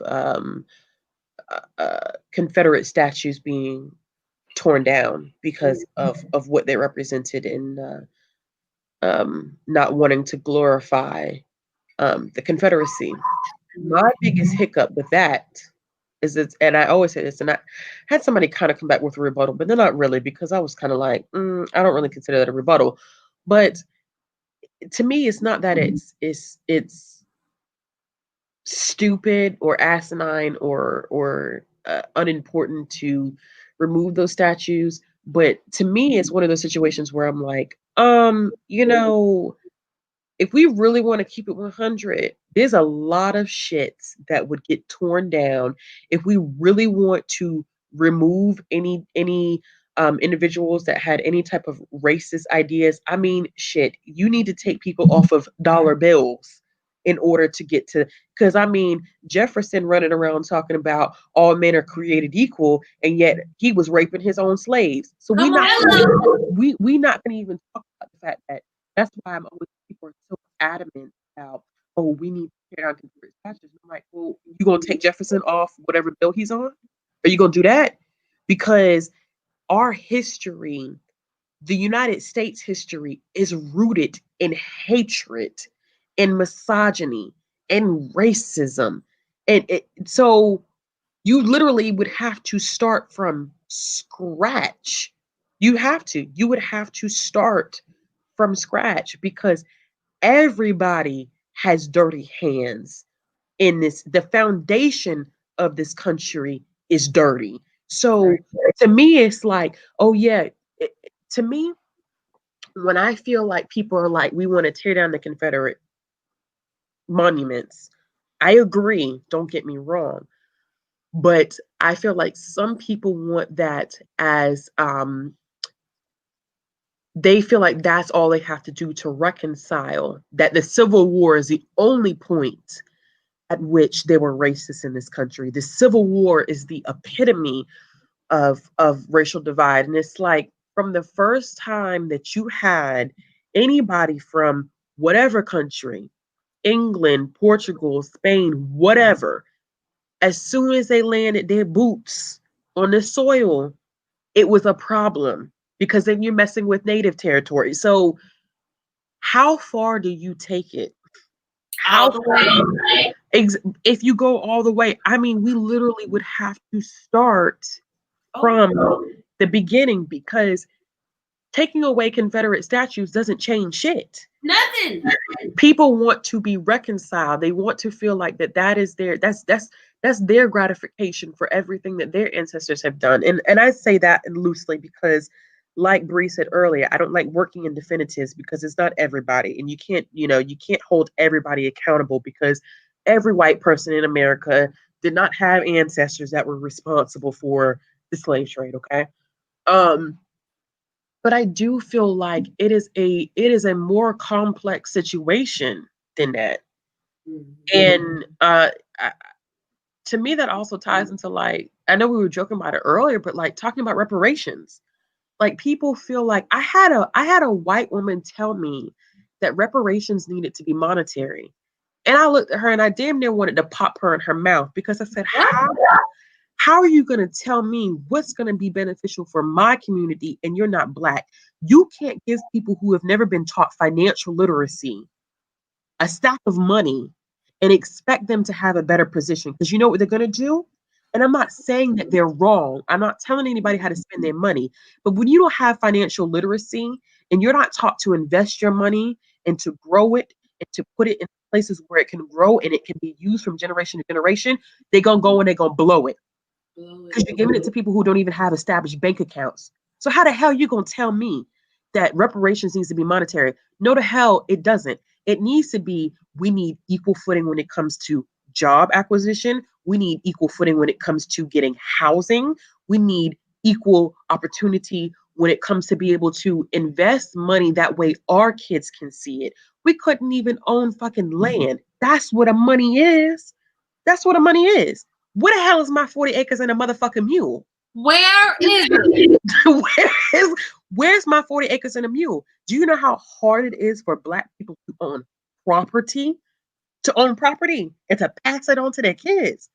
White people, not all white people, a lot of white people have wealth because of property and land that has passed from generation to generation. That's what a money is.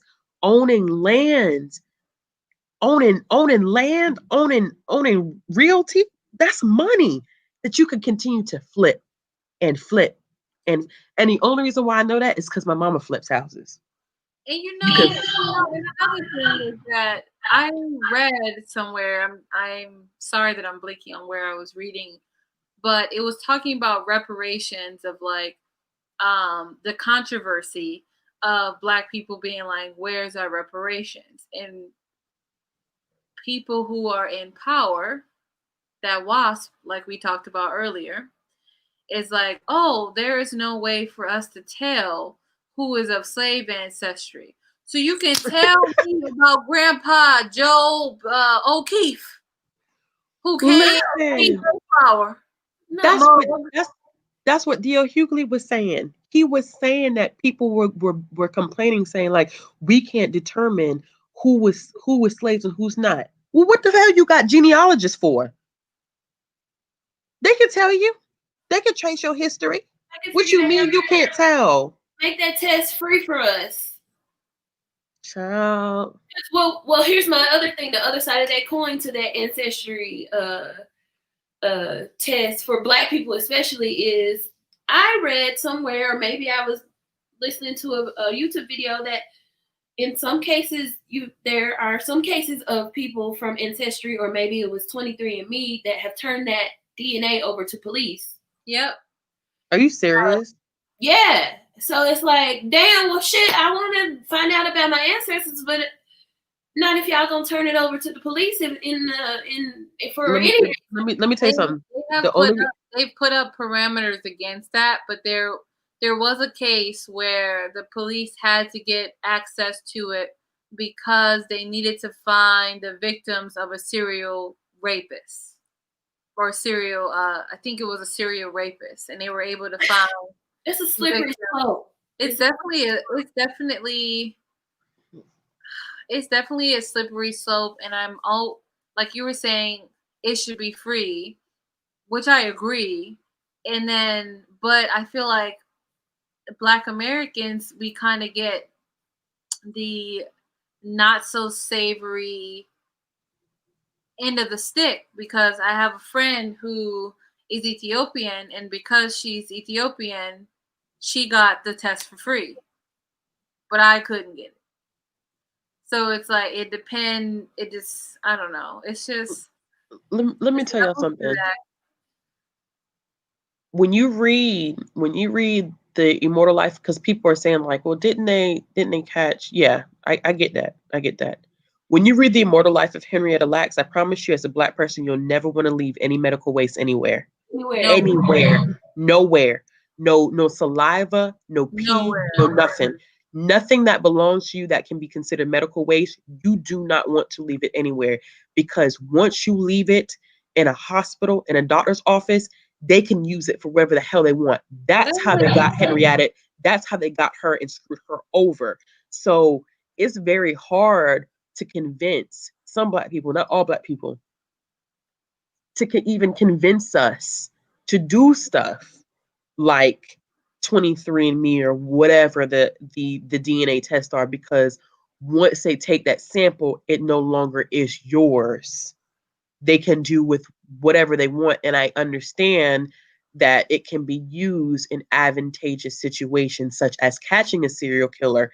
But then you also have to look at the other side of the coin, in which medical waste has been used to advance the medical field and has still left Black people in poverty. So that's why I always say, sometimes it's simplistic to look at the advantages of the medical field when you're not looking at it from the perspective and the eyes of a Black person. When you have been tested on and your medical waste has been used to advance the medical field and you do not reap the benefits of it, you have a very toxic and unnatural relationship with the medical field, which is why Black people don't go to doctors now. That's why Black people are very much, I have home remedies. I have this tonic and this tonic that you can use. You don't need to see the doctor. That's why you have Black people who have diabetes and they try this and they try that instead of taking their insulin, because it has always been a twisted relationship between us and doctors. We just don't trust them. That's how we're raised. That's what we're taught. That's what history tells us. If somebody don't want to go, I suggest that y'all watch a movie called Something the Lord's Made. And it's not about the patient part of it. It's about the medical practitioner part of it, which is, there's a gentleman named Vivian Thomas who, literally, if you ask heart surgeons in 2020 about Vivian Thomas, they know who he is. But in his era, he was not allowed to practice medicine because he was Black. And he was able to cure something that we don't even really know that much about now, but it was called the blue baby disease, where they had heart valve deformities, and they weren't getting the oxygen circulating. And he was able to pioneer the surgery that made blue babies like a thing of the past. But he wasn't able to perform the surgery. He had to have he basically taught a white man had to do the surgery and was over his shoulder for decades, showing him how to do the surgery, but he never really got his due process while he was alive, or due props while he was alive. So it comes at us. I'm saying all this to say it comes at us from every angle that you can imagine, like from getting into medical school at a good medical school to getting health care that we deserve or that we need to live a life, to being nourished properly, just on a daily basis. Like just on a let's say we're low income and we have food stamps, and you get $100 a month. It's much cheaper to buy $100 worth of Pop-Tarts and ramen and hamburger helper than it is $100 worth of produce will get you probably like 3 or 4 days, whereas ramen will get you through a month. You know what I'm saying? So y'all make sure you're not just thinking surface about some of these things. If you're getting mad about it, like take a step back and think about how deep does it go. And if you don't know how deep it goes, look it up, because I promise you, it's not just us making a big deal. Everything literally sometimes comes down to race. I think more times than not, it comes down to race and how this country was basically founded and put together. And it just makes you mad, and it makes you sad, because you want to try to do better. Especially like now that we know some of these systems have been set up the way that they are. It makes you feel like you just do anything to help us. Yeah, some of us know, not all of us. Yeah, that's true. Everybody doesn't know, or everybody, and again, I'm going back to what we talked about last night with winter. Some of us are a product of our environment. We can't even help it. We don't know what we don't know. What I mean? Some things are being passed down that we don't even know why we don't trust doctors. You know what I'm saying? But it's because your grandma knew about Henrietta Lacks, so she waited until her legs, she didn't have feeling in her legs for a year before she went to the doctor. Yeah. So, it's also trauma. It literally changes your DNA. So a lot of times you feel something, or you have an adverse reaction to something, and you're like, why the fuck am I feeling like this? I literally have never experienced anything that would make me react to X the way that I'm doing it. But because great grandma had it happen to her, it changed her DNA that got passed on to you. So now you feeling some type of way. Yeah. It's like, I mean, I don't know if anybody interested in reading this book, but this book by Mark Wolin called "It Didn't Start With You," and it talks about like the historical implications of trauma and how it changes your DNA, and how you might feel something that happened to your great uncle, your great great grandma. Like it can pass on to you up to 4 generations. It's something that I'm now for sure. I don't think that I was, maybe even 5 years ago. I don't think that I was aware of that generational trauma. I mean, I think it was something that was happening unconsciously in my life, but like that's something I have become acutely aware of and trying to like combat, because it can really affect how you deal with, or just even how you view, let's say, the medical field, for example. Yep. When you feel that pain in your leg or in the back of your head or whatever, and you already distrust doctors, it can really be detrimental to your health. Yeah. It can be. There was this TikTok, and it was like, I don't know who needs to hear this, but calling a doctor or telling a Black woman to see a doctor is like telling a Black man to trust the police. And I was like, period. Done. Thank you for making the story and creating this beautiful TikTok. Loud. Yeah, for real. Well, y'all, we've been going for 5 hours. Happy birthday to you. How do you have energy, Deidra? I'm dead. I'm dead too, bro. Y'all work. I don't work. So I just sit around and wait for this. I'm so tired. I have a video that has to go out that I have not CC'd tomorrow. Oh, child. Well, let's go ahead and wrap this up. All right. All right, y'all. Well, thank you for joining us in our TED Talk. Yeah. Thank you for coming. Yeah, we got all lit. the emotions with y'all. We laughed. We cried. We cried. I cried. We cried. Thank y'all for making my birthday so fun. Hiya. This was a good birthday. I'm glad you had a good birthday. I did. Today. You and your dark lipstick. I'd be like, okay, sis. I love it. The signature black. Yes. Oh, I thought it was dark purple. So sometimes I mix it. So sometimes it is a dark purple. Oh. Sometimes it's just straight black. It depends. I feel that. Yes. All right, y'all. So we're going to head out. Thank you for joining us. We appreciate it. And real talk, where's the lipstick from? The hair store, child. The hair store. Hey, that $199 is the plug. The $199. Exactly. The hair store. Good night, y'all. Where the bonnets reside.